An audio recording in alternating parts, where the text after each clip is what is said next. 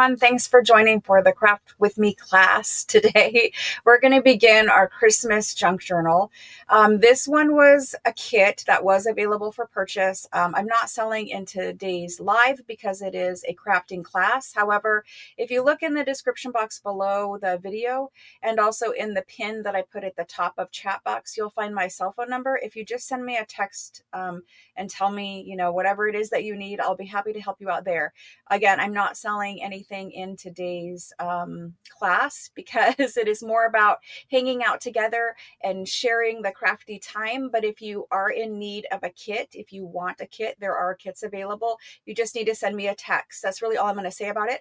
I will start out by showing the kit for those of you who've never seen the kit. And also I'll answer a couple of questions because there were some people who messaged over the weekend. So I'll start out with that. Today is Sunday.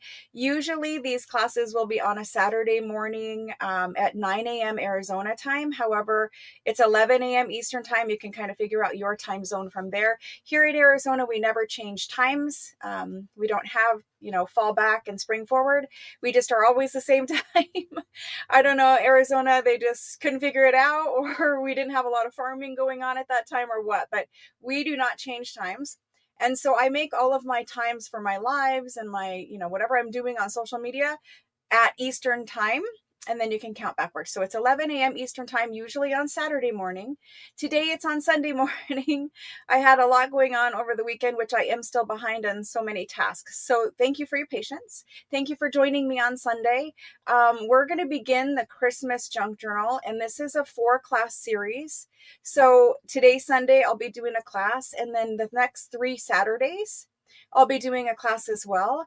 And that is just to cover the entire construction of a junk journal.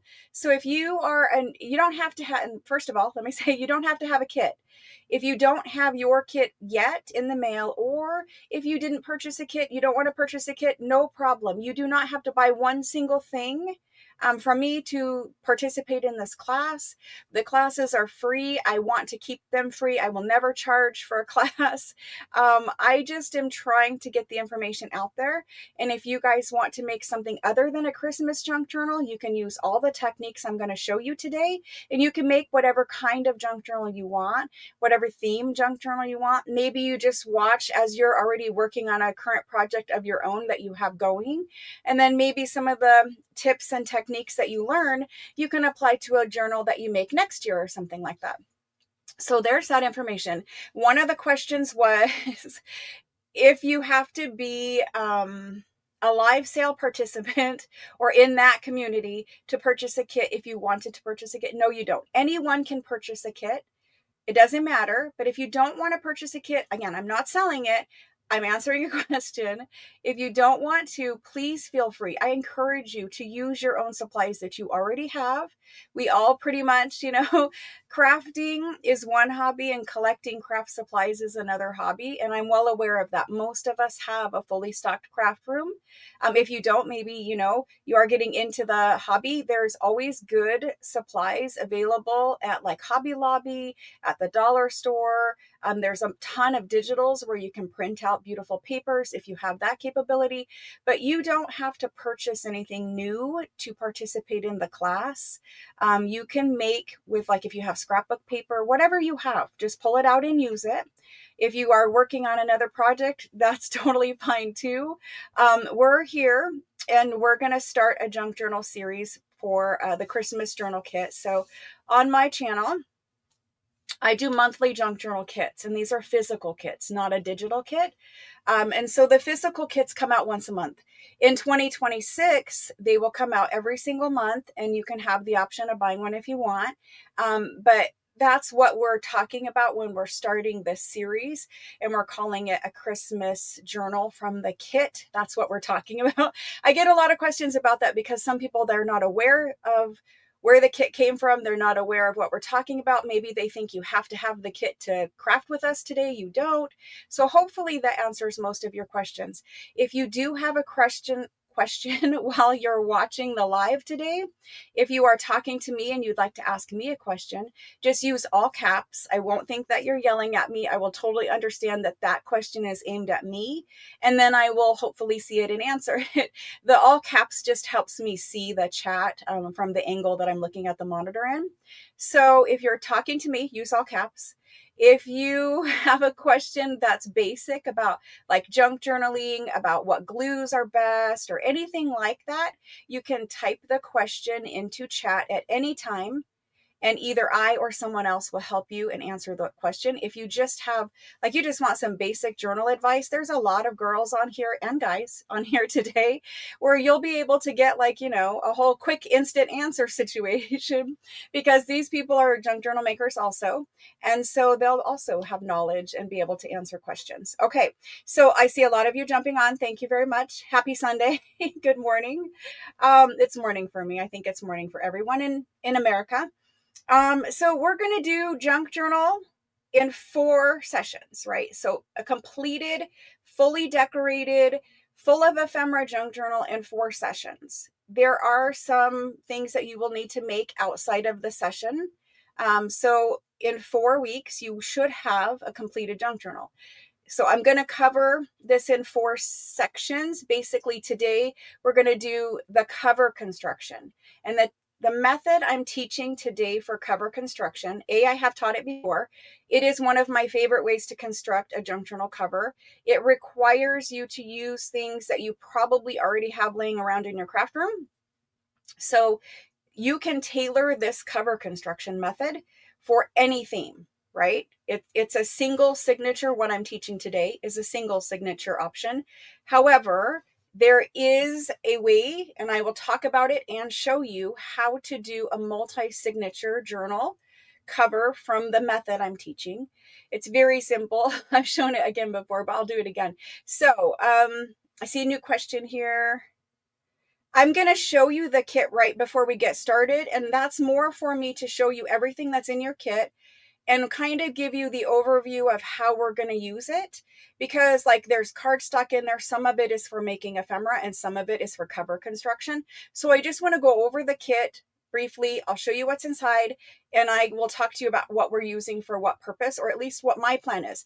You guys do not have to make your journal like me. It's just I'm making them to give you ideas. You can take whatever you want in your kit and repurpose it to any different way. Your journal should look like whatever you want your journal to look like. You don't have to make it look like mine. Also, I make 3 at a time, so you will see me throughout this series work on 3 different of the same journals. And that's just, again, you'll see different things. You'll see me use different things, put things in different places. It's to give you guys more options, more ideas. And also, I always make 3 at a time. I just find it very easy to make 3 when you already have the supplies out to make 1. So that's why I do it. This video, all of the lives that I ever do, doesn't matter what kind of live, if it's a live sale or a live crafting class, they always become videos after the live is over. So for instance, when we're done here today, this whole entire session in its entire form will just turn into a video, and it will live on my YouTube channel under the live section. So if you need to leave early today, if you are watching and you say, okay, well, I didn't really pull out my supplies, I'm not really prepared, let me stop watching here. I'll get my supplies out and then I'll pick back up again. It's just a video. So you can watch it tomorrow. You can watch it next week. You can watch it next year. It doesn't matter. It's always on my channel. So there's that. The videos are scheduled for 9 a.m. Arizona time, which is 11 a.m. Eastern time. European time, Arizona time is MST, if that helps you. There's the time question. Okay. So anyway, back to what I'm saying. When you get your kit, because some of you don't have your kit, if you purchased a kit, when you get your kit, you can come back to this video if you need to. We're going to do a couple things. So four classes for this journal. Number 1 is today, which is cover construction. So we're going to make the whole cover, and then we'll begin making some ephemera. I'm going to be making a master board in today's session. So if you need some tips on making a master board, that's a project that you're going to use again and again and again. It is the fastest, easiest, and best looking ephemera. You get a lot out of a master board, and I'll show you my method for making those. And we're also going to make the cover. We're going to talk about some other things, whatever else we have time for today and we get into, we're going to do. But the next session is next Saturday, this coming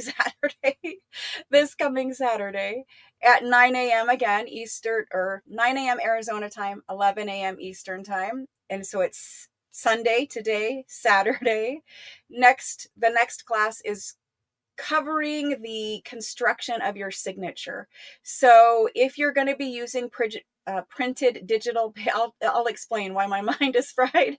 If you're going to be using a printed digital in this junk journal, then you have time to pick that out. You have time to print it. You have time to get it ready. If you're just going to make the junk journal out of the pages I gave you, that is totally fine. There is enough paper in here to at least get a very good signature started. You might want to file in some other pages, scrap of paper, whatever else you have.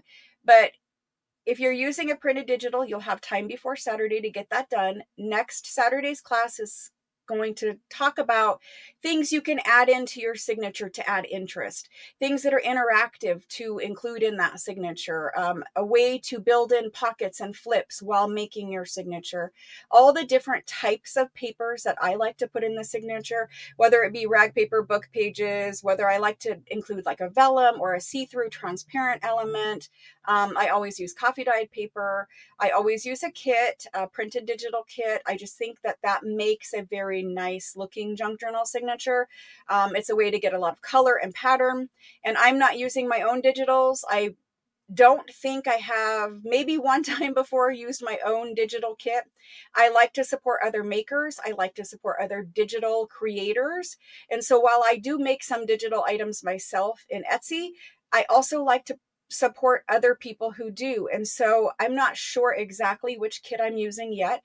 I will post it in the Facebook group. So if you want to make your signature like mine, you'll have time to go get that digital kit too. But I'll link who I'm using in the Facebook group. I will tell you the exact name of the kit if you want it. If not, you use whatever. Maybe you created your own digital, you could use that. But so we'll talk about signature construction next time, and we will again make ephemera next time.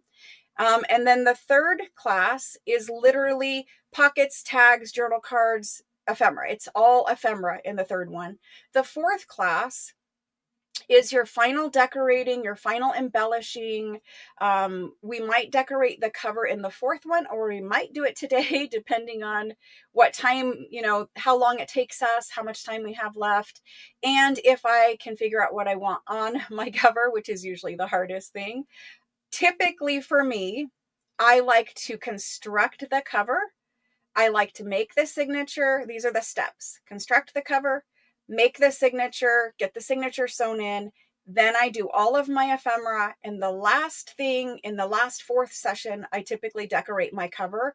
One of the reasons why is because as you're working in your junk journal, I like to keep the cover flat so that while I'm gluing things in and putting, pockets in ephemera, whatever, I'm not messing up whatever I decorated my cover with. Because, you're opening your journal and you're decorating and you're putting here and you're gluing and maybe you're stamping or whatever you're doing in your junk journal as you're making it.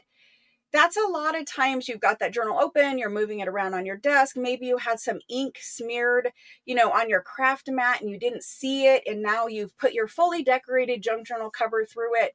To me, it is smarter. This is the way my brain works. Maybe yours is different. But to me, it is smarter to do that final cover decorating in the last one, because then the inside is done. I don't have to open it back up and smear it around my craft desk. I make it sound like I'm a messy crafter, which you guys know I'm not. But anyway, to me, it happens in the fourth one. If it happens before that, totally fine. But to me, it happens in the fourth one. So that's a fully decorated junk journal in 4 sessions. However, on my YouTube channel, currently ongoing, there is a series called 365 Days of Junk Journal Ideas. In that video series, it's a video I'm not going to say every day, but it's a video a lot of days of the week. And so during that 365 series, I mostly cover ephemera. If you look right now on my channel, there is like 180 something videos that I did this year. That is almost all ephemera. And all of the ideas, with the exception of maybe 3 or 4, are original, unique, like, you know, something we haven't done before on the channel and in the series ideas. So that means if you want pocket ideas, there's 50, 60, 70, I don't know how many pocket ideas, but there's a ton and they're all different. It's all different kinds of pockets to make. If you want ways of decorating or tips or tricks or whatever, there's a million ideas in there. So that series stays on my channel forever. We're going to run through until we have 365 original video ideas in that series. So it's going to go ongoing into 2026. And then when we're done in 2026, we will begin a new series, but all of that content is free. It's always on there.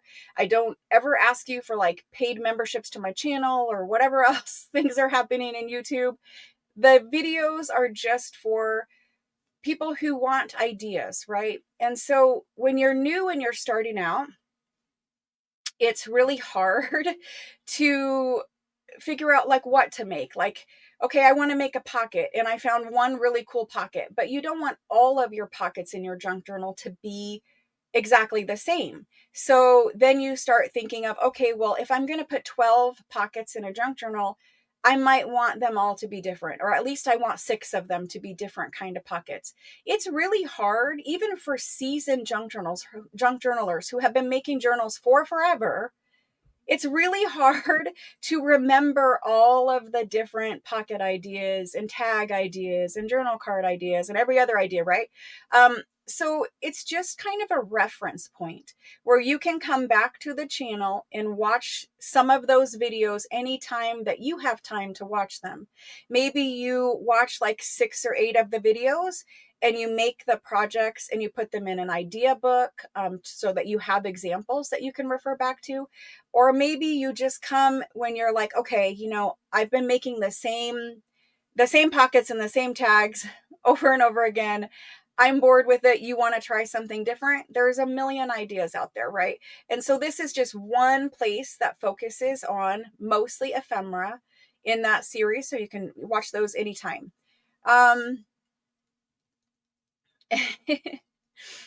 If you just hang on, I will show you the kit. And then if you want to purchase, again, I don't want to sell today. I really try very hard to keep the classes sales free. I have a live sale that happens every Tuesday and Thursday on my channel. That's where the kits are normally sold. So if you just bear with me as we don't sell in the class, you can text me and I can send you the information. But I'm going to show it here in just a minute. We're going to talk about it. So don't worry about it. You don't have to buy the kit either. Chances are when I show you the kit, you're going to be like, okay, well, the kit is pretty. I like it, but I also have a lot of that. So you can totally use what you already have. Let's go ahead and talk about a couple of things. So I am a little bit behind.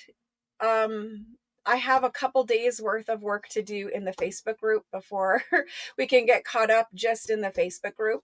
There is a Facebook group that I created. It's called Junk Journal Makers. It is also linked in the description box. Everything you need to know about me is linked in the description box. There's my Etsy shop. There's the Facebook group. There's everything that we all do here. So if you need a link, it's in the description box. But the Facebook group is called Junk Journal Makers. And it is for literally people who have never made a junk journal before in their life, all the way up to like super, super talented junk journal makers who we all probably have watched their videos and would recognize their names. So the Facebook group is ever growing. It is about 1 year old and it grew massively fast. So I'm just a couple days behind in Facebook group. If you're trying to think about, if you're asking questions or wondering about the challenge in the Facebook group, give me until Monday to get caught up with that. You can buy the junk journal kit by texting me. That's what I'm saying. If you can't text me, there is usually an email address linked in the description box, and you can email me. Be aware that to purchase a physical junk journal kit and ship it overseas, shipping is expensive. So you need to be aware of that. Okay, without more talking about selling, we're going to move on. I try so hard not to do it during the crafting classes. Let's go ahead and move on. I'm going to switch the camera down. We're going to show the kit. We're going to get started. How are you guys all look at you guys all up early, all up late for some of you, depending on where you are in the world. Thank you so much for watching. So nice to see you all. Thanks for joining. Let's go ahead and look at the kit. Let's talk about what the plan is for the kit. Okay. So first of all, this is not kit. This is what my pile of masterboard making supplies looks like at the current time. So if you're going to want to make a masterboard today, I'm going to bring this lighting down just a little bit. If you're wanting to make a masterboard with me today, go ahead and pull out whatever scrap papers you have, right? I'm going to put book page in mine. I'm going to put handwritten, French ephemera in mine, but I also am going to put some colored paper. So if you want to make a masterboard and you're already ready to start your journal cover, start pulling out stuff to make a masterboard with. I use scraps of paper, scraps of pattern paper, scraps of book page, scraps of handwriting, scraps of ledger, scraps of whatever you have. Pull that out. I make all of my masterboards on a coffee dyed 12 by 12 piece of cardstock. So it's basically a piece of scrapbooking cardstock, 12 by 12, and I coffee dye it. And that way, when I make my masterboard and glue all my pieces down, the back of it is already coffee dyed and I don't have to glue coffee dyed paper to it. So I will show you my exact method for making that. But if you're wanting to gather those supplies while I talk about the kit, go ahead and get that started. So that's project number 2 for today. This is the junk journal kit. I'm going to pull it out of its little baggie so we don't get as much glare. And then if I bring the lighting back up, I'm always fighting with lighting in this room. It is ridiculous. So the kit, I'm going to start at the back of the kit and I'm going to work my way forward. Okay. So this piece right here is a panne fabric, which is basically like a crushed velvet, and it is a Christmas tree green color. On camera right now, it is very dark and kind of bluish green looking. It's not. My camera refuses to show the real color of this fabric.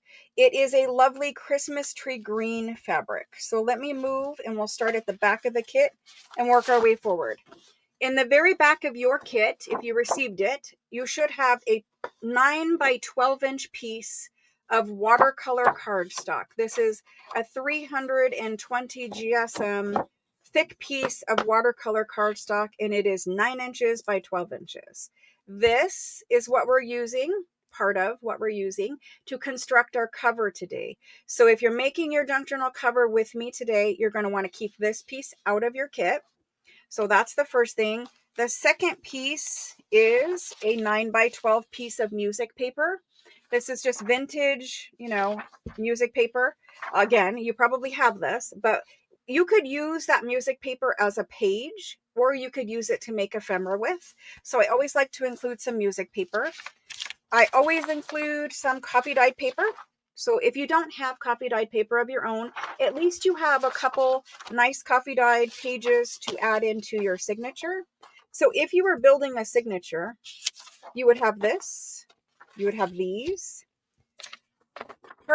In every kit that I give you guys, you will have exclusive prints that I design. I do not put these prints into Etsy. They are not available for purchase anywhere other than in the kit. I do that so that the people who do buy the kit, they're getting a little bonus, a little something you can't get other places, that kind of thing. So this page I printed on a vintage, it's a newer, but not, it's like 1990s, early 2000s, piece of ledger paper. And it's actually got my digital red French frame over the top of it. And I'm going to fold this in half and put this in my junk journal as a page. So you can journal on it. You could decorate, you could add a pocket on this side, but the whole back of it is journaling. So again, this is going in a signature. So far, if you're building a signature from only what's in the kit, you have 4 pages, right? We're going to continue on. Also in the printed digital section, I gave you, these are antique Christmas cards. These are original ones that I have that I scanned in for you so that if you needed ephemera or if you wanted a super easy pocket, you could just cut out this postcard. You could do a little thumb notch and there's a super easy pocket. Again, thumb notch, super easy pocket. But there's also some journaling card ones that go portrait. So again, it could be ephemera, right? There's that. And it's printed on a a lovely piece of cardstock that has a little pattern to it. It's not white. I left it that way so that if you are using the journaling cards, you don't have to add coffee dyed paper to the back of them. They already have a lovely pattern that kind of looks like coffee dye, and it's not white. So that's ephemera. We're going to set that to the side because that's ephemera. Then you also got this page.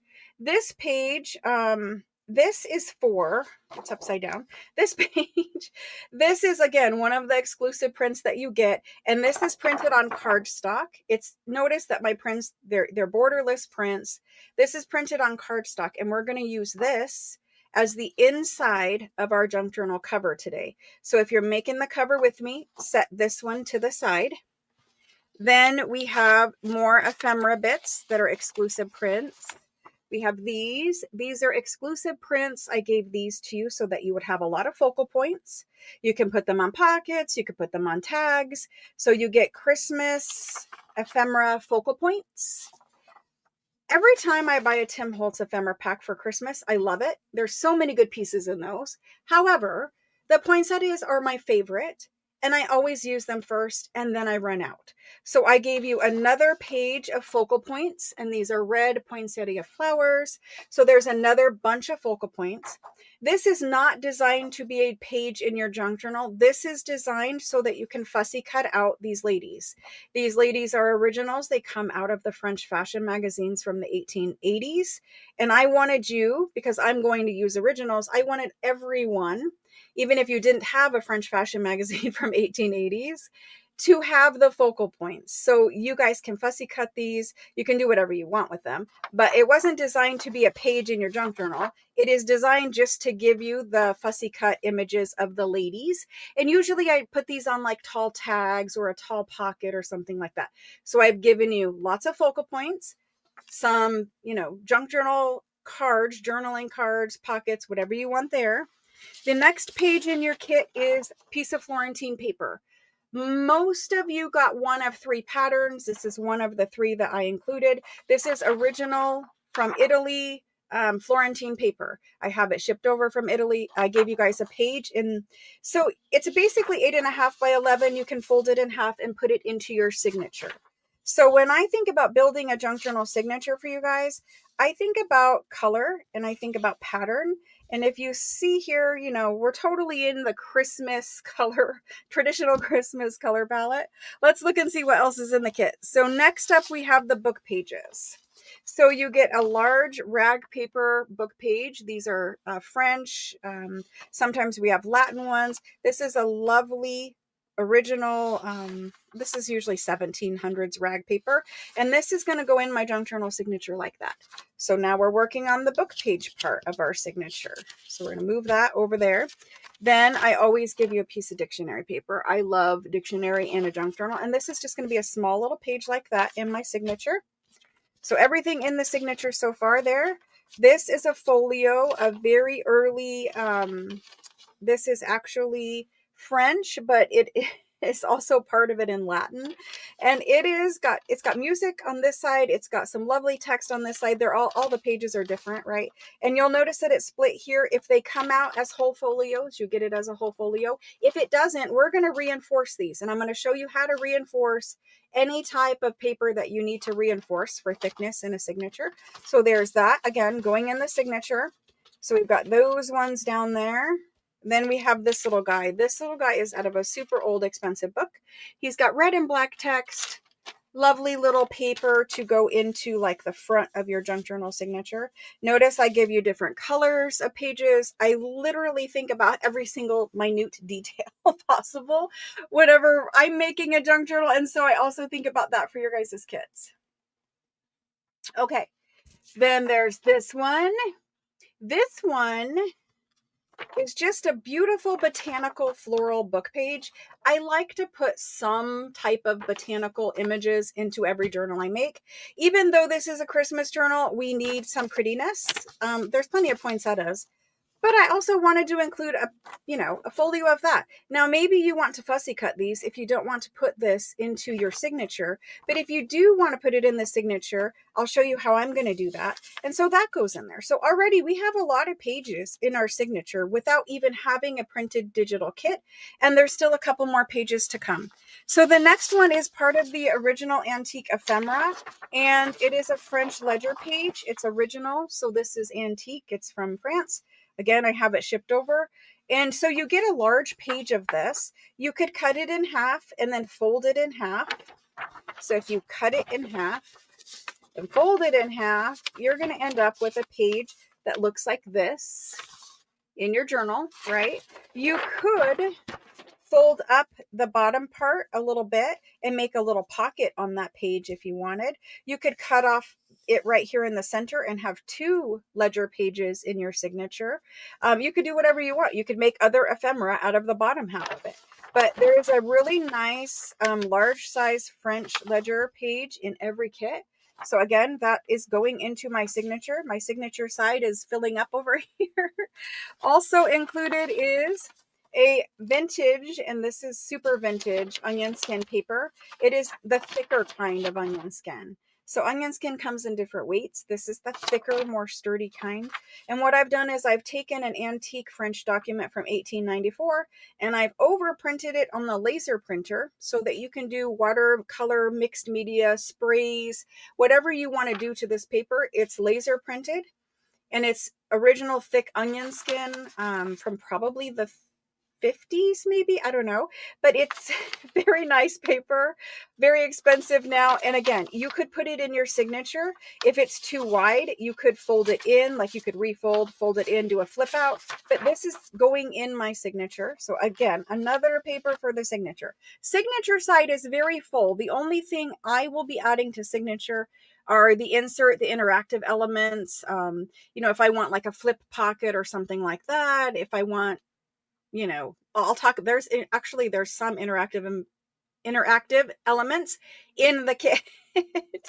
And so this is the base of your kit, right? The base of your signature. Then from there, you might want to print a digital kit if you want. And then we're going to do the interactive, the add-ins for your signature, the things that make a junk journal signature fun, right? And so when we talk about making a junk journal signature fun, we have all of this other ephemera and stuff over here. We're going to talk about that next. The first thing is you get two doilies. One of them looks like this. These are paper doilies. One of them looks like this. This one I gave you because I want to use it to embellish, to layer behind a focal point, to make ephemera with. If you prefer this one in your signature, by all means, sew this one in your signature. But this is the one I'm going to sew in my signature. It's embossed, it's beautiful, and it's, Christmassy. So this one for me is going in my signature. This one I'm going to save to make ephemera out of, to layer with, layering up ephemera. I will explain why I'm out of words. Basically, I've been talking for days, but anyway, so this again, interactive element number 1, little add-in. This is going to ephemera. So when I get my kit, I do like to separate when I bring my kit in this room. I like to separate out my elements into going in signature, into ephemera, and into cover construction. And then let's go ahead and talk about the rest of the kit. There is a whole nother pile of things and the fabric-y elements for the front cover and all that. Next, we're going to talk about napkins. I gave you guys 4 different super big napkins. These are the hand towel size. So I don't give you like little tiny napkins. I give you big ones so that you can use the birds from this Christmas napkin for like the next 10 years to make Christmas ephemera. And I wanted the birds because, again, birds are kind of hard to find to use as focal points. And I've already made some pockets, I believe, that I embellished I use this bird as the focal point on some pockets in the 365 series already. So already I've started making some ephemera for these journals in that series. Those videos are on my channel. You can watch them at any time, or you can, use this as any other way that you want. You don't have to pull out the little birds to use them as focal points, but that's why I gave you this one for the birds. Next, I gave you this guy, and this is a Christmas toile print, and this is really great for backgrounds. So if you were making a tag, if you look at the way this is laid out, if you were making a tag, you could just cut out this little panel. You could put your tag underneath, and I do have tags in here, and I'll show you, but basically cut out this panel and you have all this background. It's like adding a piece of scrapbooking paper without adding a piece of scrapbooking paper. Toile print scrapbooking paper is really hard to find as well. I know Anna Griffin makes some, but she does not like us to sell things that we make with her ephemera for whatever reason. Not a policy I agree with, but that is nevertheless her policy. So it is hard to find other toile printed, scrapbook paper. It's not really out there. I gave you this one. This one is really big poinsettias. Again, they are perfect to glue to a tag. I've already used all of these napkins in a video in the 365 series, making ephemera for these journals. Again, the videos are on the channel. You can watch them anytime. But again, you could layer this on a paper, on a page. So if you had coffee dyed paper and you were like, okay, well, I really like the coffee dyed page in my journal, but it's looking a little too plain. You could pop out one of these poinsettia panels and put it with some glue stick onto your coffee dyed paper and just give that a little bit of color instead of leaving it plain, if you want to do that. If you don't want to do that, then maybe you're going to put it on a tag or something else. So there's the other napkin. That's number 3. You still have one more napkin to go. And there are people that sell napkin packs and all of that. I just figured I would give you guys all the napkins instead of trying to choose which one was my favorite. This one might be my favorite though, seriously. It's a vintage Santa Claus, right? It's got ledger and handwritten details in the background. It's kind of a mint green color in the background. You've got this beautiful Santa image, the bow, the holly, everything is pretty, right? And I've already used him again in some ephemera. You'll have to check it out if you haven't seen it. But he was the one where I put the gold paste around the edges and also the poinsettia. And that came out like my favorite tag for this journal so far. Love it. Next we have, so all of that went to ephemera because it was for ephemera making or embellishing, right? Then I gave you both of them, a red and a green number 10 envelope. These I'm making a specific project with. So if you don't care, you can use them for whatever you want. You could sew them in the signature just as a little add-in, right? You could do that. You can make your own ephemera, or you can wait and I will make whatever I planned to tell you guys about with these. Okay, so there's 2 of those. They go into ephemera. Then next you have 2, and they're always one stripe, one dot in different colors. They're red and green. Again, this is a Christmas tree green. It always shows kind of tealy on camera, but it's not. You can put this into your signature, and then you slide a little tag or a little journal card in there, right? So you could put it in the signature. These are also sized where you could glue it on a page and add a big piece of ephemera in as a pocket. You can do some layering and embellishing on them if you're using them on a page. Maybe you put one on a page and you put one in the signature, also fun. Or you could put both of them in the signature and do 2 little flip pockets. Do 2 little flip pockets on the same paper, on the same, in the, you could do 2 flip pockets in your signature that layer up like this. So it would flip open and then you'd have another tag and it would flip open and you'd have like another paper. How can I show you this? I can show it to you like this. It would go something like that. And you could stagger them so one is out more than the other. Something like this. And you'd have flip pockets. And then on the other side, you'd have the other 2 sides of the flip pockets. So lots of things to do with just a simple little craft sack. Next we have, okay, so this guy here, Again, I have a special project plan for him. He is one of the large window envelopes. Again, sometimes those can be hard to find or expensive. I'm going to cut the top of mine off. This is going to become a flip out in the journal, and I'll have a tag down in there. I'm going to first put some pretty paper back behind it so you can always see something pretty, whether the tag's in it or out of it. And then the cutoff section will become another pocket in the junk journal. So again, I'm sewing this in the signature as a, well, I'm not sewing it in. I'm adding it to the edge of a page as a flip out. I'm going to put it in ephemera, in the pile for ephemera. My goodness, my words. So I gave you 3 of the manila shipping tags. This is the super large one. It's the most expensive one to buy, and it is 4 inches by 8 inches wide. And I love that because that's a good size for, like, if you were putting something really big like this, right? Like that's a good size for that bag if you're putting that on a page. This also goes into some of those slanted side pockets on pages. It's a super nice size to have in your junk journal ephemera. Next is this guy and this guy. So they're all good sizes. And this guy in particular, I also gave you the glassine bag that he can go in. So once you embellish this glassine bag, you can glue it to the side edge of a page in your journal, and then we'll make the tag and we'll stick the tag down inside. So that goes like that. I usually fold mine either up or over, and you can actually make another little pocket here on the front, and that's where the little tag goes. Or you could use the tag wherever you want to use the tag. But that's that one. Now this guy here, I gave you another envelope. This one is the coin opening, red or green. You either got a red or green. Everybody got different, right? So it's a coin envelope, and this tag is meant to go into there. So I've given you a lot of pocket bases, a lot of tag bases, so it's quick to make ephemera if you want to use these things. If you're the type of person who makes every single little bit from completely 100%, like you made your own coin envelope, you cut out your own tag out of coffee dyed, cardstock, more power to you. But when I'm making 3, it's Christmas time. A lot of us get busy. This kind of ephemera is fun too, right? It's a little different. So anyway, I've given you things that you can use together or use them in your own way.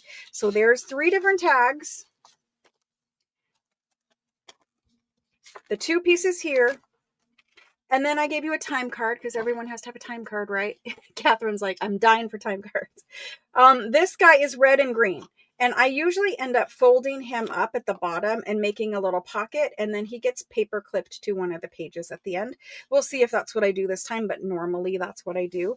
So this is the pile we have so far just for ephemera making. And there's a lot of things just for ephemera making.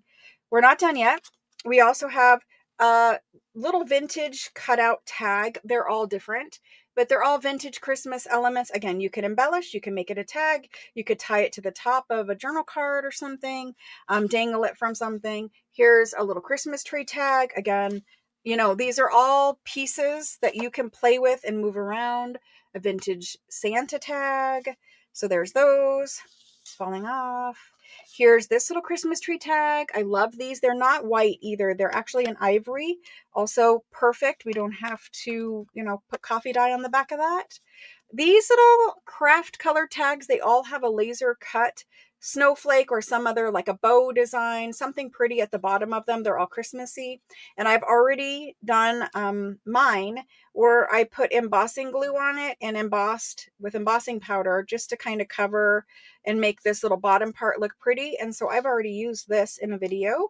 And so those are all the little ephemera tags. We're not done yet with ephemera. Everyone got a vintage Christmas card. They're all different because they are old.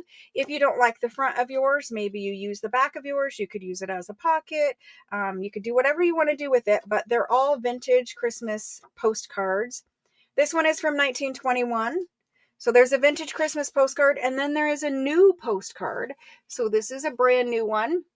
And you could put these new ones or your vintage one on the front cover as your cover piece. But there's that. You could use it as a journal card, make it a tuck pocket on a page. But you can see just in ephemera alone, there's a lot of stuff in there. I also gave you a very large, this is vellum. It's a vellum envelope and it has snowflakes, and this will fit in your junk journal signature if you sew it in. And then you can put whatever you want to put in the pocket. And so this is 2 layers of pocket over here. But if you put something decorative in there, you'll be able to see it behind the snowflakes. I thought that was kind of cool. I probably will sew this into my signature. I didn't pick out exactly what else from this pile I'll sew into my signature. But there is so much here. Like, you got focal points, right? You're ready to just take these little elements, put some of this doily on one of these bags and put a poinsettia, put a Santa, put an angel, put a whatever you want, right? So ephemera should be fairly easy just from the stuff in this kit alone. Then this again was where we left off with all of our papers for our signature. So you got all of that stuff to start a junk journal signature. And then we're not done yet. Not done. Still working on it. We got these 2 piles here. This is where we are with our cover. We have the base of our cover. We have the inside piece. And I realize, it is designed to be smaller. I will show you how we make this in today's video. So just hang tight and we're going to make this. But this is the base. This is the inside decorative panel. Then you have your fabric cover. And so the fabric is going to go onto the other side. The fabric's going on this side. And so we're going to cover that cardstock with fabric. Again, it is Christmas tree green. It looks terrible right now, I realize. My camera just will not show the right color. Then on the inside, you'll have your decorative panel, right? I can't get it to show, but we're going to make it here in a minute. But we're going to have this on the inside. All of your edges will be covered by this velvety fabric. You will have no raw edges, no cardstock showing. It's very beautiful junk journal cover. And then if we're not done, I gave you this giant piece of bridal lace. It's a lovely, thick bridal lace. And I'm going to take this one. Now, imagine my junk journal cover was, imagine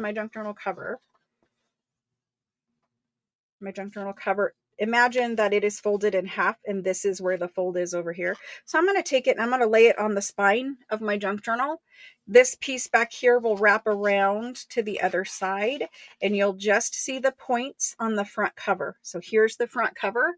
You're just going to see these white points on this side. On the back side, you're going to see little scallops like this. So both back and front of your junk journal spine are beautiful and are decorated, and we're covering up our signature strings right here. That also makes the signature more secure. So that's what this lace is for. And then you got a big long piece of gold lace, and this is lovely gold. And I'm more than likely going to tuck this out of the bottom of some pages so that you'll see that gold popping from the bottom. The other thing you could do is on this other edge of your junk journal over here, we'll just pretend it's this way now. You could put it down the edge of like one of the front pages so that that gold would be poking out the front of your journal. This one's on the spine over here, and this could be poking out the front with a bunch of other lace layered up, right? But I always give you some nice lace, some nice fabric if we're making a fabric kind of junk journal cover.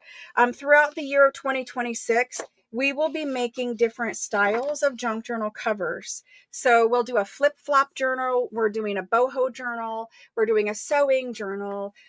We'll do a couple more of these fabric-y kind of journal covers, and also a different kind of fabric. We have quilt journal covers, bunches and bunches of journal kits. So anyway, we're going to start by making the cover. You don't necessarily need the laces today unless you want to just go ahead and put them on there. But I'm going to save those for when I actually decorate the front of my journal cover. What you're going to need today, I'm going to move all this stuff out of, the junk journal kit is big, right? It's big. So the junk journal kit has lots of things. I did forget this little baggie. You also get a baggie of different kinds. They're all glass beads. I don't do plastic beads. But they're different kinds of glass beads, and they're for your signature strings, or you could embellish some of these paper clips that are in here. You also got 2 key charms and a rose charm to put on your signature strings if you wanted, or again, you can just put them on a bulb pin. You could put them on anything really to make yourself some dangles to dangle off the front edge of your journal, signature strings, whatever. But anyway, there's also that. So we really do have a full journal in this kit. Let's go ahead, pull out the cover things and get started with cover. Then we're going to move on and make some master board, at least one master board, and we'll cut that up and get a jump start on some ephemera from that. So I'm going to put all of this back together somehow like that. And we'll put the rest of my kit off to the side. And we're just going to work on this. We're going to work on this one right here. So this is the 9x12 piece of watercolor cardstock. It's white. It has tooth to it. I think you can see the tooth up here in this corner. So it's just 9x12 watercolor cardstock. If you have 9x12 watercolor cardstock at home and you have a piece of fabric that you like, whether it be for Christmas or any other theme, you can make this journal kit, this journal cover with us today. The only other thing I will suggest is to have something that you think is pretty and will go with your cover to use for the inside part of your cover, because the cover that we're making today is fully covered, no raw edges, no cardstock showing, nothing like that. So this is what we need to make a cover. It's pretty simple. You can make a beautiful junk journal cover out of just basic things, right? And so this is a 65 or 90 pound piece of cardstock that I ran through my printer and just printed out a pretty coordinating pattern that we're going to put inside. So let's get started.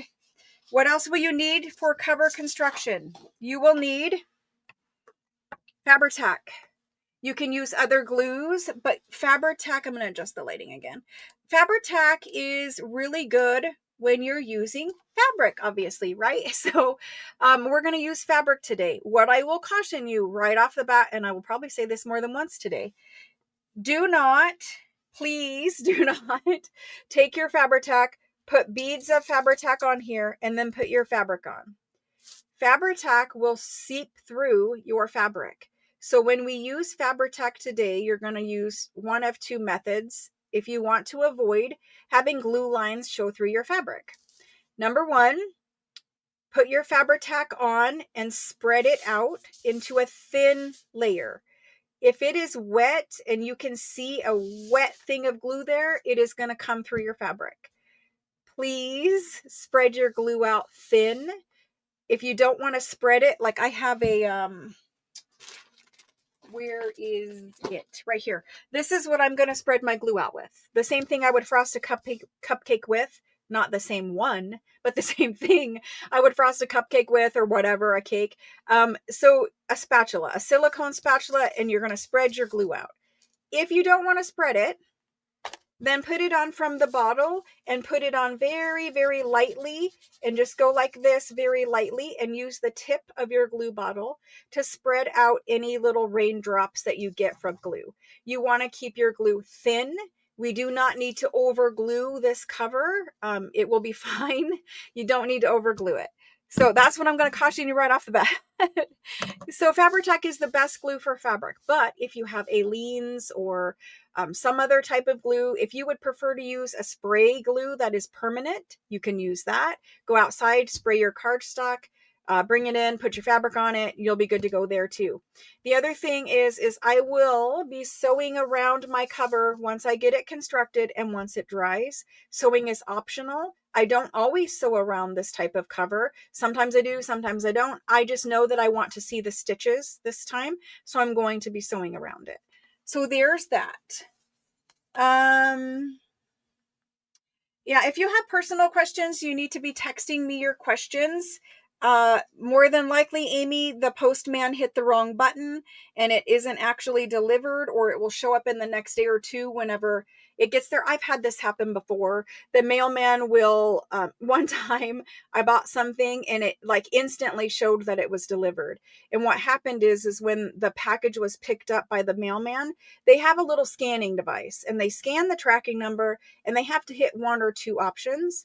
If he picked up the package and he hit the delivered button, it will show it was delivered. but it isn't yet. It's just he hit the wrong button. That's one thing that can happen. The other thing that can happen is when it's moving through the postal system, someone else can hit the wrong button when they're scanning it. Or it is delivered, but it is in your community mailbox. Or it's delivered, but he put it behind a post or a bush or something at your house so that porch pirates wouldn't get it. Give it a couple of days and you can text me if you need more help. Okay, so personal questions, you guys, about your specific personal orders, just text me. I want to deal with today only crafting and only about, making a junk journal. So let's go ahead and get this guy started. You're going to want to cover your surface so that if you were messy with glue, you're not ruining your antique desk or whatever the case may be. I just use parchment paper. It's easy. You can throw it away. I can usually use the same piece of parchment paper for months.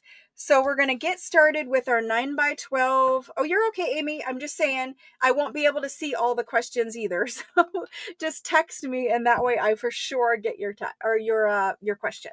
So covered my work surface, 9x12 piece of watercolor cardstock. If you don't have watercolor, use the thickest cardstock that you have, okay? The thickest. Before we put glue on this, since we will be folding this to make our junk journal cover, we're going to need to score it first. You don't have to, but if you want a really nice spine that is perfectly straight, you're going to want to score it first. We're not going to fold it at this time, but we put that score line in so that when we do fold it, it folds perfectly straight and not wonky. So if you have any type of cutter, like this is a paper trimmer, if you have any type of cutter that has a cutting groove in it, you can use that to score with. I do have a scoreboard, but this was already laying around close to me, so I picked that up and we're going to score in there. So you're going to score it, whether on a scoring board or in a cutter, and you're going to score it directly in half. So if it is 9 inches here and 12 inches here, you're going to score it at 6 inches. So you just put it up there to the top, wherever you're measuring, and score it at 6 inches. And so let's find a bone folder to score with. I know this one has a scoring tool. This cutter, I have problems with it. So anyway, that's the nicest thing I can say. I'm going to hold this down and I'm going to score at 6 inches. You're just going to score lightly. You don't need to score super thick. Just give it a little score there. That's enough. That little score line there is enough to make this fold perfect whenever we go to fold it. So hopefully you guys can see that there. I'm trying to show you the score line. I promise you there is a score line in there. Yeah, it's right. Anyway, there's a score line at 6 inches. So that our 9x12 piece of watercolor cardstock is scored directly in the center so that when we fold it, we have a beautiful cover. Moving on. We can take our watercolor cardstock. It doesn't matter which way your score line is. It really doesn't. Like, it's going to fold no matter which way you fold it. In the cover, it doesn't matter. Mountains and valley, it doesn't matter. So anyway, we're going to put glue on here and we're going to put fabric on here. Before we move on to gluing, one more thing. Everyone got a big piece of fabric. Your piece of fabric more than likely will need to be trimmed down just a little bit because you don't want a lot of excess. Like, see how big this one is? It has a lot of excess.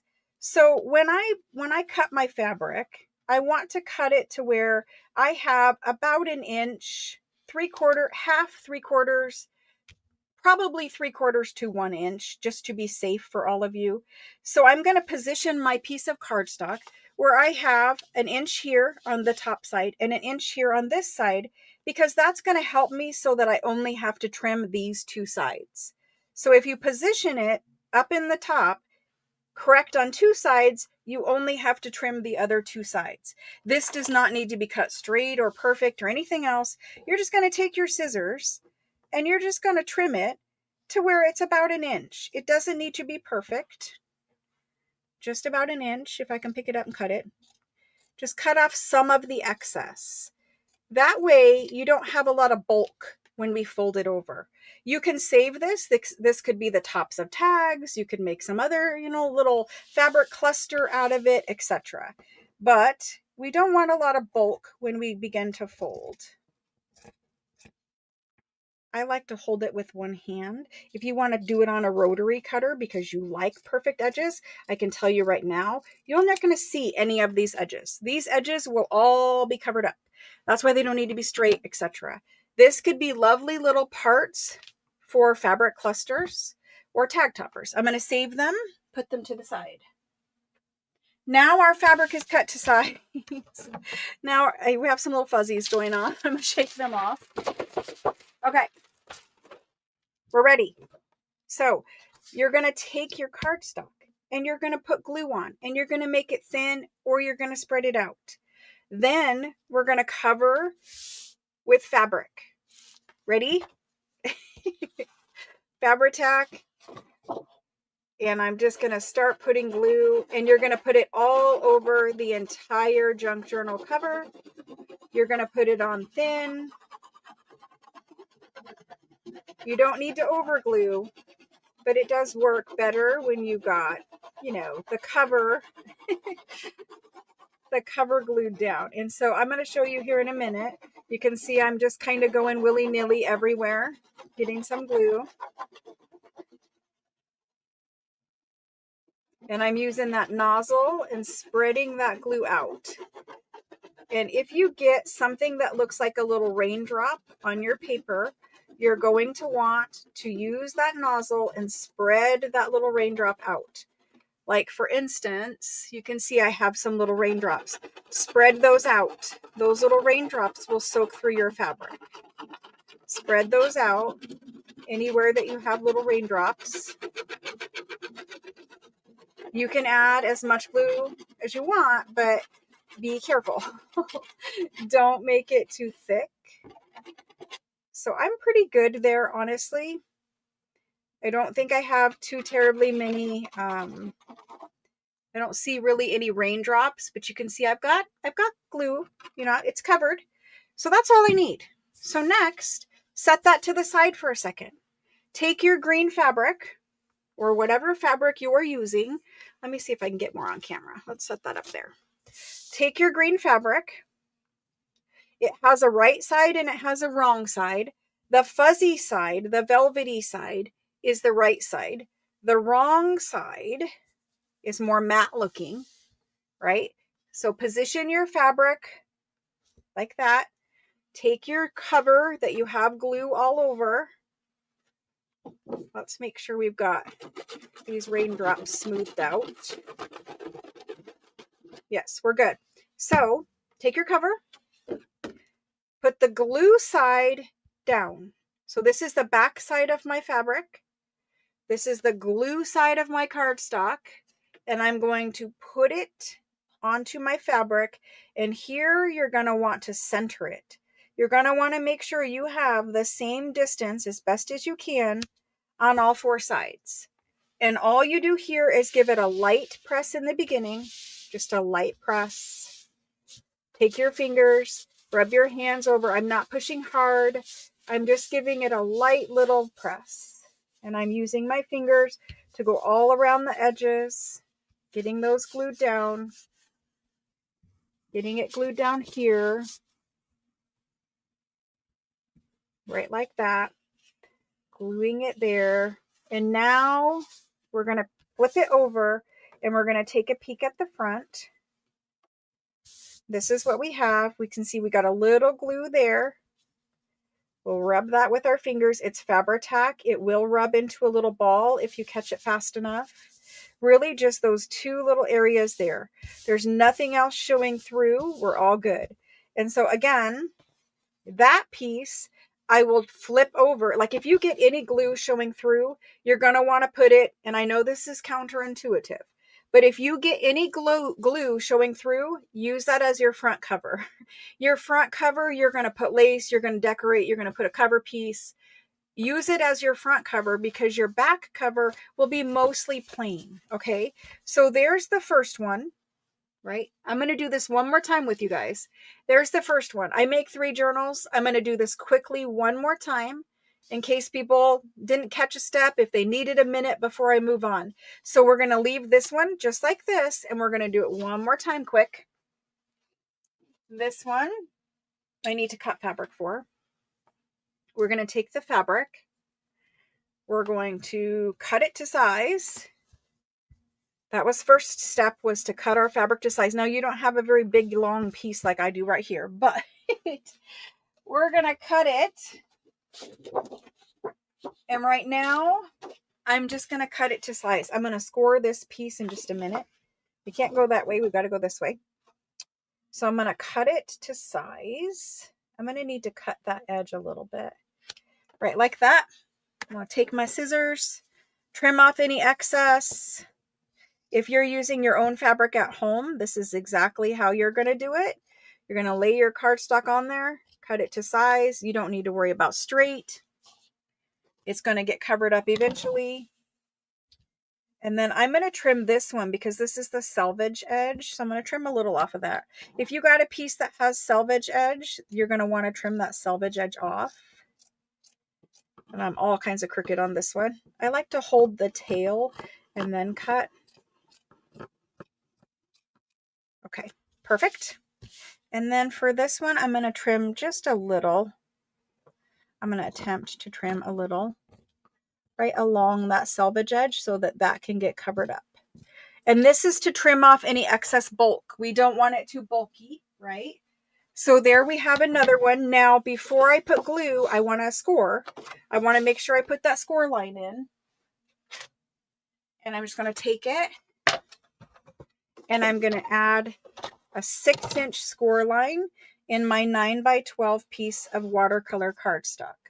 So there's that. Here's my scoring tool. I'm at 6 inches and we're going to score. You can do it once or twice lightly. It doesn't need to be a super deep score. Once you have your score line in, you're good to glue. So we're going to add glue. It doesn't matter which side of your cardstock you glue. You just want to make sure that when you put the glue side down, you're putting it down on the wrong side of the fabric. So right now I'm going to add glue. I'm going to take that glue bottle and I'm going to put a thin bead of glue. And if it gets anything that looks like a raindrop on it, you're going to want to spread that out. So this time I'm going to use my little spatula and I'm going to spread.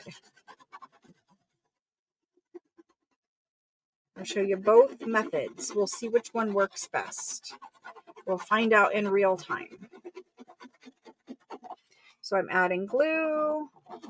It also helps out if you let your glue sit for just a few minutes before you flip it over and put it on your fabric. That glue is super runny when it comes out of the bottle because it hasn't been exposed to air yet. The longer you let it sit, it will be exposed to air longer and it starts to thicken. So right now it's coming out of the bottle and it's designed to come out and be kind of thin. But if it's exposed to air, it will start to thicken up. And that's what we want because we don't want it so runny that it goes through to the other side of the fabric. So I'm just going to hold this down with my thumb and I'm just going to drag the spatula across. And that's spreading out any of that thick area of glue. And so I might need to hold it with my finger here. There we go. There we go. And just spread it. Just drag that spatula across. And again, it's just smoothing out any of those raindrop areas of glue. Just like that. Just spreading it out. It should feel pretty tacky. You should be able to feel the drag through with the spatula. So there's that. That's pretty good. Now I'm going to set that to the side. You can see I've got glue all over it and it's pretty spread out. I'm going to set that to the side for just a second. And I'm going to get my fabric. And I'm going to take that fabric and put it, this is the velvety side. I'm going to put that down so that I have the matte side facing up. So here's the velvet. I've got the shiny side down. I'm going to take this piece of gluey cardstock, glue side. I'm going to flip it over and put glue side to wrong side of fabric. And I'm going to center it as best as I can. And I'm just going to lightly touch it down. And then I'm going to let it sit for a second. And just take your fingers. I'm not pressing. I'm just touching and just kind of getting the glue to stick to that first layer, the back layer of this fabric. Just run your hands around it. You guys see what's on my arm? That's why I'm all talked out and tired. I'm so tired. I haven't managed to cut that off yet. I just saw it. Anyway, so we're going to get that glued down. And then we're going to just give it one more second. And I'm going to pick it up and I'm going to flip it over. This is lint. There we go. Got some lint and some book crumbs. Now my fabric is glued to my cardstock. It's glued on there. This time we did do better. Got a little bit right here. And that might have been on the mat or something, but just a little bit right there. That's totally fine. We're all good. Looks perfect. So then the next step, I do have a little bit right there on my mat from number one. Okay. So this right here is the cover of our journal. Now we're going to flip it upside down. I'm actually going to flip this over. I'm super worried about glue, if you can't tell. There we go. We'll flip it over and we'll start on this side. We're going to lay it down like this, right? So this is now the inside of our journal cover.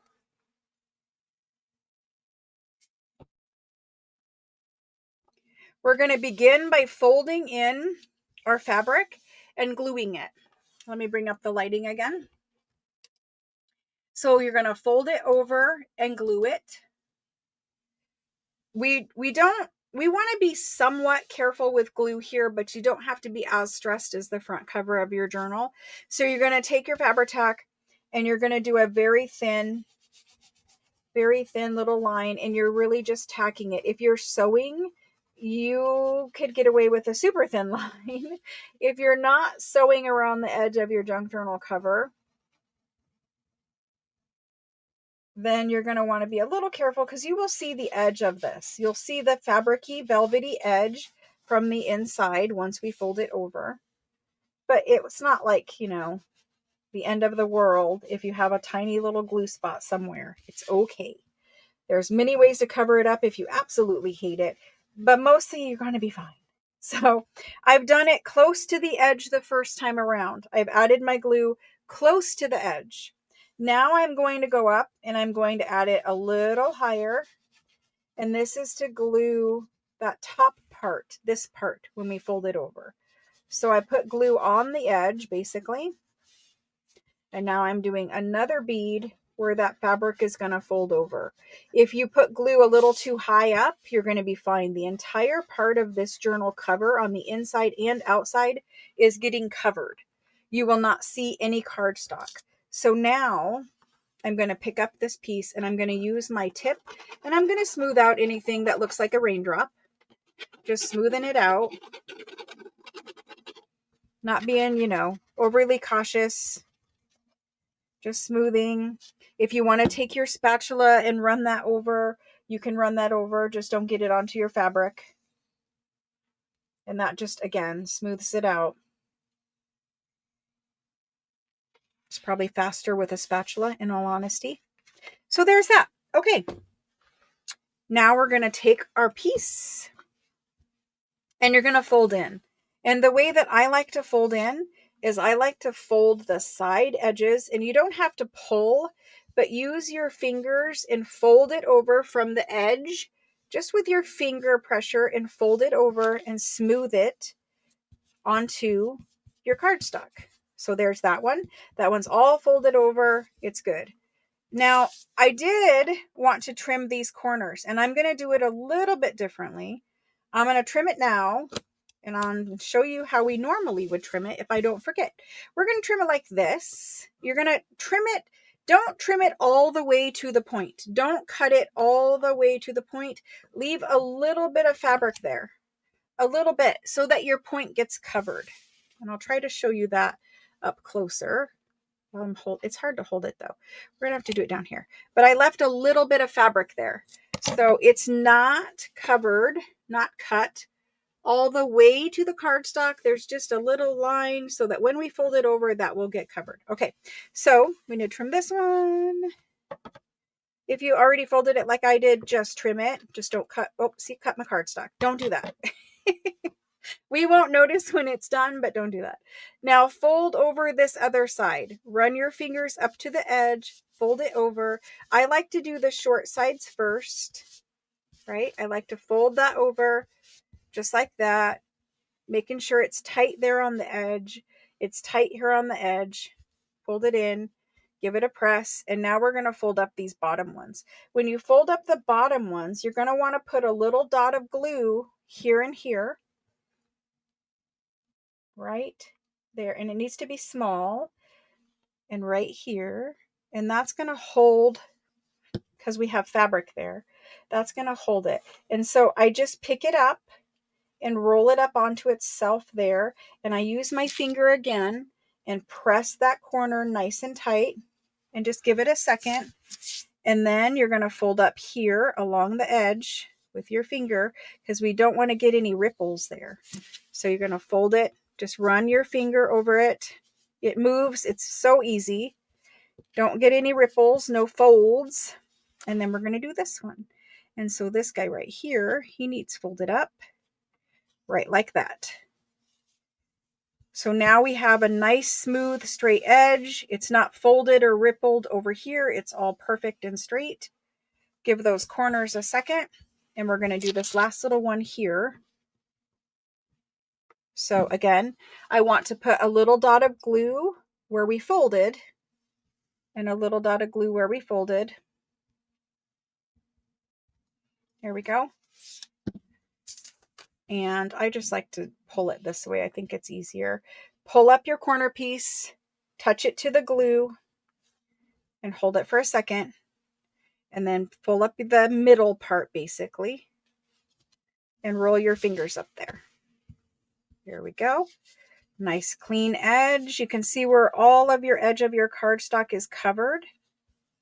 We're going to fold up this one over here, pick it up, fold it up to your corner, and hold it. Perfect. That is so pretty, so perfect. Love it. This is your cover. This is your cover right here. It's all velvety. We're not going to fold it just yet. We're going to finish off the inside. So next thing we do, we set this aside and let it dry a little bit. Set it aside. We don't need these little corners. You could save them if you want, but we don't need them.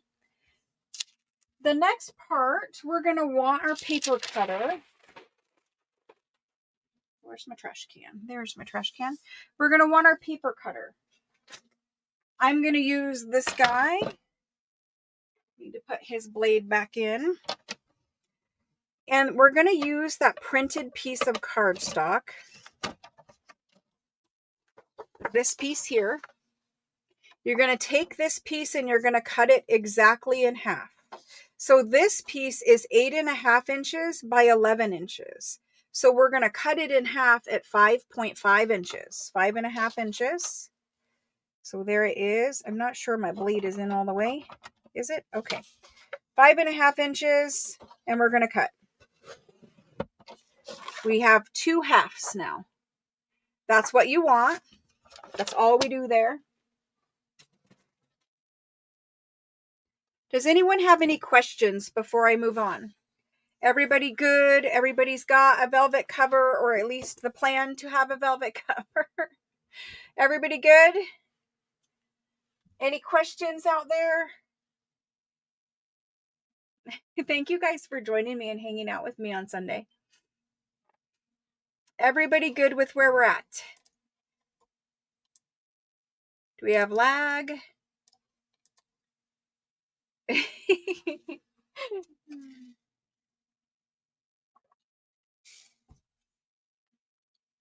Okay, I see no one answering me, so let's move on. We're going to take our junk journal cover. We're going to be working on this side, the back side. The plan is we're going to take these two panels, and you can position them anywhere. Just keep in mind they were a frame, right? And we're going to take these two back panels and we're going to put them on. You are going to, it is designed to have a gap right here. You need this gap, okay? You don't have to, but it makes a better junk journal if you leave that gap right there. So you're going to position your panels so that you have an even border at the top, at the bottom, and at the side. And remember, my Christmas fabric really is a Christmas tree green that matches this. It is not ugly and it does not it does not clash, but on camera it does, okay? So, before we put these panels on, if you would like to ink them, do that now. Do it after you cut them. Do it now. I don't know how much ink is on here. We're going to find out together. Not enough. So I'm going to need a little bit of ink. Yay, good. Some people answered me. So I'm going to use Distress Oxide, and I like the Oxide Vintage Photo. The regular Vintage Photo is too brown, too dark, and looks too much like mud or dirt. This one is what I like, and I have a lot of antique paper, and honestly, the edges at their very darkest are this color. Mostly antique paper does not have a super dark brown edge. I don't know who started in junk journal world using the Vintage Photo regular distress ink, but I think it is too dark. If you like it, all the more power to you, but I think it's too dark. And if you know me, you know I have enough antique papers to look at the edges of. Very rarely will you find something that is darker than Vintage Photo Oxide. So I'm just going to ink the edge just because this is the inside cover and I want it to have a little bit of shading, more than it already has around it, just kind of framing it. You can ink as much or as little as you'd like. If you don't want to ink it all, that's all fine too. But here's one side is inked and one side isn't inked. You can't really tell that much. A little bit down here in the corner. I'm going to bring it in just a little. Just a little bit. I like to stop and check and see how I'm doing with inking instead of making it too dark and going, oh. I'm not a big inker. I don't ink every single thing I make. To me, it really depends on the individual project. So now, hopefully, we've got a little more contrast between the two. You can barely see it. It's looking pretty white. Let me adjust this lighting one more time. We'll see how it looks there. It just looks super dark. I don't know. I can't tell you. It doesn't matter what I do. Let's try it with this off. I think it looks a little better like that. Maybe we'll proceed like this. So this side is the inked side. Just gave it a little shading. This side still needs inked. That's really what we're doing. Just a little. You don't need to ink in the center. You can if you want to, but you don't need to ink in the center. So I'm going to ink this guy up. Hopefully it goes pretty fast and we can move on to gluing in our front panels, or not our front panels, our inside panels. I have been talking for 2 days straight at Pinner's Conference. I am tired. I have gotten 0 sleep and I've also driven for like 8 hours. I'm very tired. Thank you all for joining me, and I am sorry I'm tongue-tied most of the time. So, and I like to bring this as a rounded corner there. Let's bring this as a rounded corner too.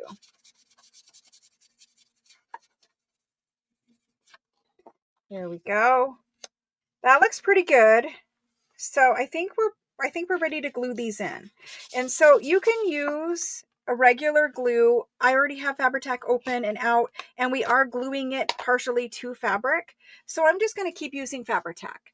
And so all I'm going to do, make sure before you put these in, If you used your own fabric and your fabric is directional, you're going to want to make sure you glue whatever you're putting on the inside the right direction, right? If you have part of your cover where you got glue on it, like it seeped through, and you want to make sure that's the front of your journal, then make sure you position it where it's the front of your journal when you fold it, right? So it's take a minute, make sure that if you use directional fabric, you're good. If you're trying to make sure something specific is the front cover, make sure that you've positioned it that way. For me, I snipped off this bottom corner. I want that to be the back down here because I have a specific fix for it. So I want it to be the back of my journal cover and the bottom. This is my front. Your front panel of your journal is on the left side, right there. And the back panel of your journal is on the right side, right here. If you want to make sure that you're matching these up and not having them upside down, it should make a frame like this in the center. Okay. So now we're ready to glue. Everybody good? All right. We're going to glue these in. And you're just putting your Fabri-Tac or whatever glue you're using. You don't need to be careful about bead lines or anything like that at this point because we're not seeing anything. Nothing's going to seep through that super thick watercolor cardstock. So you can just glue this. I like to get a bead around the edge and then up through the center. And this glue that we add also helps make a nice thick cover. It helps strengthen the cover. And so I've just got glue on there and I'm going to flip it over and put it into place. Now, when you put it into place, you want to make sure that you can see your score line here. And you want to make sure that you're positioning this as best as you can where it is centered, where you have the same amount of fabric around all three sides to keep it straight, to keep it centered, all of those things. So I can see that mine is just a little bit off center. I'm going to position it and just touch it down, give it a minute. Give it a minute for that glue to set there. And then I'll start pressing around the edges just lightly. I don't want to squish the glue out anywhere. I'm just making contact basically. Just like that. Pick it up and look at it. Make sure that you're good. We're good. And now we can press it down. And we're just making contact everywhere, squishing that glue into that watercolor cardstock. We don't want any air bubbles. If you get some, you're fine. And there's that. So that's the front panel done. Now we're going to do the same to the back panel. Nothing's worse than like having your front journal fabric going one direction if it's directional, and then gluing your inside panels in upside down. So trust me when I say take that minute and make sure if you're using directional fabric and you're putting panels like this on the inside that also are directional, that you made sure they go the right direction. If you should mess up, no big deal. Make new inside panels and just put another panel to correct your mistake. Ask me how I know that. Okay, so here we go. We're going to glue this one in.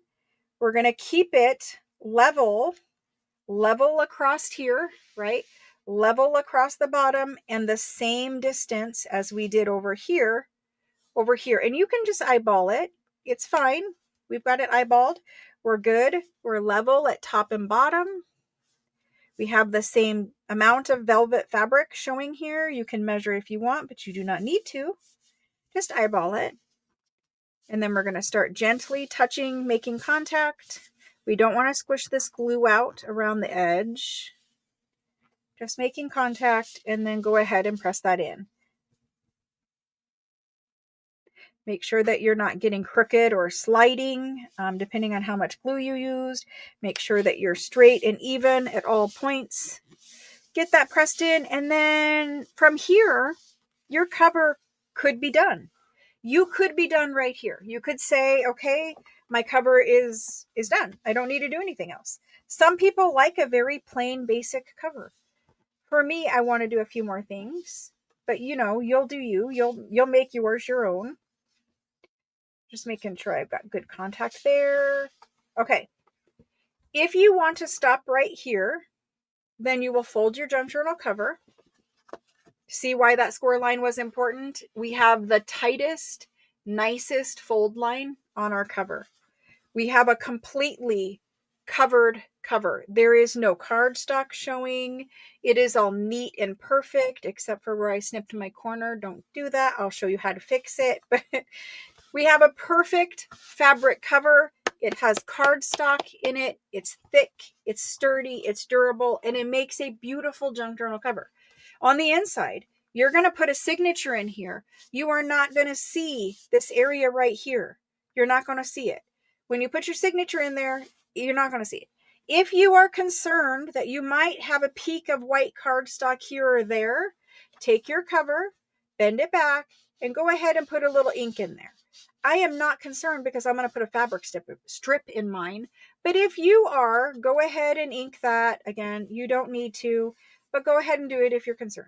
Okay? You will not see it once your signature is in because your signature is going to be fat and full of pages, right? So you could ink in there if you wanted. I don't need to because I'm going to put a strip of fabric in. If you don't want to put fabric in here, when you make your signature, like if I just had, unfortunately, if I just had a pile of pages to fold in half and shove in here, you'll see how like you're not going to see that. When you sew your signature in, your signature is going to be fat and you're not going to see that cardstock that's in there. So you're going to fold your papers. I don't know what I have here, but you're going to fold your papers to make your signature and it's not going to show that cardstock that's in there. We're going to make that signature and you're going to see what I'm talking about. But sorry for bumping the camera. I am going to put fabric right here. That's our cover. We're good. We're going to cut a strip of fabric and we're going to put it in. And I'll tell you why I like that. I like to have the fabric piece stick out at the top and bottom so that when you're looking at your front cover, you have a little bit of fabric-y stuff right here. It's not necessary. You could use lace. You could use cheesecloth. You could use a piece of muslin. You could use a coordinating Christmas print fabric that you like. What I'm going to use is just some ticking cloth that I got at Hobby Lobby. Everybody needs to do you. You can't try to be someone else. You can't try to be someone else in life, and you can't try to be someone else when you're making a junk journal. You have to make your junk journal your way. Even if you are selling junk journals, which I highly recommend you guys give a try to make and sell junk journals, many, many, many people are supplementing their income by making and selling junk journals. And I really try so hard to encourage you guys to do that. Make and sell your crafts. Etsy is a good place. There are many other good places, but I recommend you give that a try. But lots of people, like, times are tough. We just had a government shutdown. People didn't get paid for a long time. It's a good thing to have just a little bit of side income. Or even if you're not, maybe you don't need the side income today. Maybe you're all good today, but it's really good to have a skill that if you should ever need to supplement your income, if something should happen and your circumstances change and you need a little extra cash, maybe at Christmas time, you need a little extra cash for Christmas presents for grandkids or for, your family. Having a skill that you know how to take basic things and turn them into something that sells for money, that's a good skill to have. And we enjoy doing this. This is fun. This isn't, just doing a job that, you don't like, right? This is fun. This is something we enjoy. So we get something out of it from the joy of making it, but you also could get extra income if you needed it. Anyway, I'm going to cut a piece of ticking. Hobby Lobby has this ticking cloth, unless they're out of stock, but you could order it online, or if you go to the fabric department and they're out of it, you could ask them to place an order. One of the reasons why I like Hobby Lobby, and I know Hobby Lobby is controversial, but bear with me. One of the reasons why I like Hobby Lobby is because they will order you fabric. They will order you lace. They will order you home decor if they're out of it. They will order you whatever you need. And you can pick it up at the store if you don't want to pay shipping fees, or they will ship it to your home if you order online. But Hobby Lobby's fabric is good fabric, and they will order it if you need it. And it's usually like every other week that they put Hobby Lobby fabric on sale. And so, you know, as far as fabric goes, it can get pretty pricey. And I like the fact that theirs is like 30, 40, 50% off a lot of the times. And so you'll notice that I tore my fabric, and this is the selvage edge. This is the natural fray, but this is my torn edge. And I'm just taking a pokey tool or an awl, whatever you prefer to call it. And I'm just poking out some threads off to the side. And as you pull them, you start getting that frayed edge. So anytime you want to make a fabric fray and it hasn't, you know, it's a fresh cut or tear, go ahead and use your pokey tool and just poke out the little threads, the little fabric parts on the edge. I like to hold it in my hand and just catch a couple threads at a time and pull them out. Okay. And then you're going to need to do that until you have enough of a fray, whatever desired look you're going for. Sometimes you have to like poke out each individual thread along your strip and go down like I'm having to do right now. No big deal. You can only get a couple threads at a time though. If it's not working for you, it's because you're trying to grab too many threads at once. So there's one way of doing it. And I'm just going to match that little frayed edge. This is decorative. It's not for any purpose. Your junk journal cover does not need to have fabric down the spine of it in the inside. If you want it, do it. If you don't want it, then don't do it. Maybe you didn't plan for this, so you need to go pull fabric. You could add this little bit at any point. You don't have to do it right this second either. But I'm just going to take the moment to pull these threads out. Let's see how we're looking. We're almost there. We'll pull the rest of these and we're going to move on. So we have that. I want just see how there's a couple more red ones that you can see like on striped fabric. It's obviously very easy to see and keep it even. That's pretty good. I could go a little more. I might do one more little section here. But I'm just going to glue this in. And again, it's just decorative. Yes, it does help strengthen, but it doesn't need it. So there's that. Now these little threads that I just pulled out, take your fingers and pick those up and don't put those in the trash can. Take your fingers and pick them up and keep them just like this. We're going to make an embellishment out of this later if you have them. If you don't have them, pull some string off of a spool of thread, or you can skip this part altogether. It's not necessary, you don't have to, but we're just going to put this in like a pocket or an embellishment later. So I'm going to put that to the side. If you like your strings, save them. If you don't, you can throw them. All right, moving on. We're going to put this guy in. He's super, super long right now. See how long he is? And I'm going to leave him this length until I'm decorating my cover on the front side. And then I will trim it and I will fray the edges to the right height.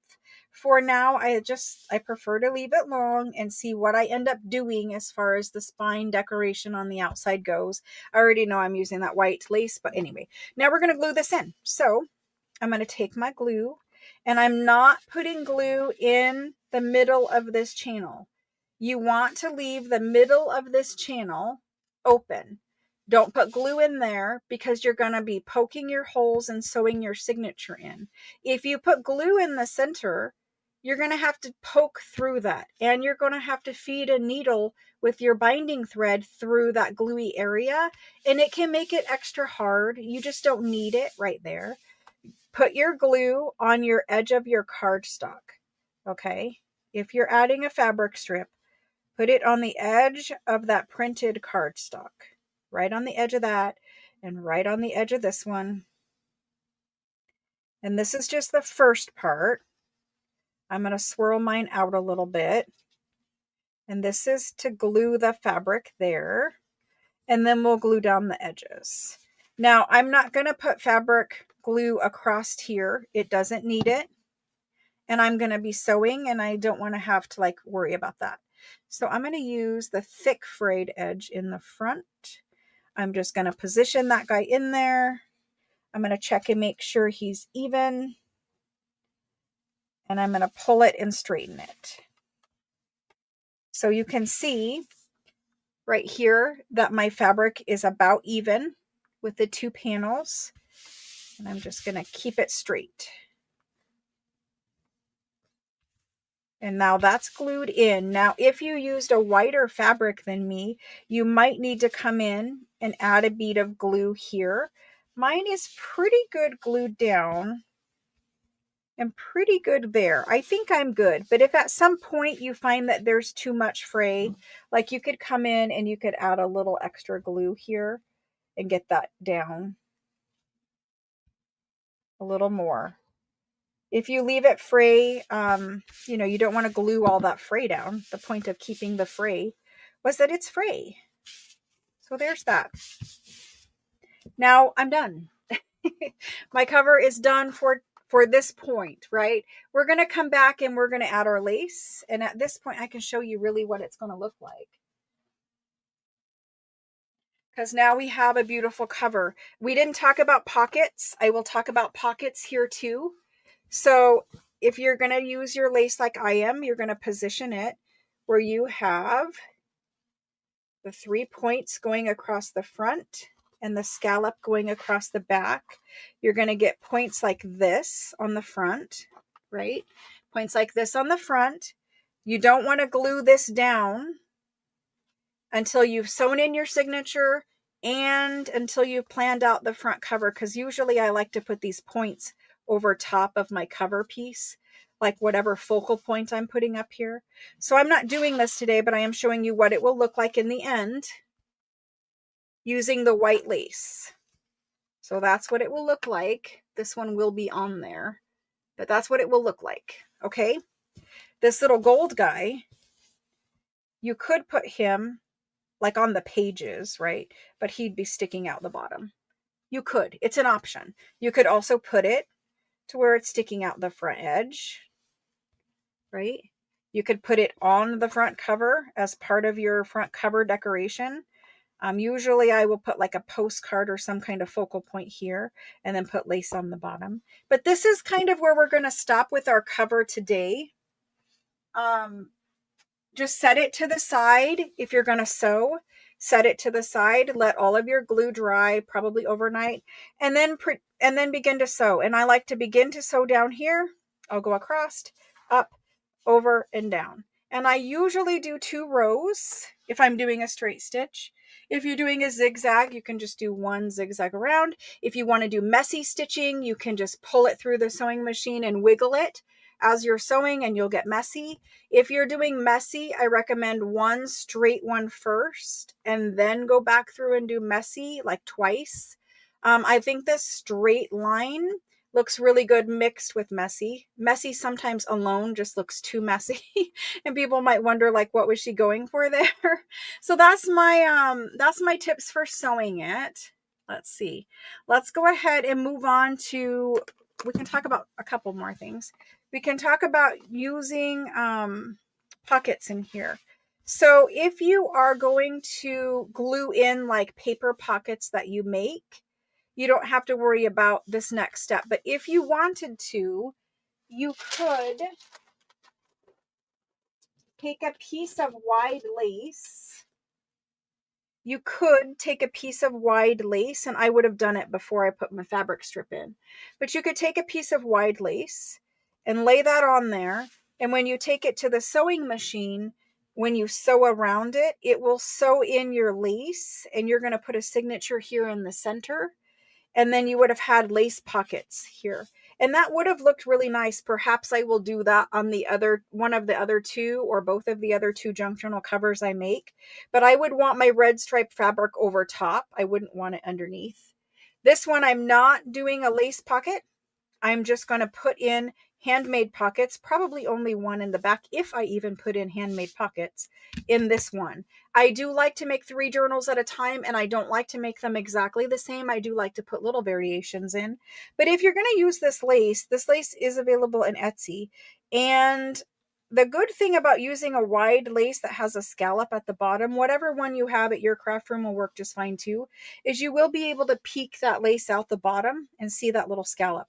And you can peek it out as much or as little as you want. Like if you like dripping in lace look, pull it down and then it'll peek out the bottom. I would prefer a bigger pocket and just a little peek when I use it.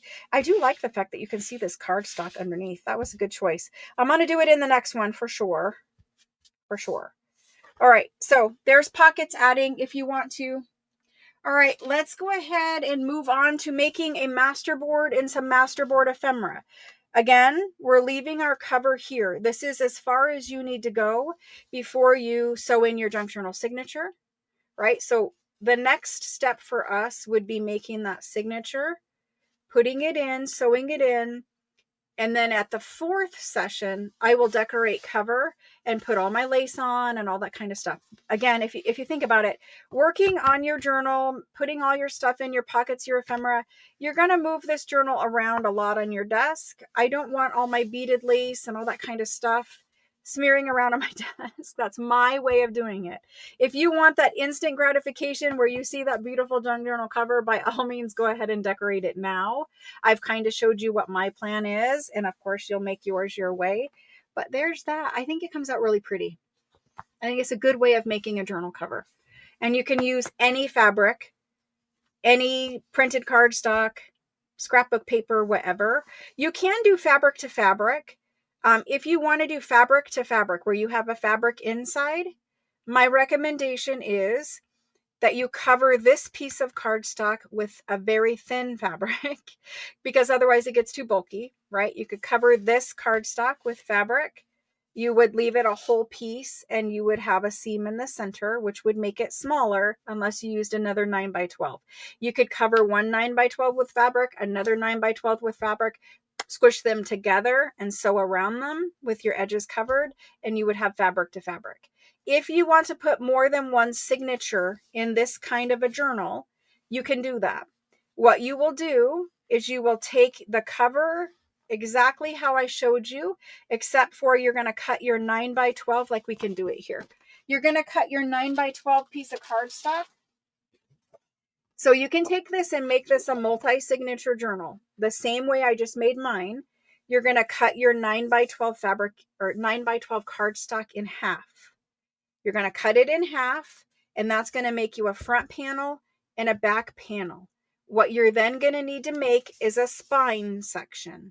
You can take another piece of cardstock and just cut however wide of a spine you want out of that cardstock. From there, you have 3 pieces. You have a front panel of cardstock, a back panel of cardstock, and a center spine. All you do from there, this is very easy to make multiple signature journal. Take a piece of fabric, whatever fabric you're putting on your cover. Lay your fabric out. Pretend this is my front panel. This is my back panel. And I will have a spine that I also cut out of cardstock. You're going to lay your pieces out on your fabric just like this. You're going to glue your fabric the same exact way I did, where you're going to fold them up and all those things. When you put your spine in here, you can't put your 2 pieces, like your spine and your front or back cover, you can't put them together like this. You have to leave a little bit of a space. And so if you leave a little bit of a space, let me turn this back up again. Leave a little bit of a space. The way I like to measure it is I like to take my ruler or my bone folder. It can't be super thick. It has to be kind of thin like a ruler. Take your ruler. This is the distance from the front cover. And this pretend is my spine piece. Leave a little bit of a space. Put your ruler there. That's how much space you need. You need space here so that it will fold. If you put them butt up against butt up, which I don't know why they say that, but butt to butt, if you do that, they will not bend and fold very easy. You'll have a wonky cover. So use a ruler. That's how much space you need, the width of a ruler. Create that there, and then do it on the other side over there. Remember, this is my spine piece in this demonstration. I hope you get what I mean. You're basically going to take a front cover of cardstock, a back cover of cardstock, and a spine that you decided how wide you wanted it. You're going to put them on your fabric, leaving a little gap. You're going to glue your fabric exactly the same way. And when you wrap over your fabric, you're just going to wrap it the same exact way. You're going to glue it down exactly the same way on all 3 panels. You'll leave that gap in the center. That's just fabric. Okay. Then you're going to cut your inside cardstock, put your inside cardstock on all 3 panels, put it on there. Because in a multiple signature, you might see, in between your spine, right? Because there's many signatures, and in between the 2 signatures, you'll see that spine. So you're going to want to cover it with a piece of cardstock also. And then the last part, and this is important, if you want a very secure hinge where your front and back cover is, go ahead and put a little bit of fabric going down your spine that covers all of the gaps, right? So put it where I put this little red strip of fabric, make it wider. Pretend that I have a little spine section in here. So you're going to have fabric touching the front panel, fabric touching the back panel, and fabric covering your spine. Okay.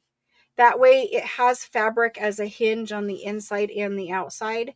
So you can see, you can easily do it. You're just going to need to cut your 9 by 12 in half and make a little spine. It's very easy. We will do one like this next year as a group. But if this was your front panel, you'd have a little spine, you'd have a little back panel.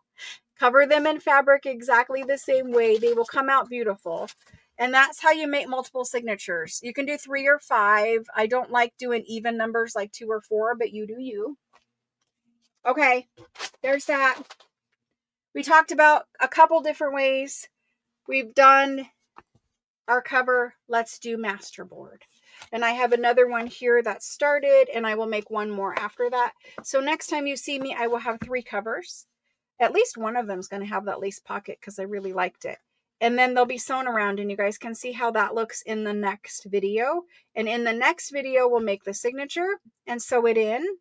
And we'll start putting some pockets in because we already have pockets. So let's go ahead and make masterboard. I'm glad that you guys got your kit. I know some people have not. Shipping is what shipping is. Sometimes it depends on how close you live to me. And somebody had a question about, well, other people got their Florentine paper before me. You have to understand, I ship from Arizona. If you live within Arizona, you get your stuff like the next day. If you live in New Mexico or California or Utah or somewhere bordering me, it's usually 1 or 2, maybe 3 days. It depends. But the closer you live to Arizona, the faster shipping is because it goes a shorter distance. So don't be mad because some people have things, received packages before you. It might mean that they just lived closer to me. So, that's one thing to consider is shipping. It comes from Arizona. Okay. All right. For masterboard, take any piece of sturdy cardstock usually, right? We want something, it can be junk mail. It can be a postcard that you got in junk mail. It could be scrapbooking cardstock that you've copy dyed like I did. It could be regular scrapbooking cardstock that maybe you think is ugly and you don't like the pattern on, and you're going to cover it up. It could be anything, but I like to use cardstock. I don't use super thick cardstock because I'm going to be adding a whole layer of glue and paper onto it and then embellishing. So I don't use super thick. This is probably like a 90.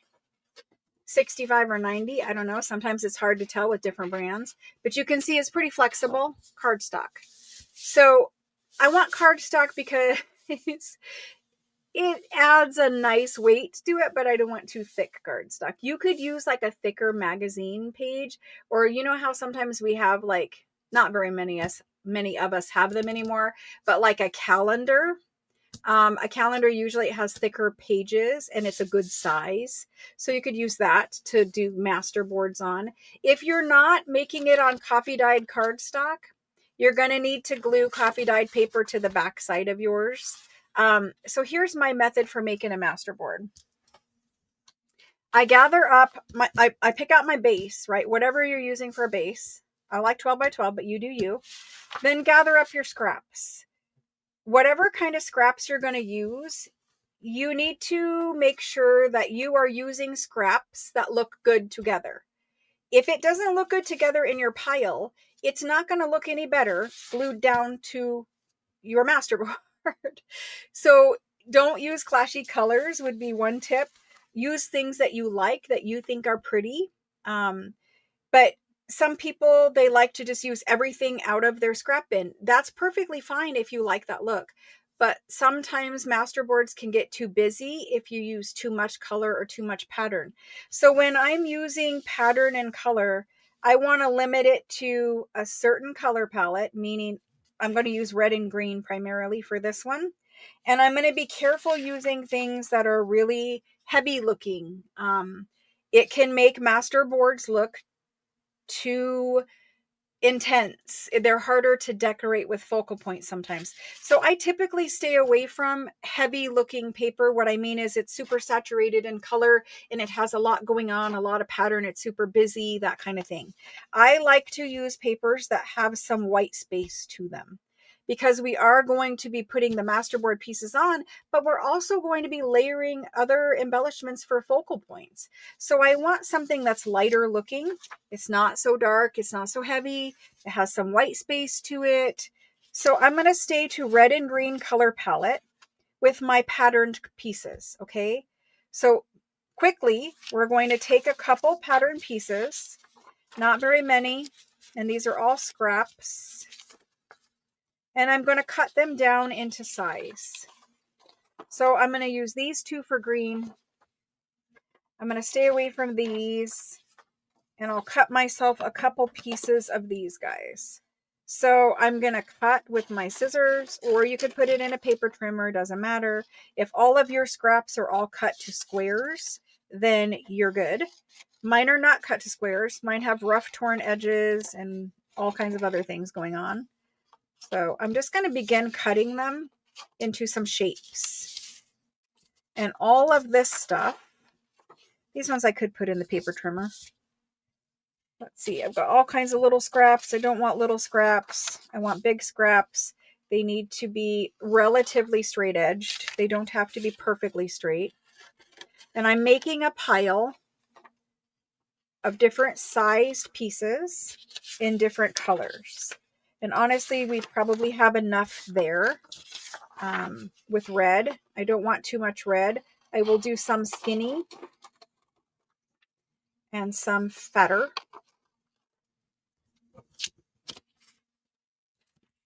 And I'm just getting a little pile together. Like these, I can kind of snip into different sized pieces. We'll leave that one big. So that's it for color. I didn't use more than 2 colors. I have red and green.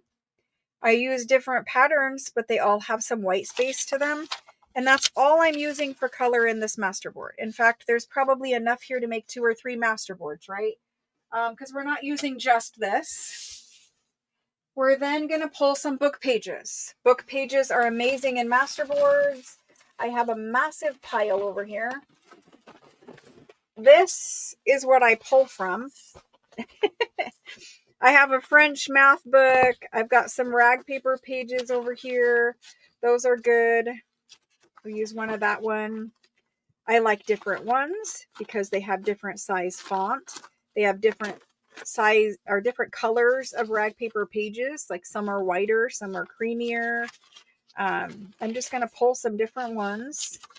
Different looking text. I want interest. I'm looking for something that's a little browner. This is one that's a little browner. That's a super thick rag paper page. I like putting dictionary in there. If I have a single dictionary, if I have folios, like if I have folios, I leave those as folios in case I want to use those as a page in a journal.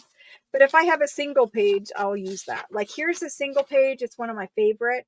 It's German dictionary. It's French and German. But anyway, I like the font on this specifically at Christmas time. Here's one that we can take a page out of. We don't need a ton. I probably have plenty here. But I do like putting dictionary. That's a folio. Let's see if we can find a single page. Well, this one's torn, so that'll be good. We'll use that. I think this is 2, but maybe it's just one thick one. Nope, just one thick one. Okay, good. So we have some dictionary and we have some rag paper pages. Next, I would like some music paper. So I'm going to pull some music paper.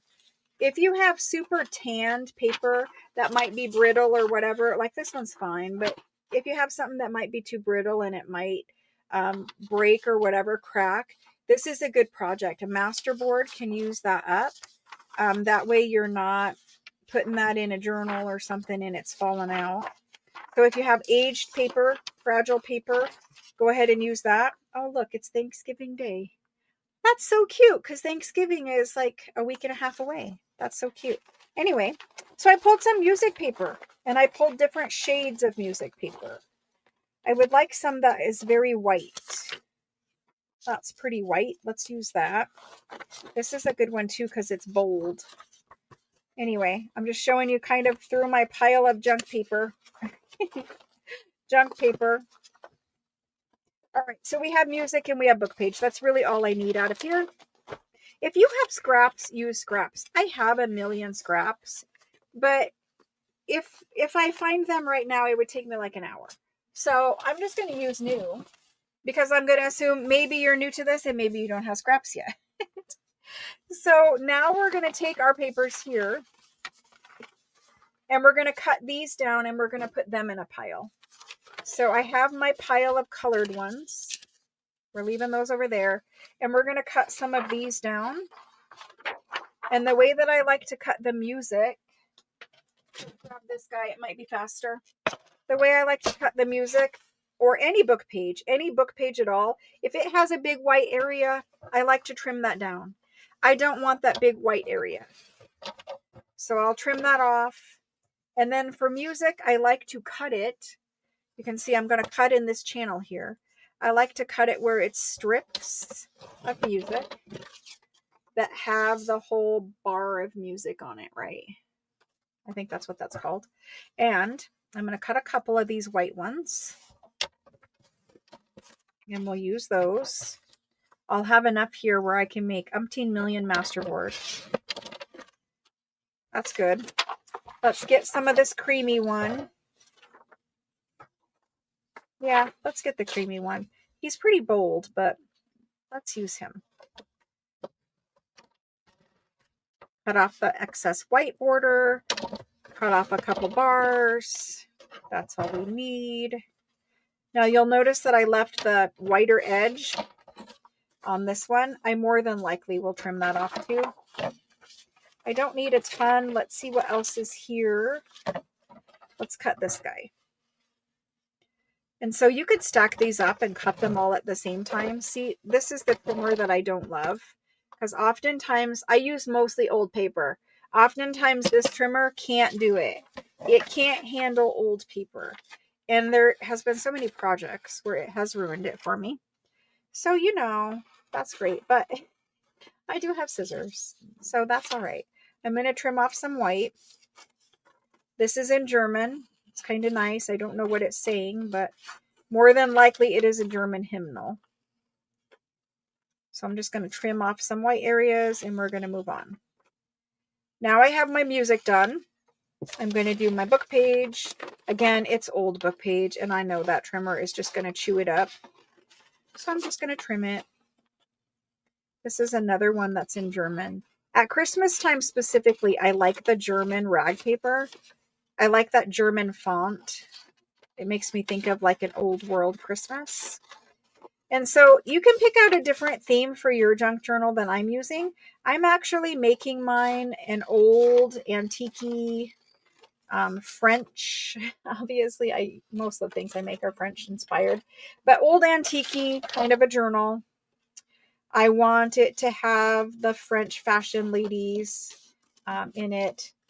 I like the old styles of Santas. If you're doing more of like a, 50s Christmas, that would be cute too.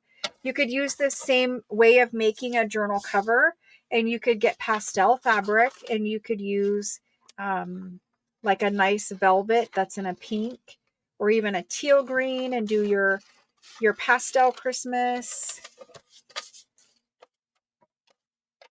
I see some all in caps. You love the journal kit? Awesome, Paula. Awesome. Ricky, I pre-cut book pages to a variety of sizes and keep them in iris boxes. That's awesome. Any questions out there? Right now we're just making masterboard pieces. We're making the pieces to collage down on our masterboard. If you're using stuff out of your scrap bin, you don't need to do all of what I'm doing. I'm just doing this because I don't want to dig through my scrap bin and pick out a bunch of pieces right now. I want to just use what we have here. And I'm just cutting pieces of book page and getting my collage pile ready. If you have stuff in your scrap bin, just pick it out so that it is a specific color palette or theme, things that look good together. Don't use clashy things or else your masterboard will be clashy. But if you like that look, more power to you. All right, so let's move on and start doing some masterboard. And here's what we have.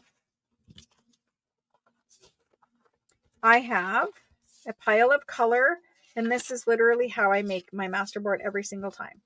Palette of color, or pile of color and pattern. Pile of book page and music. I need to cut these, but pile of book page and music. When you have a big old stack like this, you can just snip. There we go. So I've got color pattern. I've got neutral. I need one more pile over here. This pile for me is always ledger and handwritten ephemera. For you, it could be digital handwritten ledger or, ledger and documents. I'm just going to use original because that's what I have. And I like to mix in some scripty handwriting with what else we have going on. So I do 3 piles. You could just do 2 if that's what you have, or you could do the 3rd, which is handwritten stuff. Let me see what we have to pull for handwritten stuff quick. We have some, well, that's pretty. We have some handwritten book page. We have some ledger scraps. Here's some ledger scraps. Ledger scraps. Ledger scraps. Let's see what else is in this pile. Oh, I just found some gold Florentine paper. Gold Florentine paper would be beautiful. I might just have to pull some new scripty stuff, because I don't know where my little school book is with handwriting, but that's what I'm looking for. Okay, no problem. I will pull some new. So if you don't have if you don't have a source for this stuff is what I sell at my live sales on Tuesday and Thursday. So that's where I get all of my vintage stuff from. Let's go ahead and do one of these school books. Just gonna grab a couple here so we have options. So for scripty stuff, one of the best ways to get a lot of it at a good price is to buy the school books. Again, this is what I sell on Tuesdays and Thursdays, but school books are full of antique French handwriting. You get a lot of pages for not a lot of money. And right now, I don't really want purple ink, but all of these are in purple ink. Let me see if I can find one that's in black ink. This one's in black ink. A nicer cover. I don't want to rip this one apart. Let me grab another one. Let me grab another one.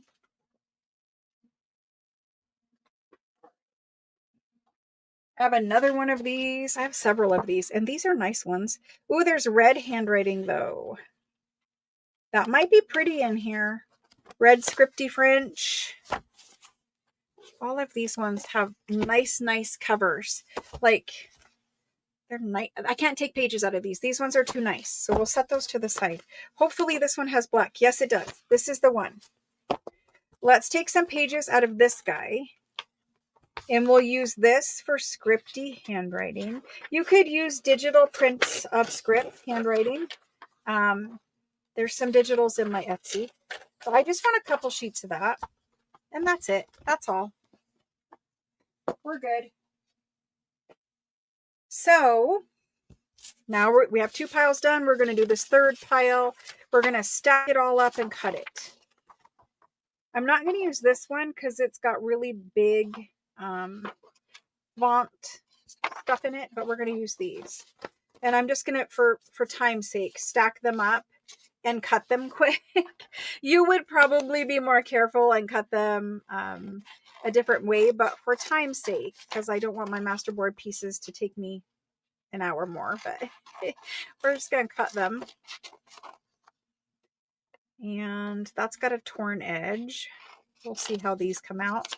So that's good. That's good. I'm just going to straighten him out. If you have some torn edges, you could also hang those over the edge of your masterboard and it will be okay. So anything that's too crooked, I'll cut. But we're good here. And leave some of your pieces long. Like that's probably too long, but leave some long. And I usually cut mine to like maybe a 2 by 3 size piece or 2 by 4 or maybe 3 inches long by, I don't know, 3 by 4. I'd like to keep them fairly small because I think it adds more interest. All right, we're good. We're gluing. So you have your 3 piles, you have your base. Or you just have a scrap bin and you're just having fun pulling out of there. You can do yours however you want. But I think it goes much faster if you pre-pull your pieces. Because if you pre-pull your pieces and you position them into sections like categories, it's easier to pull them and you can make a lot of masterboards very fast. With this pile that I have here, I could probably make 5 masterboards, 5 12 by 12. I pulled a lot, but it's because I wanted choices and I was showing you guys different options of like music or book page or ledger or handwriting or pattern paper. For pattern paper, it could be scrapbook papers. It could be digital things you printed. It could be Florentine paper. These are all Florentine papers.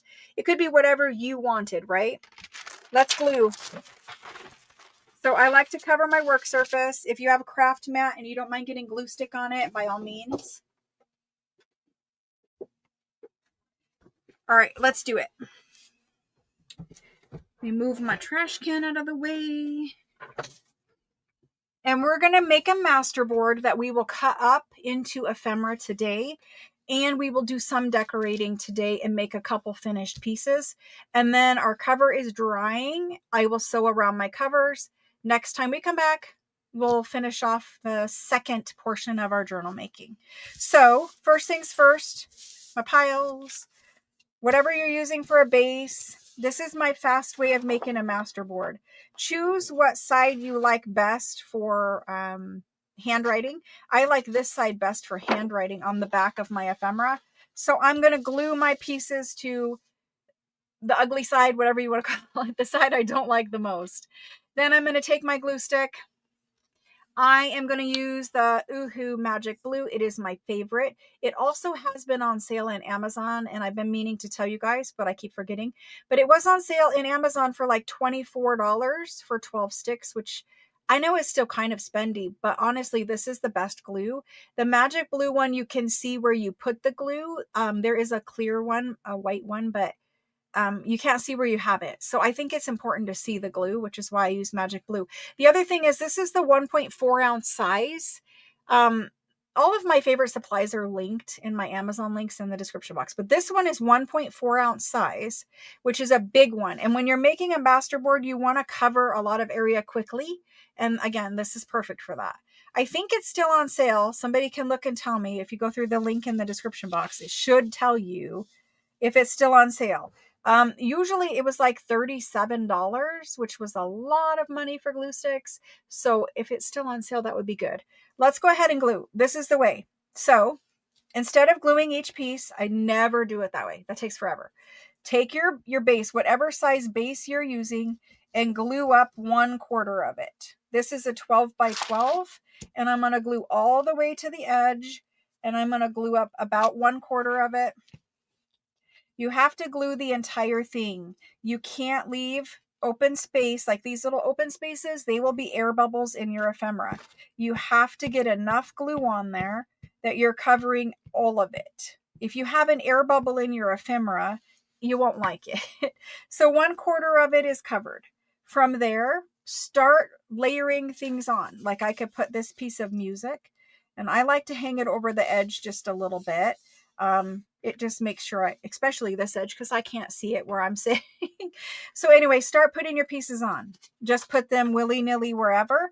Like this is a fleur-de-lis, and I don't care that it's going sideways. That's fine. Perfectly fine. Glue it on.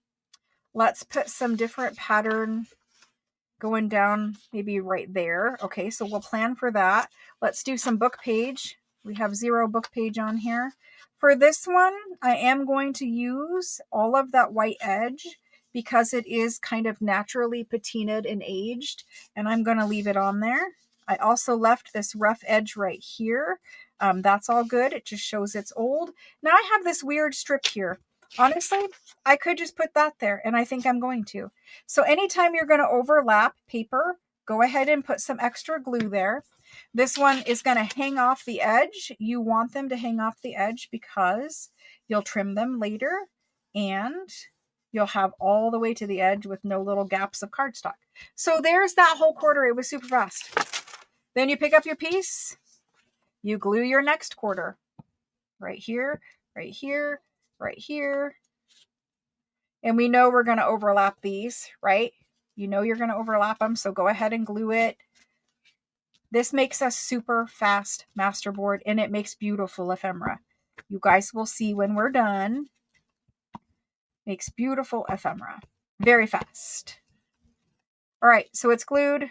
We know we're gluing here, overlapping. Good to go. Okay, I don't have very much book page. I don't have any handwriting. I try to look and see like, okay, well, what do I need, right? And I'm going to go right across here with this piece of handwriting. That's what my piles are for. So no more searching for the right piece. I know where they are, right? I know where the handwriting is. I know where the ledger is. So now we're going to need to put some color down here and something here. We don't have music down here. We don't have ledger yet. Let's do some ledger. Let's do some ledger. This one has some names on it. It could even be like Santa's list, right? So let's put that down there. I'm going to put it down here. So if you need to glue extra, then go for it. I went a little over my 1/4 glue there. So I put that one down there. I don't want handwriting and handwriting touching. I want to give them some space. We need to do some music down here. I don't want to keep the music going the same direction either. I like that right there. So anytime I'm overlapping, I'm adding glue. I'm going to overlap it. We need to cover up a little more there, just because there's a lot of white space. So we're glued there, glued there. Now we have some little areas to fill in. I don't have any German on here yet. Let's do this German going this way or that way even. Let's do it there. So we're going to cover up right here. No big deal. Gluing over. Getting that on there. Make sure you have enough glue where you're overlapping. I'm being a little extra picky today. There we go. There's our German dictionary. We have 2 strips here. I need a little pattern or color down here. Let's do this red one right there or right there. Let's do it here. So we're going to over glue this because we know we're covering it, and we'll put that there. Perfect. Now we have this area and right here. Honestly, we can wait for this when we do this area, but this one right here we should cover. And let's put something different there. We have some whiter book page. Let's put some of this here. Oh, there's a couple pages. Let's put some of this. I don't need all this white edge, so I'm going to trim that quick. I leave it on old things just in case I want them. And I don't want all of this. I just want a bit of it. And we'll do that there. Okay, so I'm going to over glue it. Any extra glue will dry clear and it doesn't matter. It doesn't impact anything. Anything that you over glued, perfectly fine. Remember when we cut this up, we're going to be layering other things on top of it anyway. It's perfectly fine. So I'm going to rotate everything. I'm going to glue all the way over here now. It's basically a quarter, but I know we need to cover this area. So we're going to glue it. We're going to glue there, glue over here. I think this way is the fastest way to make a beautiful masterboard. I think when you pick each piece and you glue each piece, it just takes forever. And I think the result is pretty much the same at the end. Okay, so here's our palette. We want to get some green in here. I have a big piece of green. A big piece of green that would go right here. Let's do that. Or we could do it here. Let's do it there. I like it going this way. Your mind's eye will tell you, right? It will tell you where it needs to go. I'm trying to overlap a little bit so that we don't get perfectly straight lined up pieces.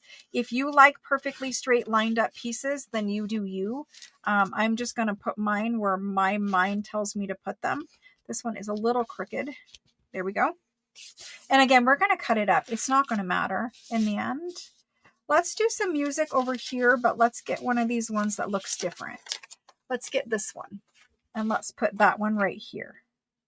Perfect. We're going to overlap. We're going to overlap. There we go. This guy is going right here.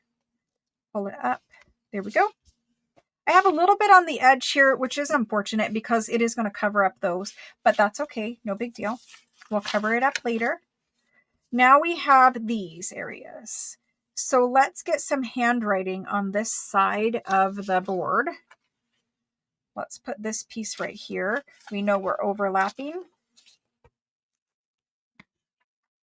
That's going right there. Perfect. And then we have here and a little bit here. We're probably going to do one whole piece right there. We could do red. I had a big enough red one. It would cover almost all of it. And I don't want fleur-de-lis and fleur-de-lis touching, so let's not do that one. Let's go back and look at what we have here. Try to get some piles. And you'll see that my piles eventually become one. It's okay. It's what happens. So let's go ahead and fill in this with some ledger. Here is some traditional ledger. That would look nice there. It's a little too long. We could do it here. We could do it. There's a good spot for it. So now I'm just going to glue. I'm going to glue the whole thing the rest of the way. We only had this little bit here. We know we'll overlap right there. We'll get it glued. Now the rest of it at least has a layer of glue. And I can fill in where I need. I know that this one fits here. Perfect. That's great. And then we have the rest of this to fill in. I could do that same German, or I do have a different German one. Where is that one? I don't know where my other one went, but here it is. We have this guy. Just for variety, let's put it there. So I'm overlapping. I'm being a little pickier. It is Christmas after all. It has to be perfect. We need some color. Where is my other green pattern?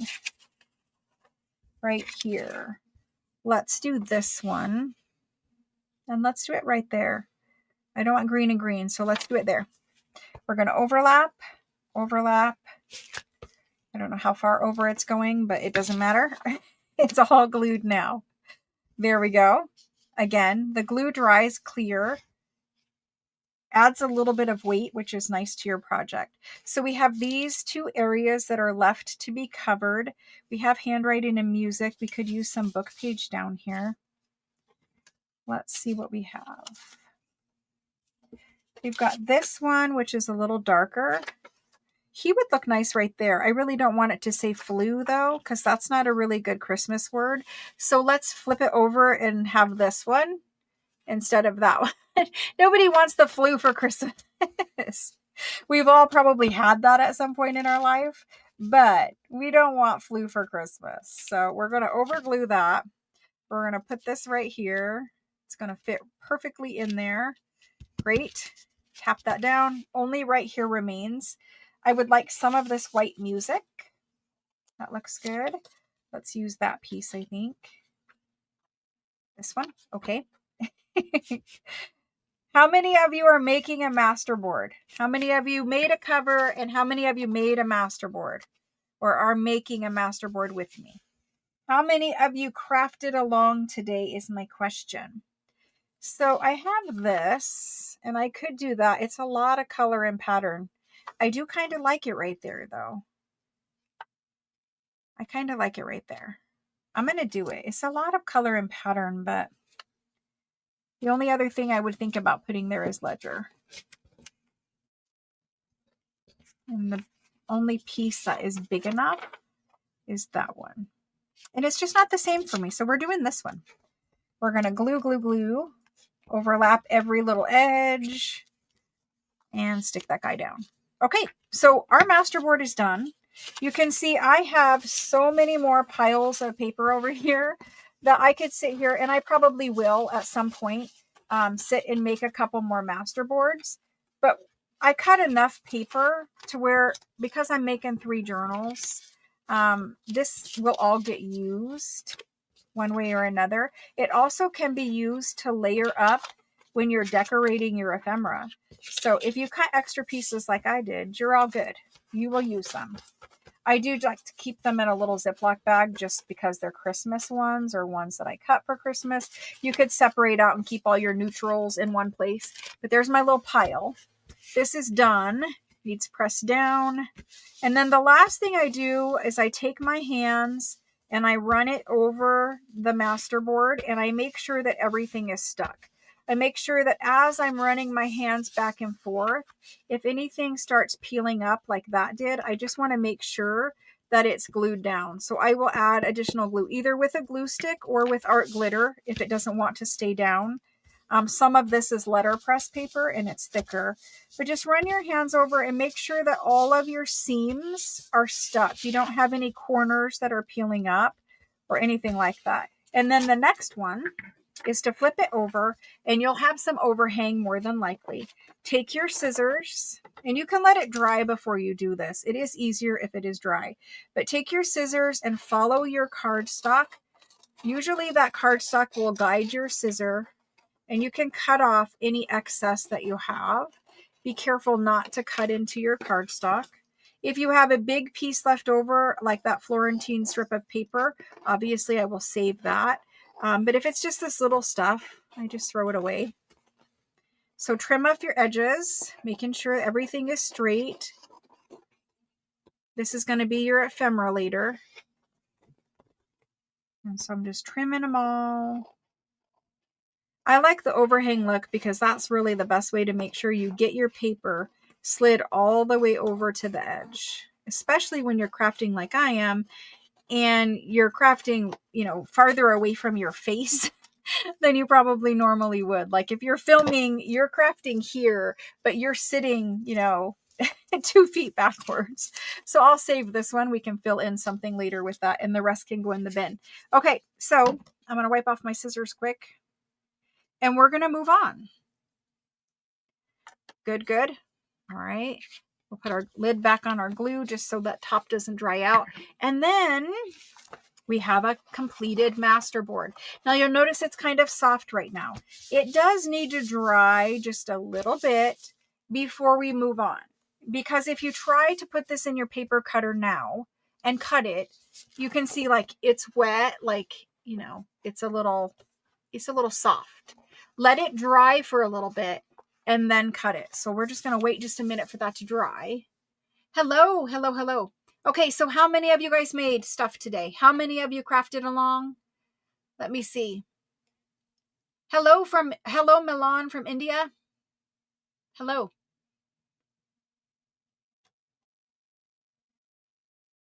Fingers were too gluey to comment. Rose made the cover. Awesome. Awesome. Anybody else craft with me today? Are we just watching and hanging out? Jana made the cover. She's rummaging to make her masterboard. Tori crafting along, another journal she needs to finish. I know that feeling. I have many. Kim looks like was crafting along. Lynn maybe was crafting along. Lynn, Rex. Maria C made one with me. Awesome. Jerry crafted along. Thank you guys for crafting along. All of you, thank you. Thank you for crafting along. It's always fun to craft together. Always fun. Okay, so this is going to dry. And while it's drying, honestly, we're just going to make another one because we're sitting here waiting for it to dry. I'm going to set it up on its edge so that air can get to both sides of it. Normally, I would make the masterboard first, and then I would make my cover. And then I would set my cover to dry and cut up my masterboard. But I didn't want to start this class today making a cover by making a masterboard. The other thing that you can do with masterboards is this can be a journal cover. You could just, you know, cut this down to size for a journal cover and fold it in half and then put your, you know, your lace on the spine, put your focal point on. Masterboards make great junk journal covers. So keep that in mind too. It doesn't have to be just ephemera. It could be a cover. So I'm going to set that up on its side, and I have another piece of cardstock in here. We're just going to make another one. I'm sitting here, you're sitting here. Let's do it. So this piece of cardstock is super, super grungy. I might want that one for another project. Let me see what else I have. Hopefully I have another like medium toned one. Let me see. Well, apparently I don't. So let's use that one. Let's use that one. It's really spotty and speckly, but that's okay. So I'm going to cover up this side because this, I mean, some of you guys really like this one, but let's go ahead. I don't know. Do we want speckles? Let's use speckles. People can journal on the speckle side and I'll cover up this side. We're making another one because we're sitting here waiting for one to dry. I mean, we could fussy cut like focal points or something like that, but I think that's kind of boring. So let's just make another one. I'm glad that you guys joined me for crafting. I hope you guys come back on Saturday and join me again. More people will be here on Saturday too. It's just this time had to be Sunday because I had to do stuff with family. And I couldn't do Saturday because it was already scheduled with family. And it's something that couldn't be moved. But it will be on Saturday morning for the next 3 times. So we'll do Saturday after Thanksgiving. I know a lot of people would be busy with family, etc. My glue stick is empty. But we'll do the Saturday after Thanksgiving. I also can tell you guys that the big Christmas sale is the week after Thanksgiving. So only people who are here know that. I didn't tell anyone else. So the big Christmas sale that's a week long is the week after Thanksgiving. So let's get this guy glued up. But more people will join as we get more progress in the journal. A lot of people, this happens every time I do this, a lot of people don't realize that we started making the journal. And so they'll join later on. But also, you guys can post your journal covers. You can post whatever you make in the Junk Journal Makers Facebook group. And so if you've made a cover today, you could share it in there and let everybody else see your cover. Maybe you want to wait till you decorate it. Maybe you don't. Maybe you're just, you know, hey, here's what I made today. That's super fun. Everybody gets ideas from everybody else in the Facebook group. Everybody has a good time. So this time I'm going to use bigger pieces. I've got them. let's use them. And I don't want to line it up perfectly, so let's slide it over. Let's slide it over and put it there. So there's that one. Let's put some handwriting here. I don't know if you guys, yeah, you guys can see a little bit of my scrap pile. Let's put some handwriting here. I don't want to put it that way. I want to put it this way. So we're going to overlap. Got a big glue chunk. And we're sticking that there. Perfect. I need to slide up just a little bit. There we go. And then we're moving on. We're going to do the next quarter. A lot of people make masterboards and a lot of people have different methods. I hope that you guys try this one if you haven't already. And I hope that you guys will join me in the 365 series when we make a lot more ephemera. I have made a lot of Christmas journal ephemera already in there. Playing with the mixed media things the other day was pretty fun. I hadn't played with embossing in a long time. So that was fun. All right, so there's that next one. We know that we're going to want some red. We don't have any red up there.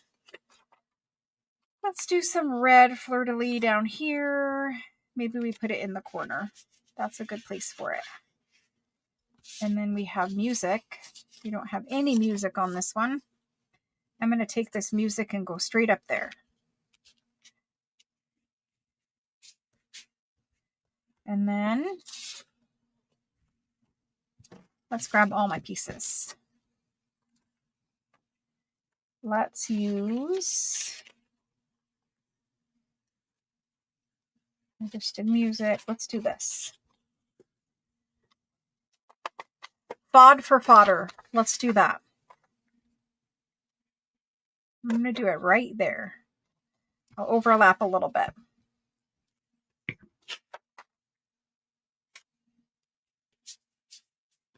Perfect. Now that fod will usually get covered up. Let's do some little ledger here. I've got just a snippet. We're going to go right there. Cover, cover. It keeps chunking my glue out. And I've got ledger on there. That's perfect. Need to cover up here. This is almost just a little bit too narrow. Oh, it's so close. I can make it work. So I'm going to stick it there.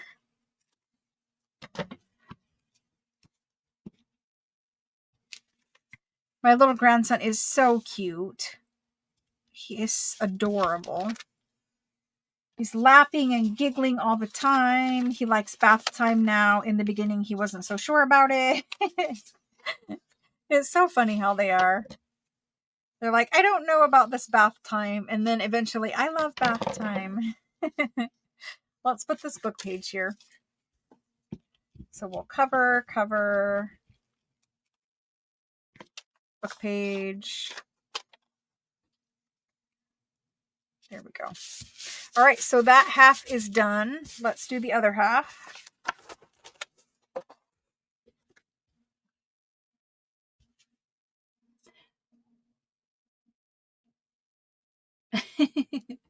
You struggle with masterboards if you do them first. I can't see it. If I wait till after signatures, then it works somehow. Well, you know, I like to keep the masterboards pretty basic with the pieces that I choose. I like a lot of neutrals and then just little pops of color that I know are going to work with my color and theme, right?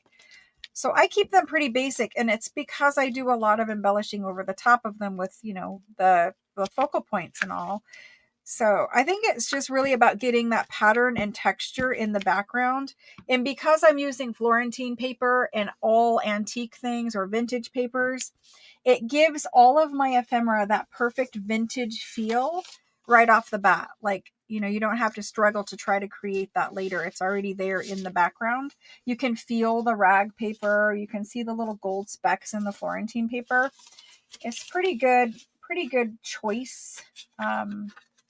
As far as the paper selection goes, if you just stay with the basic things I've shown you today. It's pretty safe, in other words. Like, you're not going to come up with something that you're not going to like. I just kept it to 2 basic colors and neutrals. And again, that pattern, if you're using color pattern paper, the whiter areas in it are important because it gives your eye a place to rest. It's not super busy and super saturated. All right, let's try to put some music on this side. We have this bit of white music.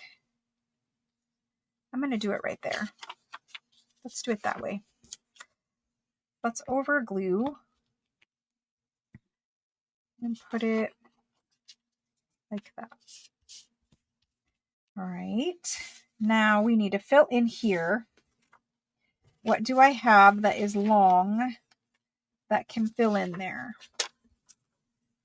I would like a long piece of ledger.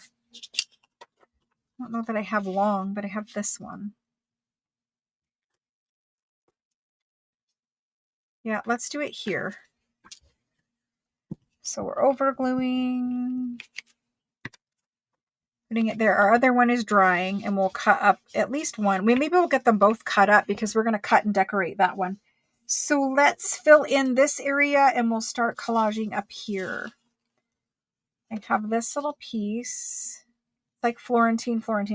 Can't do that. I have this little piece. This is a good one. Let's glue here, here, and here, and get this guy on. So how many of you are here and you live in Arizona where I live? Anybody here in Arizona?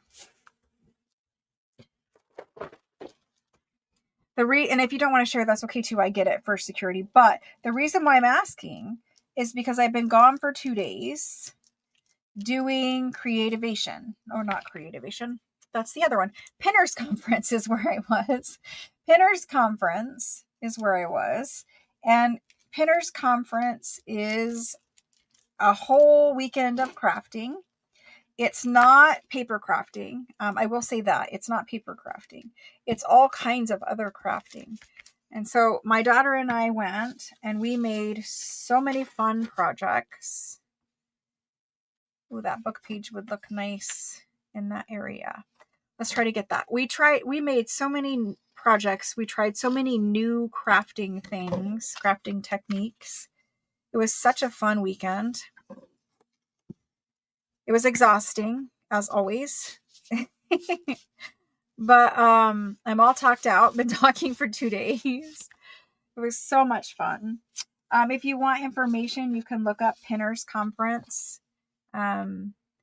They're on, I'm sure they're on all social medias, but you could look it up. You could Google it, Pinners Conference. And so some of the projects were sewing. Some of the projects were painting. They have projects in every different craft category, really, except for paper crafting. They don't really have paper crafting.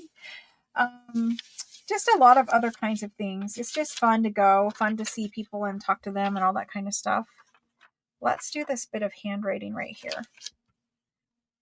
How many of you guys have ever been to Pinners Conference? If you like a lot of crafting, Pinners Conference is for you. They have lots of make and takes. They teach classes on different techniques. Like we made candles. We made soap. Like bars of soap. We made lots and lots of things, like in a variety of things. I'm going to put this piece of white music up here. I think I like this side better. All right, let's do this right here. All right. Now we've got that covered. It needs to scooch down. Make sure I get my edges. Okay, we got a little area here. Let's see. Oh, it was fun. You got to try. You got to try. So it's only one time a year. It moves all over the country. They're in many different cities. If you look up Pinners Conference, many different cities, but it's only in Arizona once a year, and it just happened and it is over.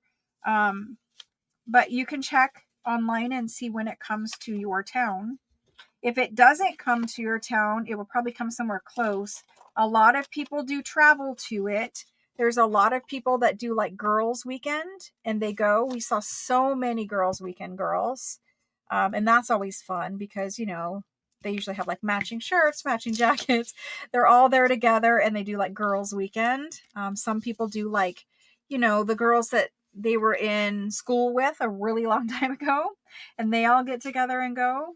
It's just super fun to see a lot of people, right? And they're all crafty people, which, you know, we're the best kind of people. We're crafty people. And so it's fun. It was a lot of fun for us. I want a little bit of ledger.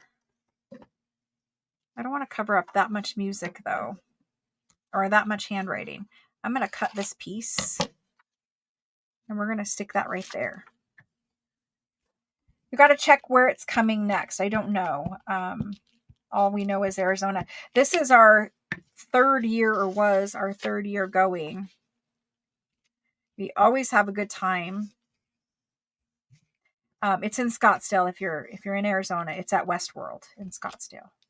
And they have it every year and always in November. At least it has been. Now they might change since I said that, but it's always in Scottsdale at Westworld. It's a super fun day though. All right, I really want this in there. It's a little bit too small for that area. I don't have a bigger piece because that was from scraps. So let's put it there.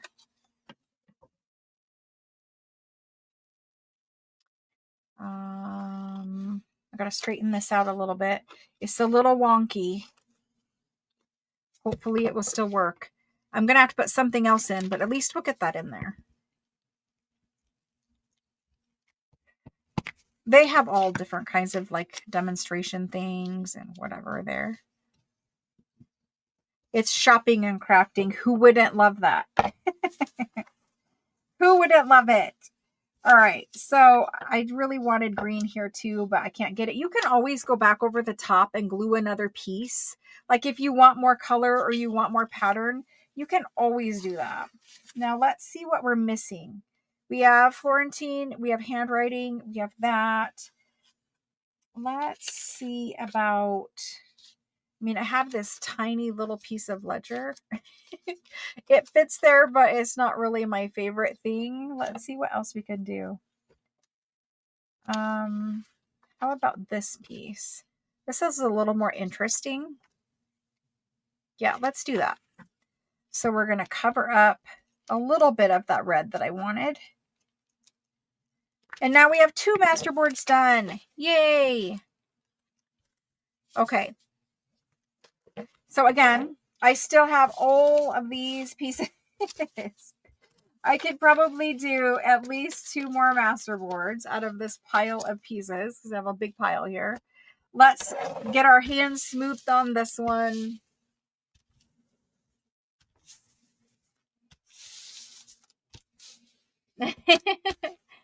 Everywhere needs help to push paper crafting, guys. Everywhere does.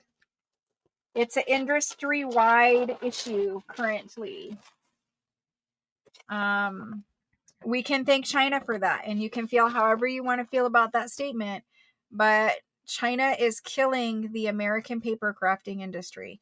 They are not supporting it. They're killing it. And how they're killing it is they're flooding it with all kinds of products that are just ridiculously just fast made little paper project things, stickers, stuff like that. And it's just killing the paper crafting industry. They're putting American paper crafting companies that we know and love in jeopardy and out of business. Even big companies like Sizzix. There's a lot of forgeries. That's part of the issue. But the Chinese, you know, they're really hurting the industry as a whole. And I know they make a lot of products, and I know a lot of you guys will shop at some of their, you know, some of their sites that I don't mention on here, but because I don't want to support them. But they make a lot of forgeries. They're putting, like, they've made Tim Holtz forgeries. They've made Anna Griffin forgeries. They've made forgeries and stolen digital designs from a lot of my friends and people I know. And even something that I made that I thought was like, nobody was ever like, you know, nobody would ever steal that. they actually put that in a paper pack. And I was like, how did you even get that? They must have bought the digital on Etsy and then just put it in a paper pack. But anyway, the point is they're flooding the market with things that are very low value. Very low value, very,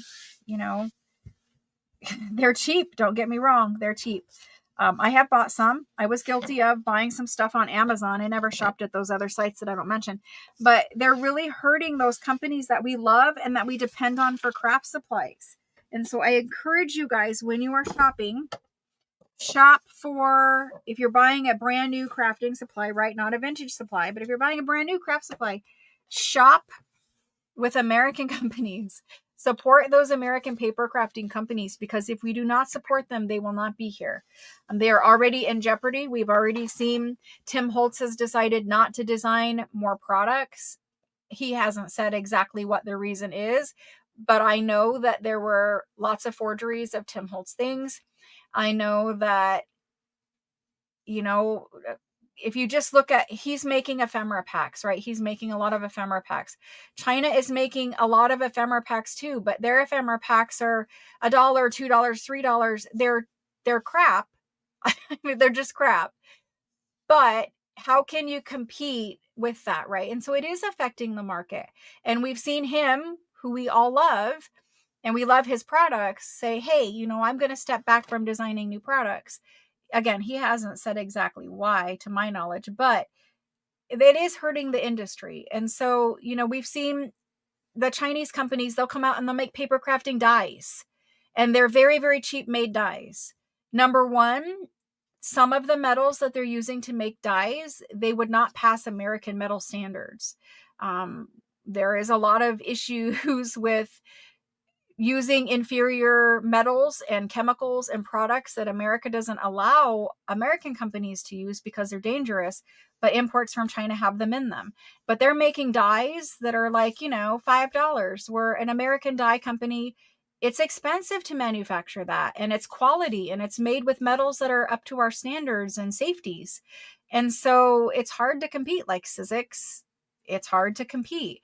So I just encourage you guys, when you're buying new craft supplies, buy from American companies. Even if those American companies are having the products manufactured in China, which is also an issue, part of the reason why they're manufacturing them in China is because there wasn't an American option for manufacturing. There really isn't much option in America to make dyes and to make other things, but we are trying to bring some of that manufacturing back to America. I don't know when it will happen, but please buy American-made products to support American companies before we lose paper crafting as a whole. They're really struggling, and I can tell you that from insider knowledge. They're really struggling. So let's support them as much as we can. So I know they have really destroyed a lot of industry, and it's not that again, let me say this straight out of the gate. I have nothing against Chinese people. I have nothing against them at all. What I do have a little feeling about is obviously stealing other people's designs, copyright infringement, putting American companies out of business, flooding the market with really inferior products, and using products that are not up to American safety standards. America has standards for metals. You can't use metals that have radiation in them. Some of the Chinese ones do, because they're using recycled metals from a lot of places in the world. One of the places that they're pulling metal out of and recycling is located near Chernobyl, and it has radiation in the metal. If you pull metal that has radiation in it and you recycle it, whatever you're making from that, even though it is mixed with other metals, it still has radiation in it. There's just dangerous chemicals too. So you need to know what you're buying, and you need to try to support American craft companies before we don't have any anymore. That's all I'm going to say. Let's go ahead and cut up this masterboard. All right. They do need credit for their hard work. They certainly do. It's really tough out there. It is. And so we're trying. We're doing our best. And again, I'm going to tell you, I have been guilty of buying the products on Amazon. And if I use something that I've bought, then, okay, I've used it. But I'm just saying, I no longer buy anything like that from Amazon. if I know it, right? We don't always know where stuff comes from either. But anyway, let's go ahead and cut up this one. This is the first one we made.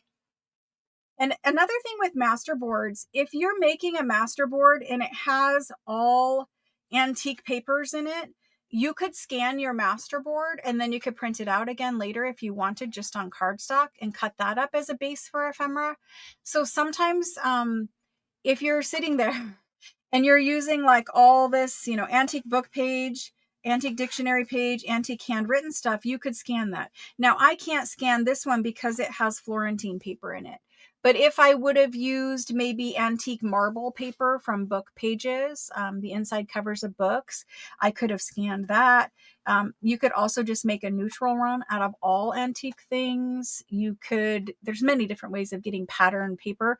Like if it was really old flyleaf pages that have pattern on them, you could use those. But again, one option is to scan your masterboard if it's copyright free.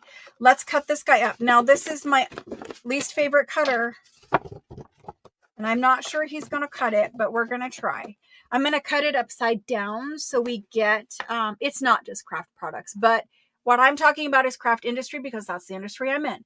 So we're going to cut it upside down so we get a little bit of a surprise. Let's try it on this cutter. If I need to go get the other cutter, I will, which I probably do. But right off the bat, I'm going to think about the sizes of my journal pages. And for the journal I'm making, I'm going to use 8.5 by 11 sheets of paper for my pages. And they're going to be folded in half. And so when you fold 8.5 by 11 in half on the 11-inch side, you end up with a page that's about 5.5 inches wide. So if my journal page, and I'm probably talking too fast with measurements because this is where we lose people sometimes. Let me pull a page out and show you. So if I have a copy dyed page, whatever your page is in your junk journal, usually for pages in a junk journal, they're 8.5 by 11, right? And we fold them in half like this, and pardon my gluey fingers, but we fold them in half like this, and this is our journal page, okay? That means I have 5.5 inches here. That's it. That's all I have. So I need a pocket. If I'm going to put a pocket on this page, I need a pocket that fits on 5.5 inches.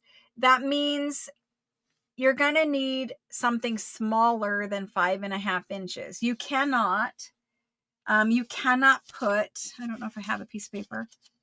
You cannot put a pocket on this journal page. I don't. Let's use this. You cannot put a pocket on a journal page that goes all the way across the page. You cannot make your pockets 5.5 inches. Even though that's the size of your page, your pocket will not fit because it's sewn in and you have a lot of other pages in your signature. Your pocket will not fit all the way in there. Even if you are able to cram it in there somehow, you're adding too much bulk back here near the fold line, near the signature sewn in line. You don't want to add bulk back here because that's how you get like super gator mouth. It doesn't fold. It doesn't open nice. It's not a great way to make a journal. So don't put your stuff all the way near your fold or your signature line. You want a pocket that is no more than 5 inches wide as a general rule. This is a 3 by 5 inch index card.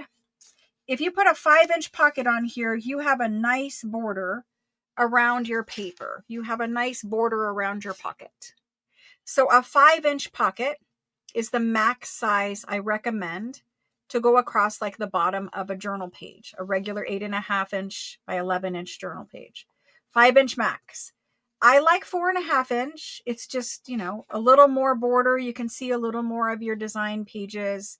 But 5-inch would be my max. 4.5 is probably my smallest. I usually stick to those sizes. And then you can see this is a 3-inch tall index card. So a 3-inch pocket is good. A 3.5 inch is good. I wouldn't go any more than 3.5 inches unless you want like that whole page to be covered by a pocket. I like pockets that are generally 4.5 inches by 3 inches. possibly a 3x5, but usually not. Sometimes a 3.5x4.5, something in that range. So that's the basic size for pockets. So if we're going to do that, we're going to need to cut some pockets out of this master board. And we're going to cut it. I mean, we could cut it at 5, but I'm going to cut it at 4.5 because that's what I like. I'm going to cut it right there at 4.5. And I'm also going to cut some at 5, but we're going to cut it at 4.5 inches wide. My paper is a little curly because it's still wet. I'm hoping this is going to work. More or less, it dragged a little bit. So anyway, we have a 4.5 inch wide pocket right there. And then I'm going to cut them 3 inches tall. Okay, 3 inches tall. It doesn't like cutting from that side at all. I'm telling you, this cutter with old paper. Okay, so this, if it would cut it, would be a pocket. I probably need to go get the other cutter. I just don't want it to ruin what we made. So I'm going to make one more pocket that size. 4x3, 4x3, or 4.5x3, sorry. 4.5x3. Now I have this little bit left. I could make 2 skinny tags, but I would rather just make some pockets or journal cards. So I'm just going to make another and another. Now I have 4 pockets or journal cards, and those are over there. We'll look at them when we're all done. Now I have this piece, and I could make some tall tags. That would be a good idea. Let's go ahead and cut this in half. We want 3.5 inch tags. I think we do. We're going to make 3.5 inch tags on what's left. There's one big one. And if we do another one, that will be good. Let's do another 3.5 inch. Then we're left with this. This to me, you could cut for some bigger journal cards. You could cut for some skinnier tags. Let's go ahead and cut it. Let's cut it at 3 inches. Again, it's probably pockets, and then maybe we'll cut it sideways this way. And let's do 2.5 and get some skinny little tags. So I'll show you what I made from this one, and then we'll cut the other one. Yay, you finished your master board. That's awesome. That's awesome. Okay, so out of this one, and remember, there's still a little moisture soaked. They're still a little soft and curly.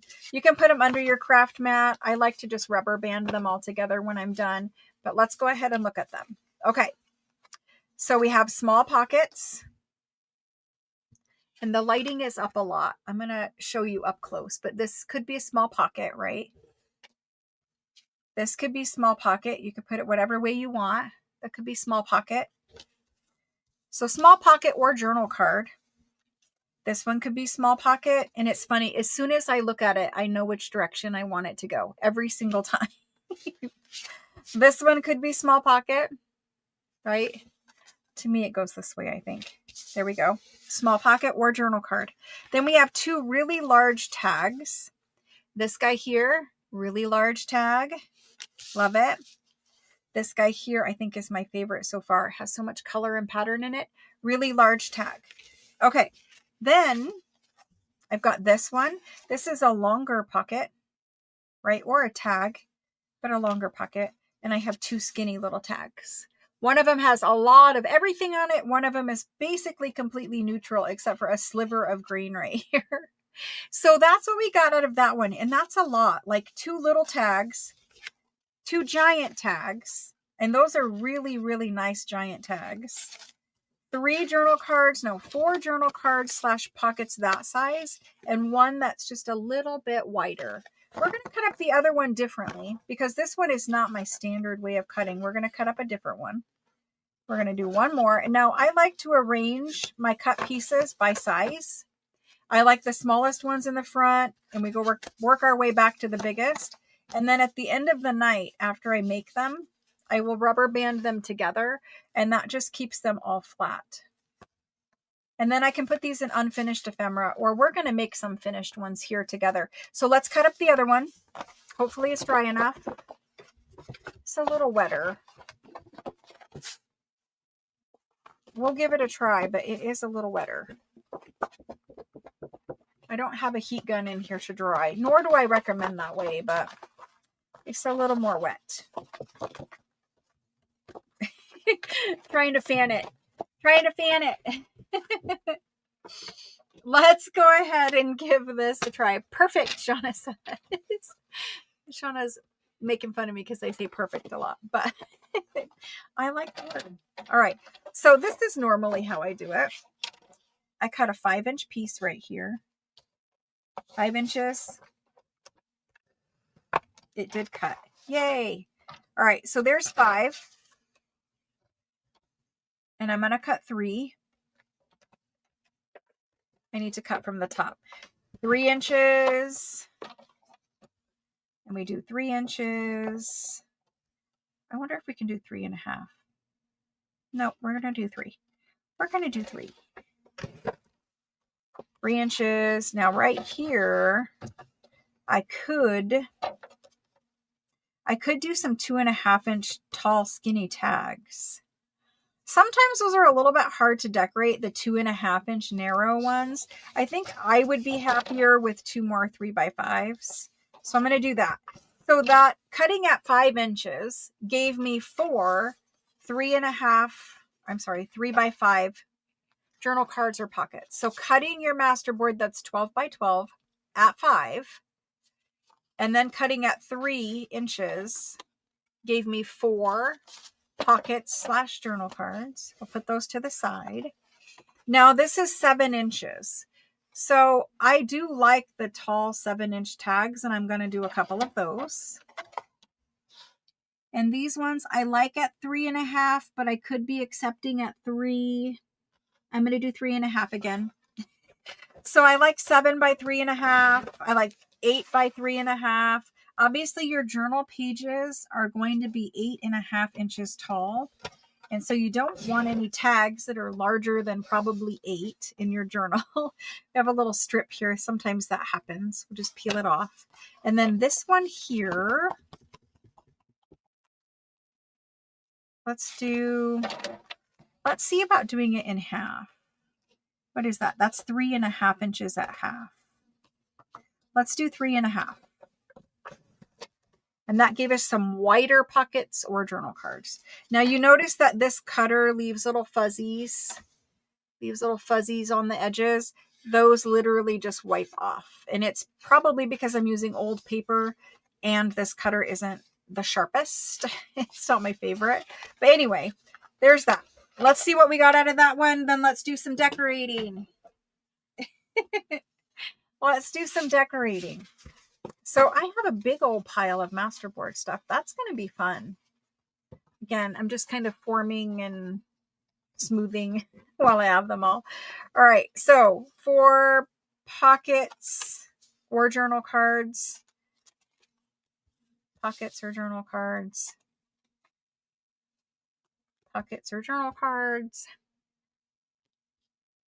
There we go. We have 2 more large tags. Probably this way. My brain is super weird about that. It has to put it the right way. We all know why, right? Okay, because I'm a little cray-cray. But anyway, we have these 2. I like these for bigger journal cards, but they could be deeper pockets depending on how wide they are. I don't know exactly how wide they're. What did we end up with? 5 inches? Let's see. They are 5. So they could be deeper pockets if we wanted. So let's do that. All right. So how should we decorate these? How should we decorate them? Well, in your kit, you have all kinds of things for decorations. Let's maybe lay these out here and see what we come up with. Obviously, I'm going to put tall ladies on the tall tags. That's a given. We can have some poinsettias, and some poinsettias would look good on a couple of the pockets / journal cards. We have the cutouts, which any of these could also be turned sideways and made into tags. You could cut them, like for me, it's this way. I know. For me, it's this way, and these could be tags. So the 3x5 size is a good size. It's a journal card. It's a pocket. It's a tag. It's a good size. So I don't know. Let's find some things and put some things on some things. Ready? Let's do it. So here's my ephemera pile. Here is my ephemera pile. So when I separated out all my junk journal supplies, I have laces, I have beady stuff, and then I've got all the napkins and all that kind of stuff and all the pockets and all of that. I'm going to set that to the side for right now. And we're going to work on this pile, the printed digital slash lacy doily pile. And I'm going to take all this other stuff and put it back over there. And we'll save that for later. Let's put it up there. All right. Timmy's Xmas ephemera is good. Question above. Donna, if you can, this video, there's two ways of watching the beginning. So for masterboards, I start with a 12x12 coffee dyed piece of cardstock. But if you're asking about the journal cover that I made in the beginning of the journal, you can rewind the video right now and just start watching from the beginning. If you go to the bottom of your screen, you can rewind it. This video will turn into a regular video on my channel as soon as the live is over too. And you can just rewatch the part you missed later. You can rewind now or watch later. But for masterboard, I started with 12x12 coffee dyed piece of cardstock and make it a lightweight cardstock. Don't make it too thick. And then for the cover, I used a 9x12 piece of watercolor cardstock, and then fabric, and then another piece of cardstock, and all kinds of things. So hopefully that answers your questions. All right. Let's do, especially in jewelry, Linda, especially the costume jewelry and stuff that you're wearing on your body, the rings. I mean, some people are walking around with that stuff in their ears, on their fingers, touching their skin like 24/7. So especially that, but dyes specifically, we've had that come up in the industry. So I can fussy cut any of these, and we'll save these for, like, you know, a easy pocket, a easy journal card. We'll save those. But this stuff here is where I'm going to start with decorating. We're going to have to cut some out, and we're going to layer it with this. So this is easy ephemera. We're going to cut it out quick. Do I have cutter bees in here, hopefully? Yeah, you can always rewind, even a live like right now. You can just go rewind me and I'll start all over. Or it just becomes, if you just want to keep watching with us because, you know, everybody's chatting and all that kind of stuff is fun, you can just come back. As soon as the video live ends, go out and come back in, like go to my channel, and under the live section, it'll be the most recent video. And it will be there forever until, you know, we have like 1 million and something gets deleted 5 years from now or something. I don't know. But it'll be there. You can rewatch it anytime. You can rewatch tomorrow, whenever you have time. So I'm going to fussy cut these ladies quick. And we're going to stick at least a couple of them on a tag. I'm cutting around her hair and her ears. The head are the most hard piece to cut. These are laser printed also. Like, I printed them on my laser printer. You can use colored Tim's, what does he have? Watercolor pencils. You could use Tim's watercolor pencils and color their outfits, color their hair, you know, give them eyeshadow, whatever you want to do. I don't know what I'm cutting here. Her arm is kind of over there. I need to cut around her little fingers. Anyway, you could color these because they are laser printed. If you wanted them more aged, you could even coffee dye them. That way they would look more vintage, like the old newspaper. I really do not like the hand position for this lady. I may be trimming off some fingers. She looks a little more like claw-like in that pose. But anyway, lots of things you can do with these ladies. And you'll see how I cut them out too, and I'll give you some tips. So like right now, I'm just kind of trimming some scallops in her skirt. You don't have to cut them exactly as they are. Like, see her hand? Because she was leaning on something. You could come in and trim off like her fingers. I think if they're just a little shorter, that would look a little better. So I'm just going to trim her fingers a little bit. They look too clawed to me. I can't do it. So we're going to leave her like that. And then we're going to cut out a couple more here. Normally I don't cut on a pile of ephemera, but we're going to do it. Let's see. So this big old skirt here, you could trim, like, if that won't fit, if you ever have like a lady and she has like specifically like the Civil War era dresses, they were very, very wide. If you ever have a lady that's like, she won't fit on your tag because her clothes are too big, like I could trim off right here and follow this line down and make her dress skinnier. Like I could do it with this one too. I could follow this line down and cut off that extra piece of her dress. So you could trim them. Just because they look like this now doesn't mean they have to stay looking like this. You could trim them to fit onto your piece of ephemera or your page. They have the big bustles in the back in the Victorian era. So let's get this one cut. And if you are just using your journal for yourself, if you are not selling it, you are free to copy any of my things that I gave you. And you could even copy the Florentine paper if you are not selling your journal.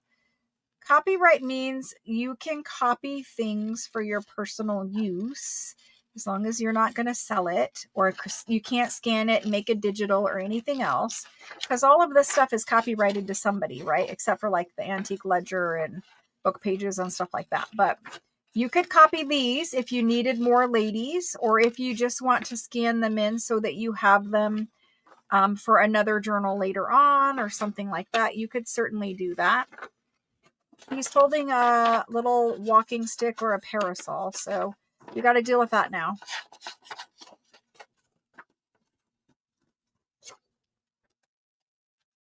But you have 4 on one page. I tried to give you the most I could give you. I don't want her little walking stick or her parasol, so we're just going to cut around it. And then we're going to follow the lines of her dress, and I'll cut in some little lace bits. Her little foot sticking out. Sometimes their dresses are just too wide, though, and I do have to alter them. So there's a couple. Oh, she's a little too long. Uh-oh. We might have to cut off some feet or some dress area down there. She's a little too long. This one will fit, and this one will fit. That one is a little too long. Let's see what we can do with her. Yeah, because she's just going to be a little too, like, top to bottom long. So here's what I'm talking about. See, there is a little bit of dress pattern that ends right here, and we have some darker areas over here. We're going to trim it, and don't leave a straight line. Cut some ruffles in. We want to follow that scallop around, and now she will fit on our piece perfectly. There we go. And you can't really even, like, all we lost was this toe right here. She's fine. She's not real. She won't mind that we cut her toes off. Anyway, there's a couple ladies. Let's put those on there. I have 2 more. We could do those other 2 big tags. Eventually I will use them, but let's move on for this point and do a couple other things. Because, yeah, watch me cut some ladies. Now, these, obviously, if you're not into fussy cutting and you don't want to cut all these little petals, I would recommend fussy tearing. So fussy tearing is taking the image and tearing around it. Just a bigger, more plain circle so that you don't have to fussy cut all the little points of the leaves. That's one way. So just tearing it out and making it kind of like rounded edges. That would be one way. The other way would be to cut bigger white edges around stuff so that you don't have to cut it. And we're going to do that one. So let's find one that will fit on like a pocket. Honestly, that one right there is pretty good. Tips for fussy cutting: always cut it out of your big image first. I don't always follow that rule, but you should. You should cut it out first, just roughly, so that you have less paper in your way. And then I'm going to actually fussy cut this one, but we're going to come up and we're going to leave a little bit of white border.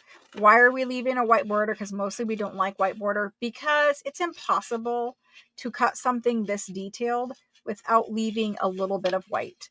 It just is. So we're going to leave a little bit of white, and we might leave all that white in there. I don't know, but for right now I am. And we're going to leave some white here or there. We're not going to be super caring about it. It's just going to be what it is. We're going to leave some white there. Try to get that tip of that poinsettia. Do you guys say poinsettia with an A or poinsettia? How many people pronounce it which way? So just say setia if you pronounce it setia. And if you pronounce it seta, just put an A in there. I want to know the TIA you're pronouncing it, or just the A at the end. Are you saying poinsettia or are you saying poinsettia? I want to know. My mother, which is where I learned how to say it, really, always said poinsettia. But when you look at the word, I really think it is pronounced poinsettia. I know, people pronounce things differently from different regions of the country and even the world, but I'm pretty sure it's poinsettia. I wonder what Google would say. I'm sure Google would tell us. They would probably say each way is acceptable because so many people do pronounce it differently, but... And is it like a regional thing? Maybe it's a regional thing. All I know is it is too hot in this house. It's raining here today, which is really rare for us. We don't get a lot of moisture, obviously, but it's raining and that makes it humid. It's still like 70, 75 degrees. And it's still very warm here. The last 2 days, it was like 82, 85. Super warm. Not loving the warm temperatures in November. So that's how I have it currently, where I have quite a bit of white in there. If I put it on this pocket, we're all good there. I could use my magic marker and color in some of the white, or I could ink it away, but that would be a nice pocket. It's a little too big on that pocket, like a little too much going on. Again, it's a little too much going on those ones. It's okay, but I think we're going to like it on these ones with the green. So let's do that. Now, if I put this on my journal page, because it's a little wider than I normally would do, it's the whole 5 inches. So if I put that on a journal page, it's a big pocket. It might be a nice pocket for the inside of a cover, though. Let's go ahead and see about putting it on one that we cut from this one, because we have these ones here too. Still a little bit big of a poinsettia, but I do like it on that one. I like the red down here, the green up here. I think we're going to put it on that one, and I might have to do a little trimming, but that's really nice. Okay, going back, what did you guys say? Seta. I see ta, and then a couple TIAs. A, and there's setia. A. Seta. Funny. It's so funny. Everyone says it differently. It's in the 70s there.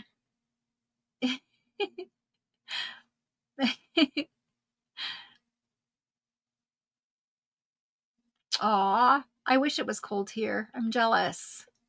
Some people do love to fussy cut, and those people are weirdos. No, I'm just kidding. I do not enjoy the fussy cutting. I just do not enjoy the fussy cutting.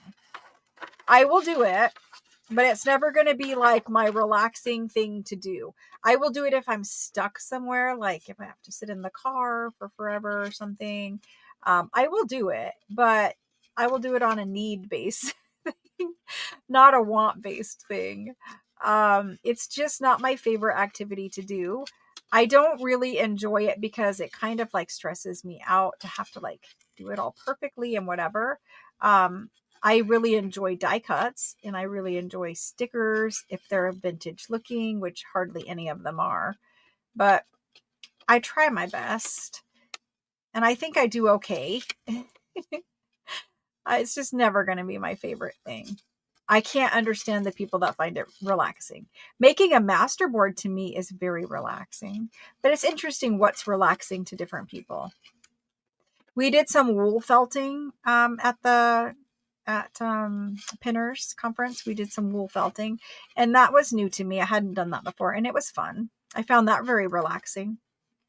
I mean, you're basically taking like a multi-needle thing and stabbing some wool over and over again. Repetitive motion crafts are very relaxing in general for people. So I guess if fussy cutting is your repetitive motion, then you're all good. It's just not my favorite.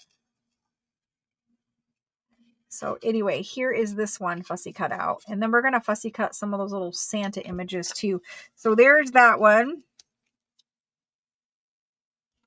All right, so this guy I cut for a smaller pocket. That's okay. That's too blendy. This one's pretty good. That could be a smaller pocket. I think we're going to do that one. Oh, that's a wide one though. I don't want that. I want this. I want smaller pockets. So I have some wide ones and I have some more narrow ones. We have 2 journal cards over here. I have some more little pocket things over here. Let's look at these ones. It's like not enough on this one. We need something bigger to cover that one. I'm going to go with this guy. Okay.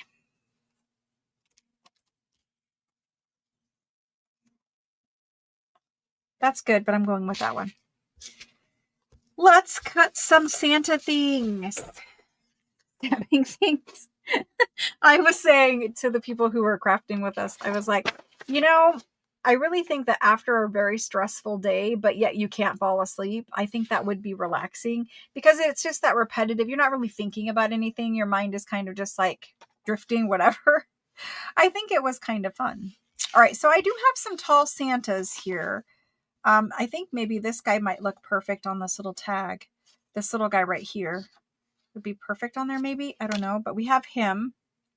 I don't really have one that is big enough to fit on my giant tags. All of these ones are kind of small.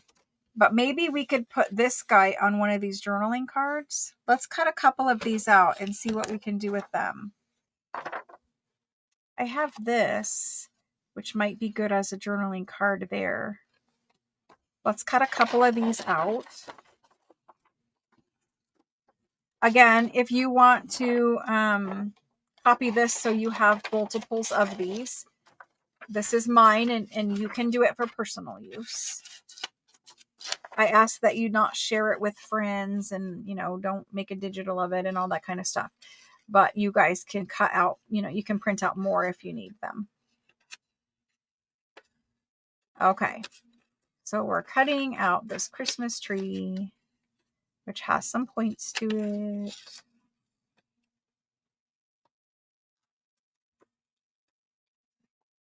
I like this little white dressed Santa Claus. Instead of having him in red like they normally are, he's in white. And so my Christmas journals will be vintage, super old, like antique Santas. And I really like that at Christmas time. What kind of trees do you guys have? Do you already have your tree up? That's another good question. How many of you already have a Christmas tree up? My daughter has hers up. We have to skip it this year. It's kind of sad. We have a small tree that I will do on the table, but we can't do the big tree this year. There's just not going to happen. So I have to give up my big tree Christmas. But it's like the first year as an adult that I will not be able to do the big tree. And it's kind of making me sad. It hasn't hit quite yet because it's not like full on Christmas time. Still a little early. But once we get to like Christmas time, I am going to be so sad that I cannot do it this year. Partially because we're not, we're not doing the whole same thing we usually do every year. My daughter is actually going to visit her husband's family at Christmas. They'll see us just before they go, a few days before Christmas, but they're going to see his family. which is good. You know, she's married now. I understand I have to share her, but oh, okay. Sharing is hard. So this guy could go on this little neutral one, but I think he's going to look better on this guy. Yeah, he does. He looks great on there. So that's going to be a little journal card, little tag. So we have those picked out. Those ones are good. Let's move those over there. And let's keep working on these. I think that's perfect on there. Let's do that on there. That's good. How many have a tree up? All 4 are up, but not decorated. Ruth, you're my hero. The weekend after Thanksgiving, a lot of people do that. You like fussy cutting and watching TV. Amy's tree is up. Wow, very jealous.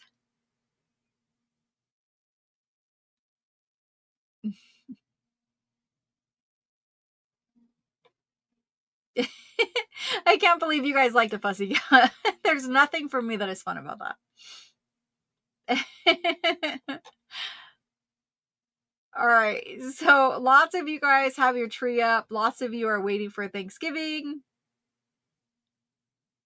Some do the decor first. The Terror Twins, I know. Cats do like to get into trees. They do. Yeah, mine used to crawl in the tree. And you'd just be walking by and you would see these eyeballs. Or sometimes you'd be walking by and she'd swat you. Which was always fun. And she was just up in the tree, like at arm's height, like a 7.5-foot tree, and she'd be most of the way up there.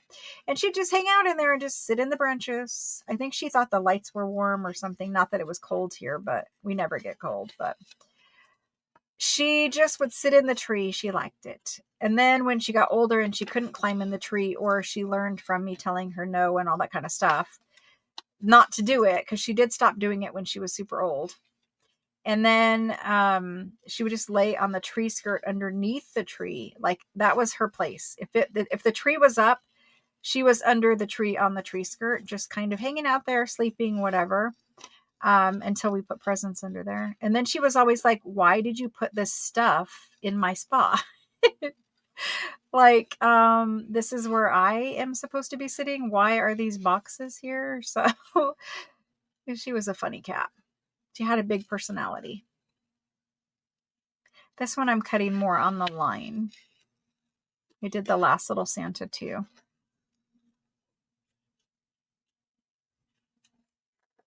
I think it's better to hold your scissors loose. I do have a problem where I tense up and I start holding them too tight. And I think it's better to keep them loose in your hand. Okay, so there's that one. And he could go here. And that's okay. But I think this one is better. It is. Why? I don't know. But doesn't this one look better than this one? It just does. This one to me is a pocket this way. So there's that. We have lots of little things. Let's see if we can get a couple more. I need some pockets. And I'm wondering if Mr. Santa Claus would like to sit on this pocket. Let's see if he would. And then we have Tim Holtz Ephemera, obviously. Tim Holtz has amazing ephemera packs. And I like the fact that his stuff comes from old stuff. You know, he's not just making junk. He actually took the time to buy the originals or find the original artwork that's copy free and out there in the world or whatever. But his ephemera comes from real things that existed, like antique things. And, you know, I sell antique things all the time, and I'll tell you, you know, sometimes they get expensive. And so it's nice to have the option where you can have the real look without having the huge expense. So I do like Tim's ephemera packs, especially the Christmas ones. I don't know if he had a new one this year. He might have. I don't know. I think he did probably. But I didn't buy it this year because I have a million of the last year's ones. I used to stock up a lot. And then when he said he wasn't designing new products, I got really worried. I was like, I probably better buy my favorite thing. And so I did. All right. So I'm thinking with some layering, maybe Mr. Santa Claus could go on one of these as a pocket. You can't, you can't do the thumb notch on the shorter pockets, which is why sometimes I do 3.5 inches.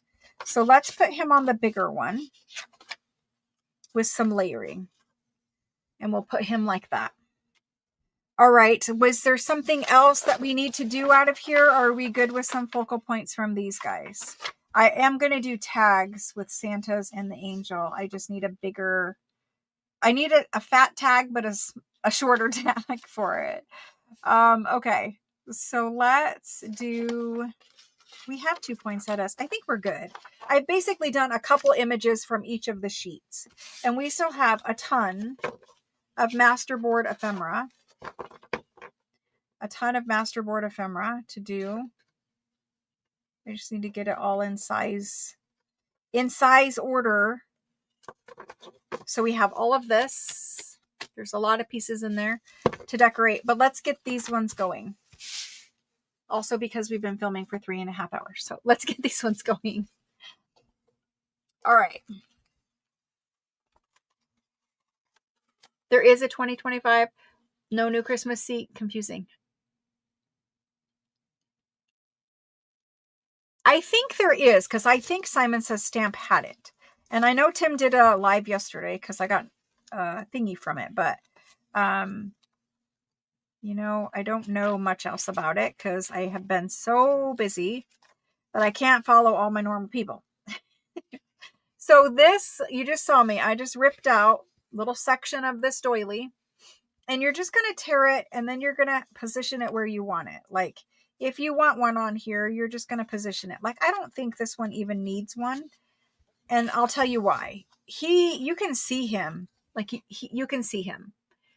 He doesn't blend into anything. So I like to use this, either because I want interest, like a little snowflake or whatever. But on this one, he doesn't really need it. He doesn't blend in. This guy, again, he doesn't blend in.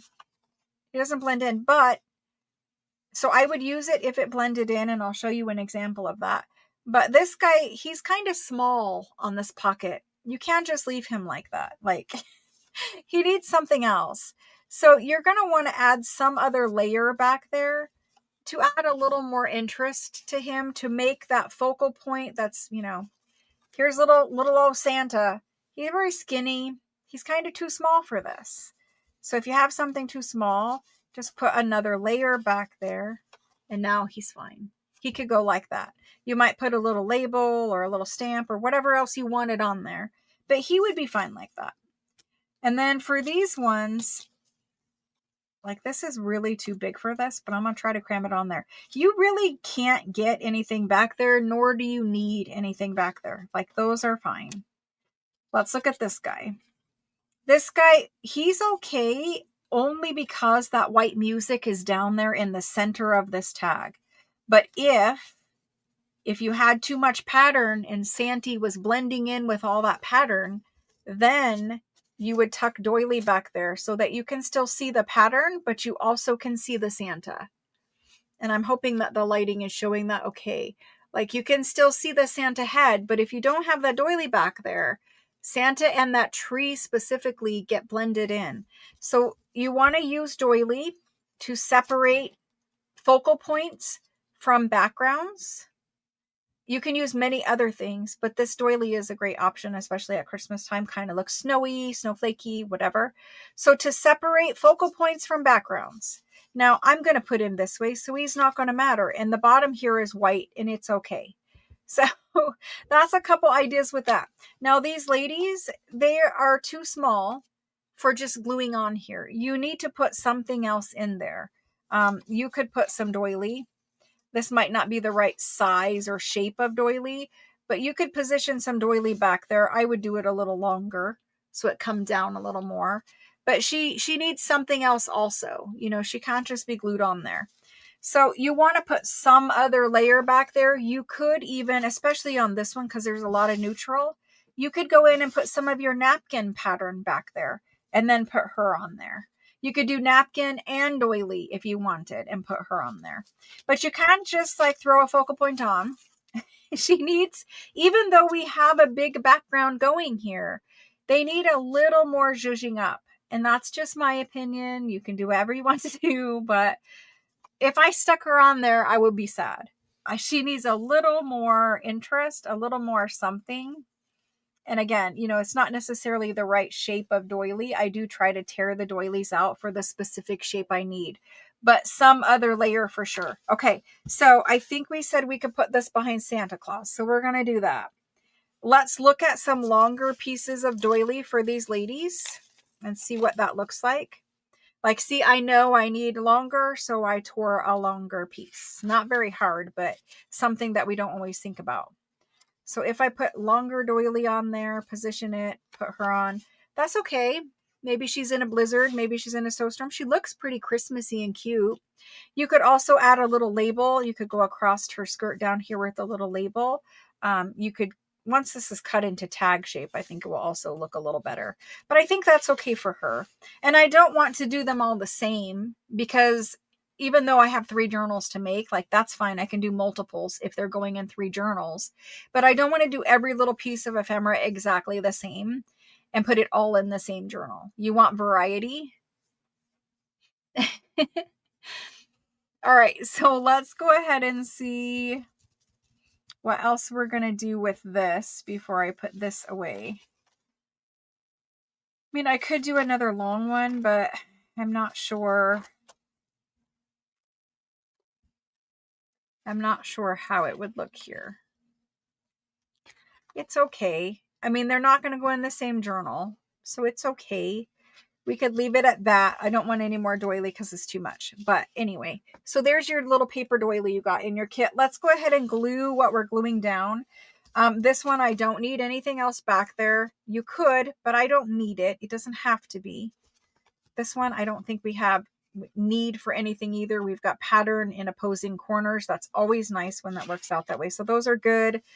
This guy, I do want to put something back there. Honestly, this guy, like, he can't have it. He just can't have it. Like, you could try up there for some snow effect. It just doesn't work out very well for him. Nope, don't need it. That one needs something, but not this. Every time you put it back there, it just blends in too much.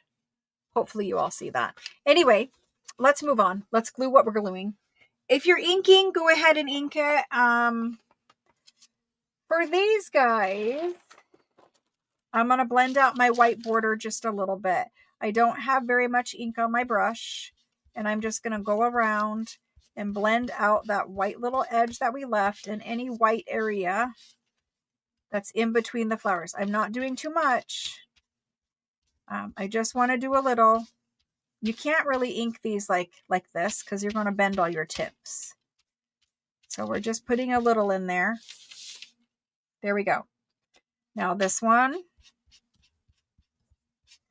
just kind of spin it around with your fingers and you're getting a little ink there, little ink, and then right in there. And we're good.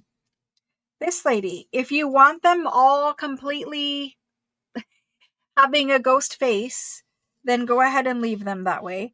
I like just a tiny bit of color, and I will do just a tiny bit. Again, inking on your mat like this for anything fragile is super good. Just a little color. I don't like ghost face look. And it's that way because this is not an original. It's an original that I printed for you. But it's not like you have the original fashion magazine. When you have those, they have a little color to them. They're a little vintage looking. Always be careful about hands and that kind of thing. So now those are a little less ghost-faced look. I just think they look better like that. So I think we're good there. Let's go ahead and try to ink this guy. We have a lot of tree points. Inking like this is just working, so we're going to keep doing it. I had a little glue on my mat right there, so you can see that. And this will help give him a little border to keep him from blending in quite as much. Okay. And the last one is this guy. And he really does not have much white, but just in case. Just in case. Okay. We're inked there. We will ink the pieces after we finish them. Let's glue some things to some things. Fussy cut some of the snowflakes from the Florentine paper for your text. That's beautiful. And the trees and the balloons. That's beautiful. You surely can. Let's use the sky this time.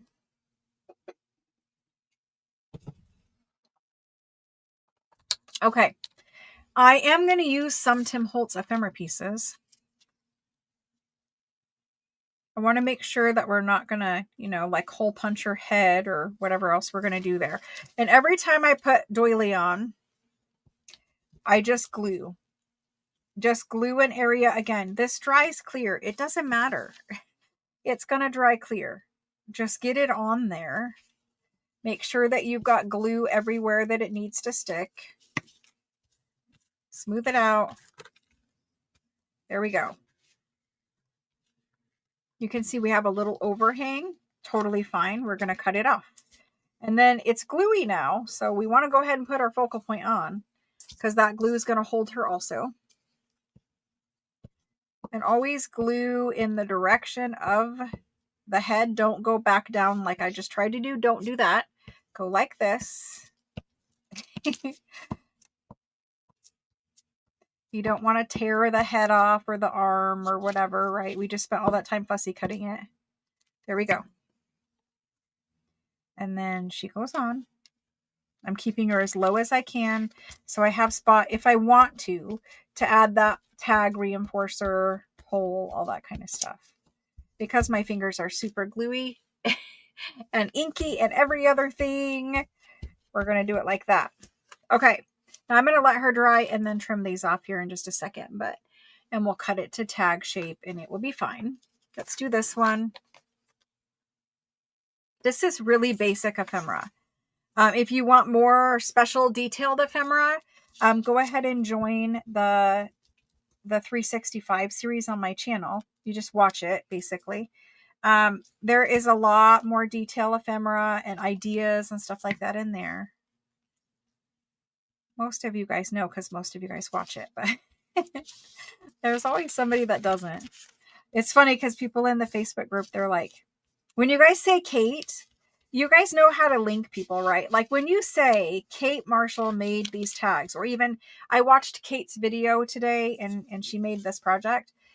Do you guys know how to link me in Facebook? You basically just type my name. If you start typing Kate and MAR, it's YouTube or Facebook is going to pop me up, and it allows you then to click on me, and it shows everyone who you're talking about in the post. Because a lot of you guys are saying, which is lovely and I appreciate it, you guys are saying, I watched Kate make this video today and she made these pockets and this is my, my take on it. And I love that. It's super nice that you guys are giving me credit and linking me and all of that. But then we have other people and they're like, well, who is Kate? I don't know who Kate is. And because you just typed Kate instead of like linking the whole Kate Marshall, they don't know. And then somebody has to answer them. And then somebody's trying to like link my YouTube channel, but it's not mine. It's somebody else's and like all kinds of things. And so one thing you guys can do is when you're typing, when you're, making a project that you saw me make in the 365 series, if you would please type out Kate and Marshall and get you Facebook to link it. It just helps because then it has a lot less questions for everyone to answer about who I am or whatever.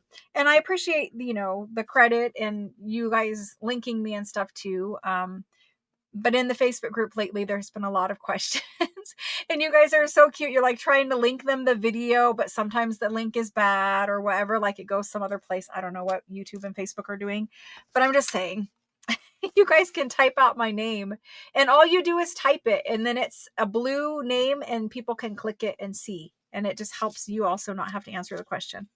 It's fine if you don't do it. It's totally fine. But it does help people. They get to know right away instead of like, I don't know who this is. Who are you talking about? And then you guys are like, try. Some people are like coming in later to the conversation and they're trying. And it's so cute. You guys are so cute. You're like, she's the owner of the group that you're in, that you're talking about right now, that you're talking to. So cute. It's no, it's a small world, but it's also a very big world at the same time. No, you can type out my name. Of course you could link my name and me, that's fine. Facebook allows that. That's fine. Yeah, you can link me. It's so cute though. All right, so there we go. There's that guy. He's really nice. I like him. He fits in there nicely. Okay, see how the doily really helped him though? The lighting is very bright. I'm going to bring it down for just a second. But he really looks good in that space. I just want you to see the doily, how it's really showing up in real life. He looks good in that space. So that's a pocket. We'll cut a little pocket notch here when we cut tags and whatever. I'm laying them out to dry over there on the side. Let's get these poinsettias on.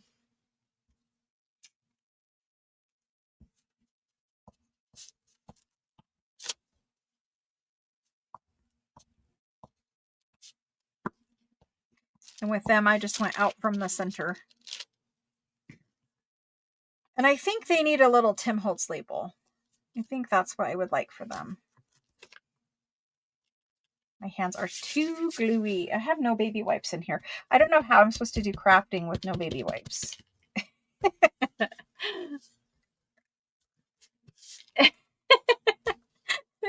I think people just, I think it's totally innocent because you just join a group. You don't know who, like, I don't know who owns all of the groups that I joined. I don't know.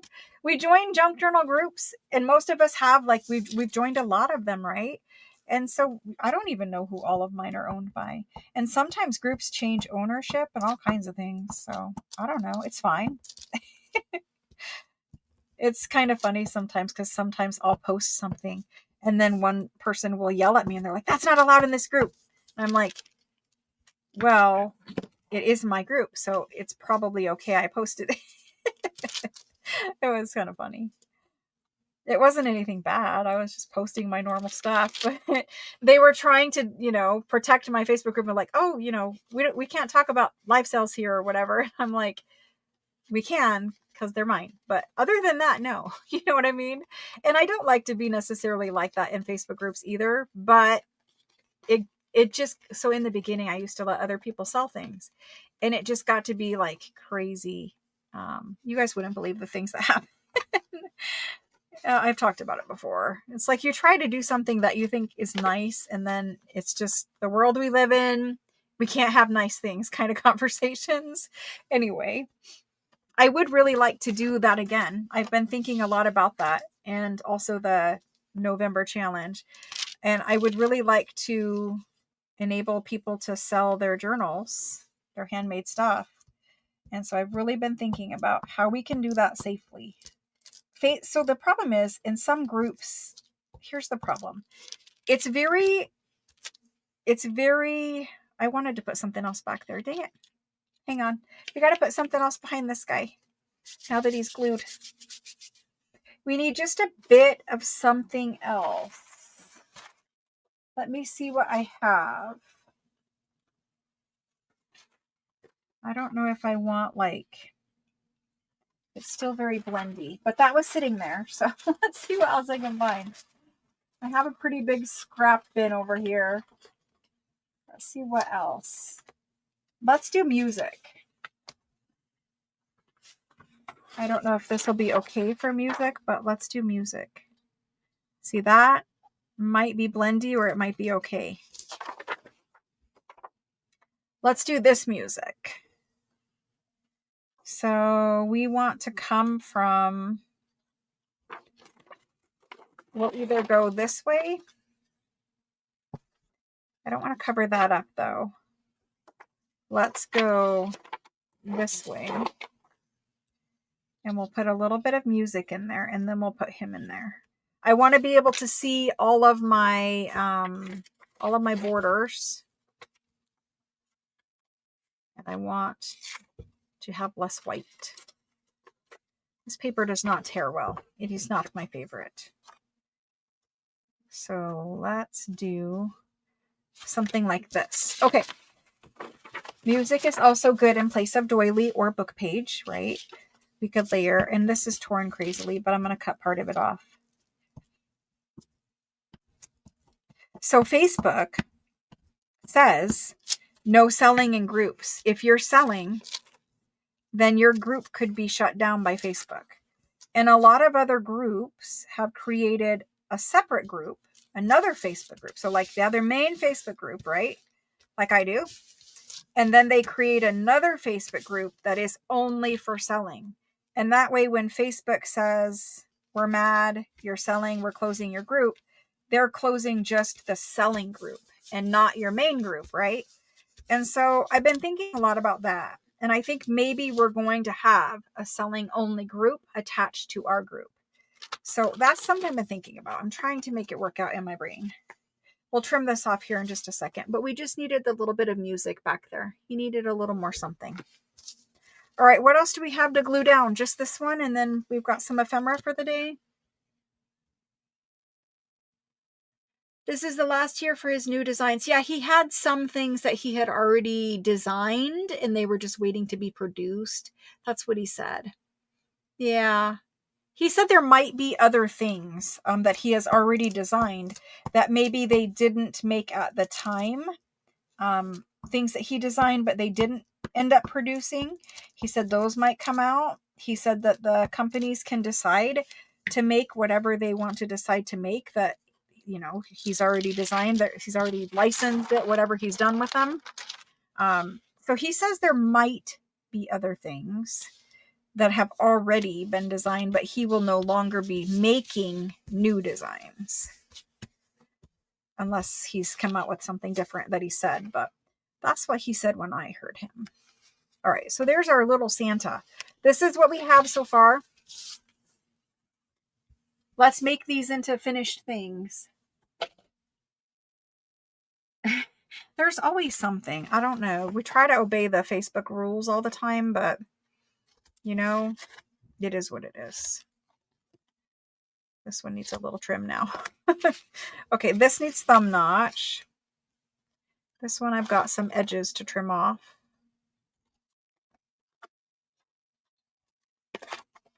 And then let's cut that one.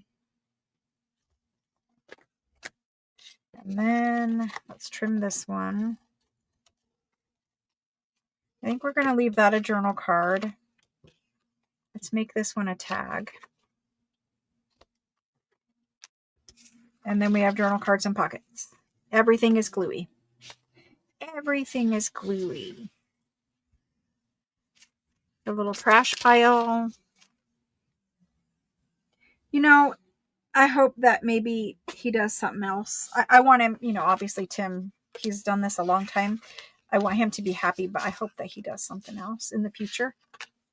I'm sure once you're that creative, it would be hard to give it up, right? It would be hard to quit, which he still does. And just so if you didn't know, he still does YouTube lives all the time. And he wanted time to actually craft, you know, and that's one of the things he said is he wanted time to actually be a maker again. He doesn't really call it crafting. I think he calls it being a maker, but he still does lives. I think he did one yesterday. It's showing up in my thingy, but I have not had time to watch it. But anyway, everyone deserves to be happy. And he's given the industry so much, you know, so much time, so much of his life.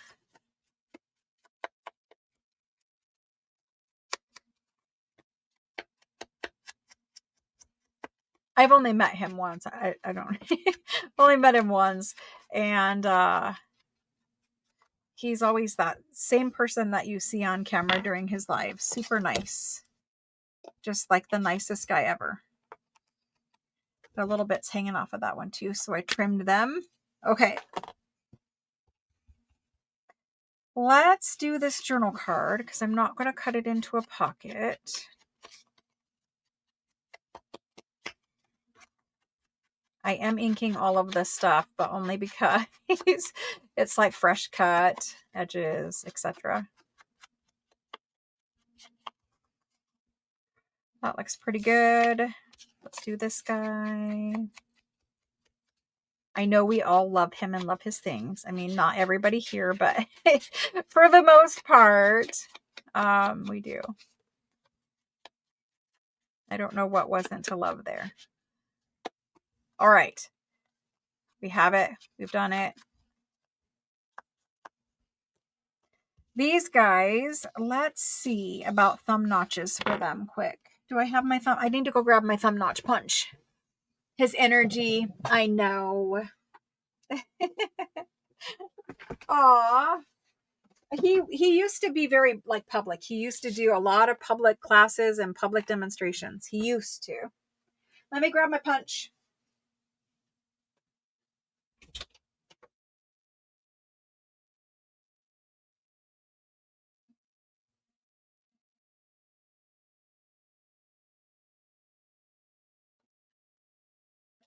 Shauna, I'm gonna have to look. I think he signed one of his books, and I think I have that around here somewhere, and I don't really need it anymore. So if I can find that, I'll be happy to share it with you. I think he signed one of my books somewhere. I need to look for that.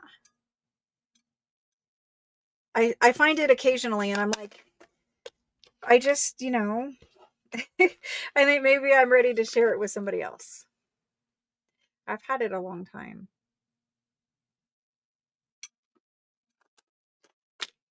All right. Let's ink these and get these done. The next time I see it, Shauna, it feels to me like I recently moved it, and I was like, you probably are ready to share this. I know I'm going to look in the garage because that's probably where I have. So my personal books that were mine and that weren't like for crafting, they got kicked out to the garage. And now all I have are crafting books, like books that I can take pages out of, or like antique books that I'm hoarding or something like that. But yes, Shauna, more than happy. And I may even have more than one. I'm going to look. At some point I had more than one. I don't know if I still do.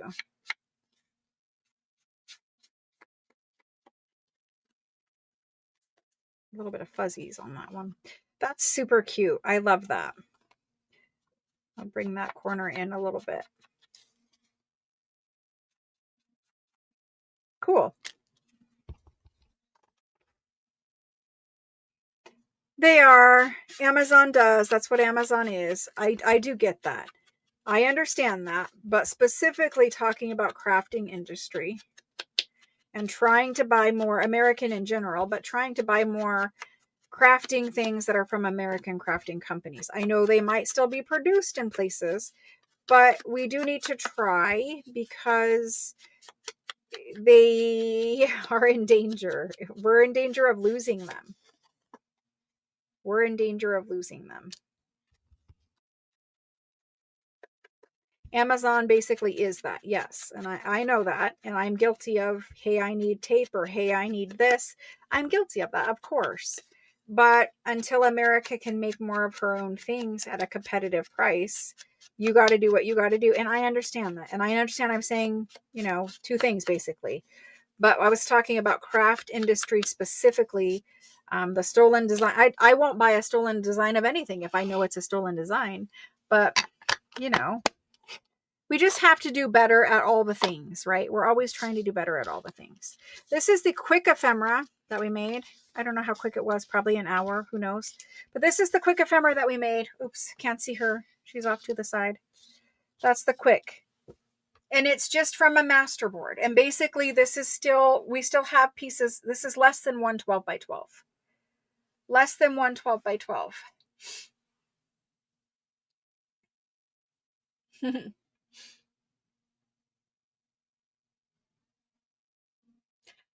I do try to turn on the French subtitles. I'm not sure if YouTube is doing it or not doing it. Sometimes they do, sometimes they don't.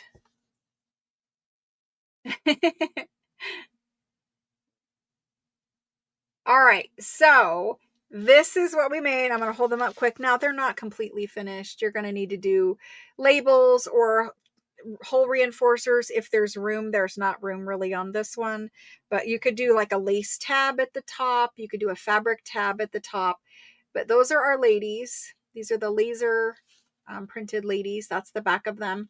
Again, I'm not really for the spotty coffee dye, but that's the way that one was. And that's the only one I had in here. This is a large journal card.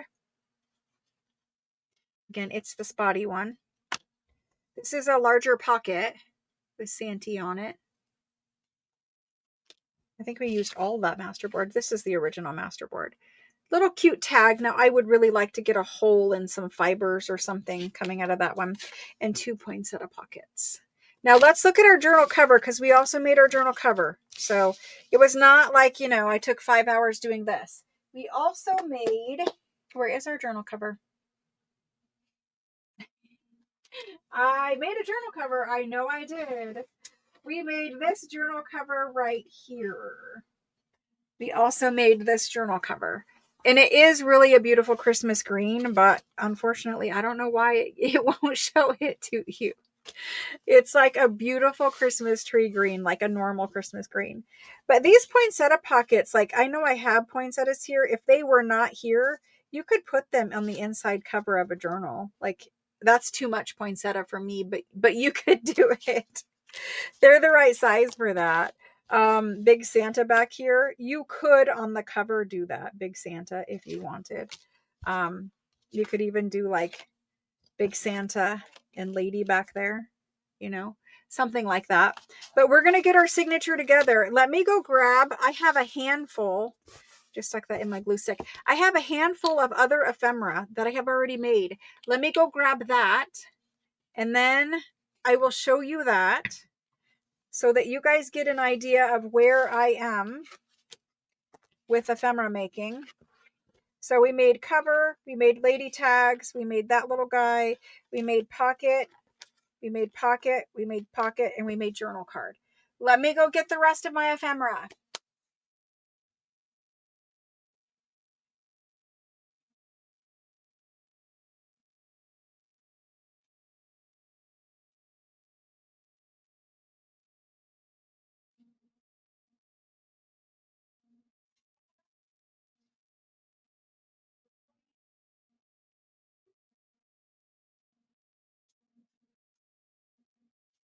Okay.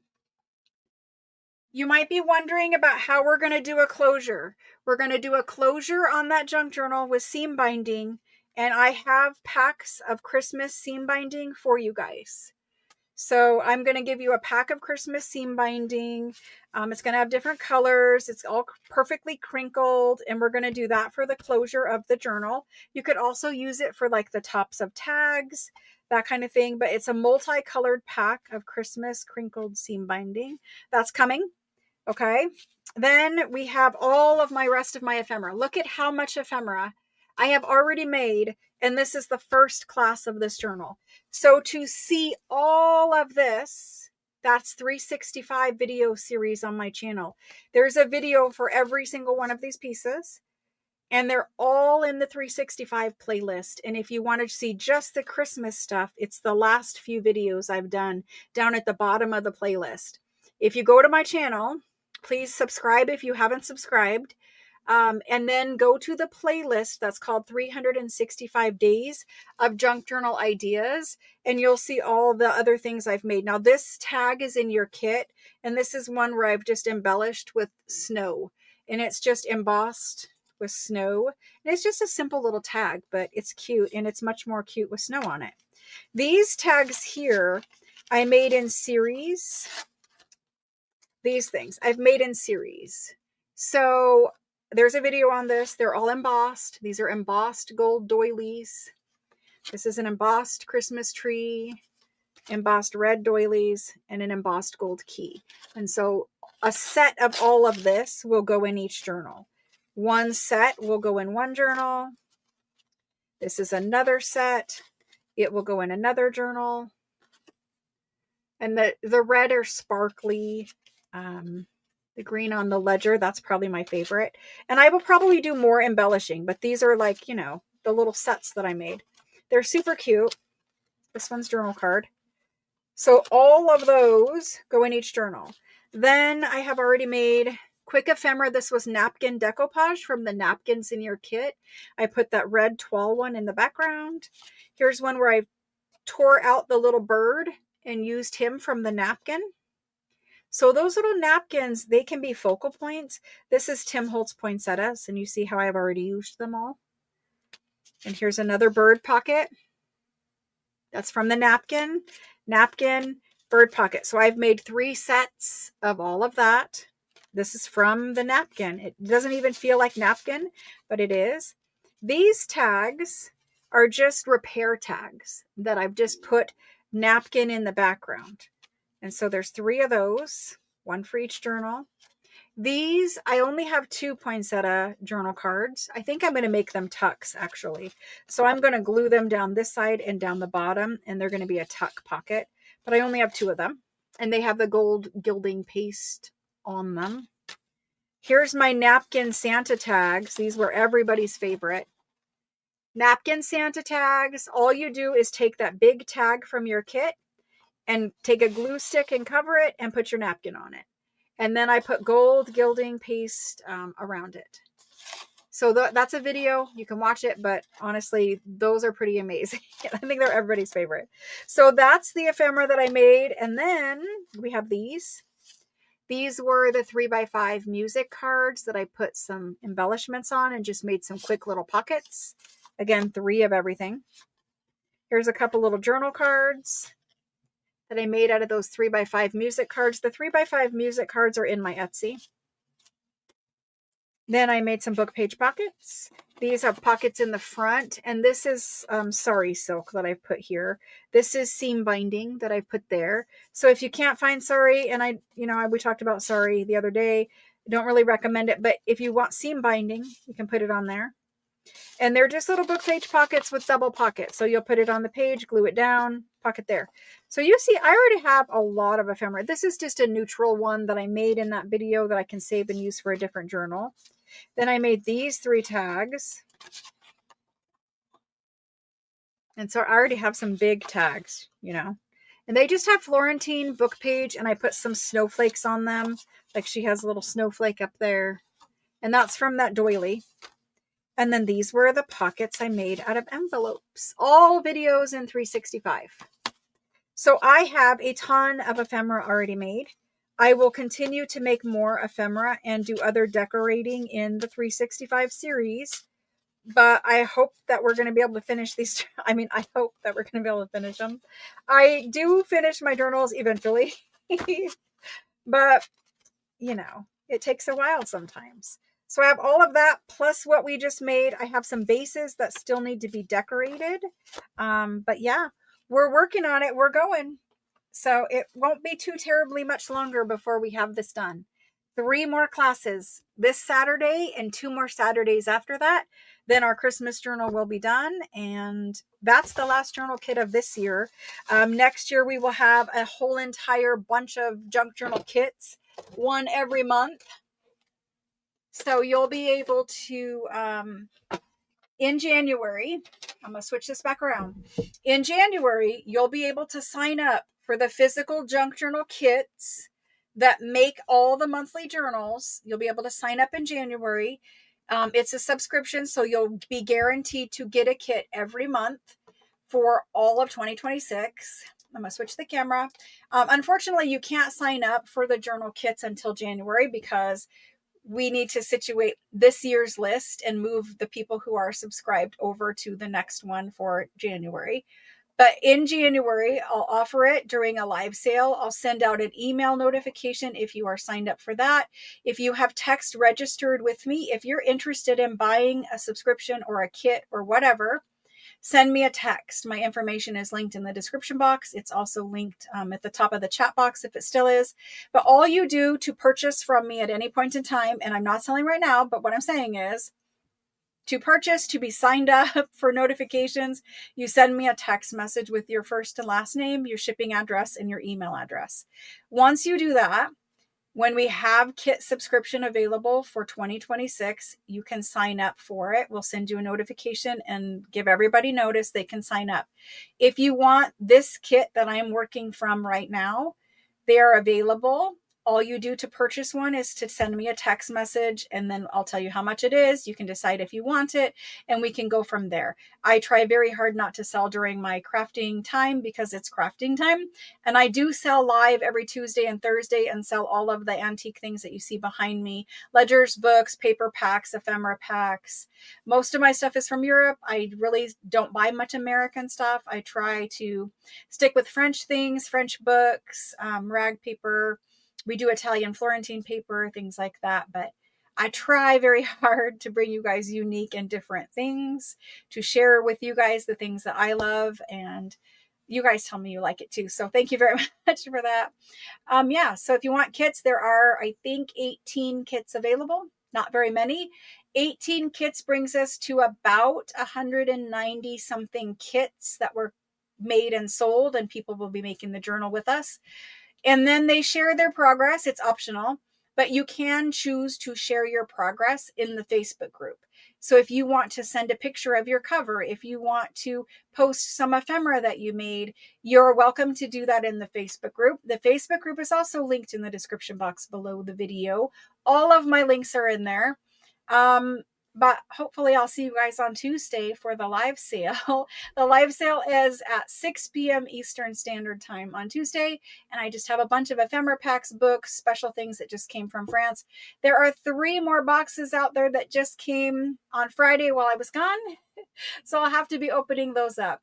The seam binding will be in the live sale here. It won't be on Tuesday. It might be on Thursday. We'll see how fast we can get it all bundled up. It's made, it just needs packaged. So anyway, I'm going to make all of the things that you guys want available here. And then, you know, we like to support other makers too. So I'm going to be linking the kit, the digital kit that I'm using for my junk journal pages in the Facebook group. I will link the maker, and I will tell you exactly what kit so that you guys have time to go and purchase and print it out. What else do we need to talk about? I think that's it. Everything ships from Arizona. If you're purchasing something, just know that. There was a lot of questions. I know I sell a lot of French things. I'm not a French person, and I am not in shipping from France. I'm shipping from America. I'm American. Some people are like, I would love to purchase from you, but I don't want to pay shipping from France. I already did it for you. You don't have to pay shipping from France. I paid the big shipping from France to get it here, and then we can share it together. Yeah, the video, as soon as this live ends, if you go back to my channel, if you subscribe right now, you'll find me. I'm in your subscription list. But if you go back to this channel, you'll be able to watch this video from the beginning, and you can fast forward the parts that you don't, you know, if I'm taking too long or you got the idea and you want to move on, you can fast forward me. So that's great to rewatch and fast forward me too. Thank you guys so much for joining for the first class. I had fun. I'm hoping to get some sleep and some rest and catch up on a lot of things I'm behind, especially for Kim. I'm going to try to get that done here today and in the Facebook group. And then I will see you guys back here on Tuesday for the live sale. Thursday is also a live sale. And then Saturday is the next class in this series. The Saturday class is at 11 a.m. Eastern Standard Time. The Tuesday and Thursday sales are at 6 p.m. Eastern Standard Time. Thank you guys so much. Thank you. And if you want to leave a comment on the video after the video ends, if you go back in and leave a comment, that's always nice too. Other people can see that you enjoyed the class, and so it might be worth watching for 4 hours and 20 minutes, or at least fast forwarding it for 4 hours and 20 minutes. And for all you new people, I'm sorry I didn't get to say hello to each one of you individually, but hello and welcome, and thank you for joining. I appreciate that very much. And I'll see you guys again soon. Bye, guys. If you need something, if you have a question, send me a text message. My phone number is linked in the description box. Bye, guys. Have a good rest of your Sunday.